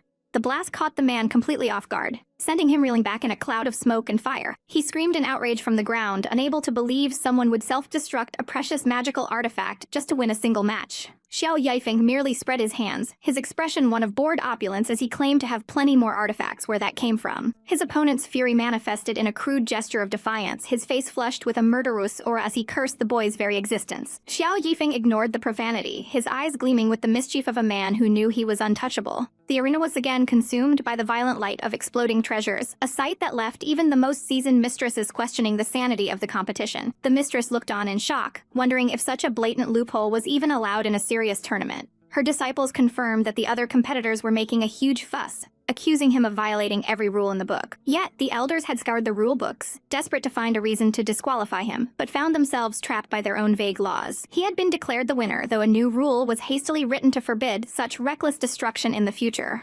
Ru Shuang listened, with a playful pout, wondering how the situation was handled in the end. She was told he was ruled the winner, but forbidden from using that specific method again. A small, knowing smile played on her lips as she looked toward the future. She didn't believe for a second that he would suddenly start behaving himself, and her heart pounded with a strange anticipation, as she vowed to watch his next match personally.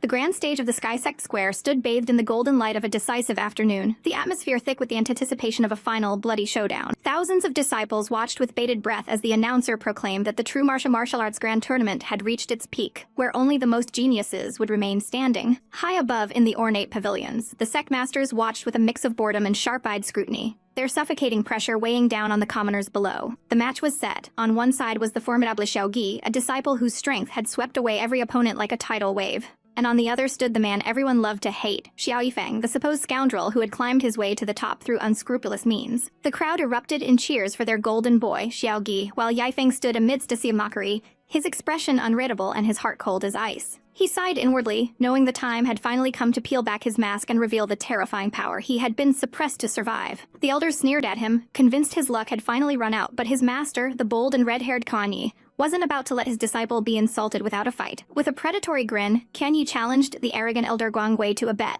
A gamble that would force one of them to surrender their most secret techniques depending on the outcome. The air between them crackled with tension as the white-bearded elder hesitated, feeling a sudden, inexplicable chill. Nearby, the elegant Aunt Lin and her companions watched with narrowed eyes, recalling Feng's pathetic past in the QI refining realm, and wondering if a miracle was truly possible. The bet was accepted with a thunderous clap of hands, a pact sealed in stone that would change the fate of their sects forever. Hidden behind her delicate veil, a mysterious woman in crimson silk let out a soft, melodic laugh, her sparkling eyes fixed on Feng as she felt a strange kinship with the boy who was about to turn the world upside down. Down on the stage, the battle began with a roar. Xiao Gi didn't hold back, his blade erupting with emerald lightning as he commanded Feng to just bring it on. He swung his heavy blade with murderous intent, but Feng simply smiled, dangerous, beautiful curve of the lips that signaled the end of his opponent's arrogance. In an instant, the sky was set ablaze as a massive fire dragon manifested from thin air, its golden eyes burning with a divine fury that silenced the entire stadium. The elders bolted from their seats in sheer shock, their faces pale as they realized they were witnessing a technique that shouldn't exist. Feng stood at the center of the inferno, looking godlike as he raised his hand and summoned the Thouard's technique, filling the heavens with a forest of shimmering, lethal blades. The fire dragon roared again, its massive form coiling around the sky as if claiming the very heavens as its domain. This wasn't just a fight, it was a slaughter as multiple dragons erupted from the flames to surround the trembling Xiao Gi. High above, the elders argued in a frenzy, convinced Feng had reached the legendary Golden Core realm and should be disqualified for bullying the weak. But the sect leader, his gaze sharper than any sword, commanded them to wait and look closer at the truth hidden within the spectacle. A beautiful woman with hair like moonlight watched with a trembling heart, realizing that this boy wasn't a Golden Core master at all. He was something far more terrifying, a genius who could manipulate thousands of blades with only a fraction of his spirit. A feat of pure talent that transcended the laws of cultivation. Xiao Gai was trapped, his green lightning flickering out like a dying candle as he looked up at the man standing atop a floating sword, realizing he was utterly outmatched. Feng looked down with a gaze that was both pitying and cold, acknowledging his opponent's spirit but knowing the gap between them was as wide as the heavens. With a final, decisive wave of his hand, he commanded the dragons to strike. Xiao Gi screamed as he threw up a desperate shield. The fire was all-consuming, a tidal wave of heat and light that shattered his defenses and his pride in one go. A massive explosion rocked the very foundation of the square, sending a plume of smoke and debris high into the clear blue sky. When the dust finally settled, the once proud genius lay broken in a crater, his body bruised and his spirit crushed. Feng stood over him, his robes barely ruffled, his silhouette framed against the towering pagodas of the sect. With a final, ragged breath, Xiao Gi admitted his defeat, his voice barely a whisper in the sudden, suffocating silence of the crowd. The announcer's voice rang out, declaring Xiao Feng the undisputed winner, and as he walked away, everyone knew that the era of the scoundrel had ended, and the reign of a new, dangerous legend had begun. Xiao Feng's victory left the crowd in a state of utter disbelief, their murmurs rippling through the air like a rising tide as they realized the man they once dismissed as a mere rookie possessed a depth of skill that defied logic. Even as the betting pools descended into chaos, Xiao Feng couldn't help but sigh at his own success, knowing that his spectacular display would surely the odds for his next match and cost him a fortune in potential winnings. His musings were cut short when a senior brother approached with an urgent summons, requesting his immediate presence at the VIP stand where the high-ranking members of the sect waited with bated breath. Stepping onto the grand platform, he felt the suffocating pressure of multiple powerful gazes, including that of the sect master, him with a mixture of curiosity and lingering memories of the strange spiritual root the boy had displayed years ago. Amidst the assembly of esteemed seniors, the ethereal and statuesque Seigneur Marshal Han fixed him with a piercing look, her voice cold yet intriguing, as she questioned how a mere disciple could form a move as complex as the myriad swords technique without having formed a golden core. With a respectful bow and a faint, knowing smile, Xiao Feng shamelessly suggested that if she doubted his words, she was more than welcome to personally verify the state of his cultivation. The bold suggestion caused a faint blush to creep onto the goddess-like elder's cheeks, and she quickly dismissed the idea, her usual composure wavering for just a fleeting second. He explained that his feat was not due to a golden core, but rather the rare activation of his Heavenlo Foundation establishment talent, a revelation that sent a shockwave of astonishment through the elders. While some chalked it up to a 1 in 100 stroke of divine luck, Xiao Feng kept his internal monologue carefully guarded, knowing full well that his true probability of triggering such power was far higher than the 10% they assumed. His own master laughed boisterously, delighted by his disciple's hidden depths, and urged him to thank Senior Marshal Uncle Guangwei, who seemed prepared to offer a gift of immense value. The stern, gray-bearded Guangwei beckoned him closer, his aura intimidating as he prepared to pass on the ultimate secret of the Qiankun Temple, the Seven Tribulations heaven-splitting technique. As the elder drew his blade, Xiao Feng was instructed to close his eyes and anchor the sacred incantations within his sea of consciousness, feeling a sudden, blinding surge of spiritual energy wash over him. A brilliant light enveloped his form as the legacy was shared. Within the silent sanctuary of his mind, he witnessed the terrifying majesty of the Seven Tribulations, illness, delusion, and suffering all transformed into sword forms capable of striking down the very heavens. To the absolute shock of the watching seniors, Xiao Feng opened his eyes just moments later, claiming to have fully comprehended the profound technique with a speed that was nothing short of monstrous. Though he maintained a humble facade, attributing his success to the elders' willingness to teach, the elders were left reeling from his exceptional talent and urged him to go rest before the final round. As he made his way back, feeling like he'd truly hit the jackpot, he was intercepted by a mysterious messenger, who wordlessly handed him a bamboo scroll before vanishing into the distance. The cryptic message inside summoned him to the Entanglement Pavilion for an important matter, leaving him to wonder if the beautiful Hanyan was the one seeking a secret rendezvous. Meanwhile, at the grand competition arena, the atmosphere was electric as the crowd roared for the showdown between the Phoenix and the Ice Phoenix. Su Miao kinged on the stage, her pink hair vibrant against the sunlight. But her heart was heavy with irritation, because the man who promised to watch her fight was nowhere to be seen. Her opponent's taunts about her lack of focus only added fuel to the fire, and as the frustration boiled over, Miao King's eyes with a dangerous, murderous aura. Declaring that she was in a foul mood and ready to vent her rage, she unleashed a terrifying torrent of flames that scorched the sky, leaving the spectators gasping at the sheer intensity of her wrath. The massive explosion dominated the horizon, proving that the pink-haired beauty was not one to be trifled with when her heart was troubled. The silent courtyard felt like a tomb, the air thick with an unspoken threat as his boots crunched against the cold stone. Something was terribly wrong. The letter had promised a meeting, yet only a haunting, hollow emptiness greeted him in the shadows of the pavilion. His instincts screamed of a trap, and before the thought could even settle, he threw himself backward with desperate speed, just as a murderous aura surged through the air where he had stood a second before. A shadowy figure watched from the rooftops, mocking his vigilance with a chilling, distorted grace that sent shivers down his spine. This was no ordinary thug. The masked man exuded a suffocating pressure that made the very atmosphere heavy with the metallic scent of impending death.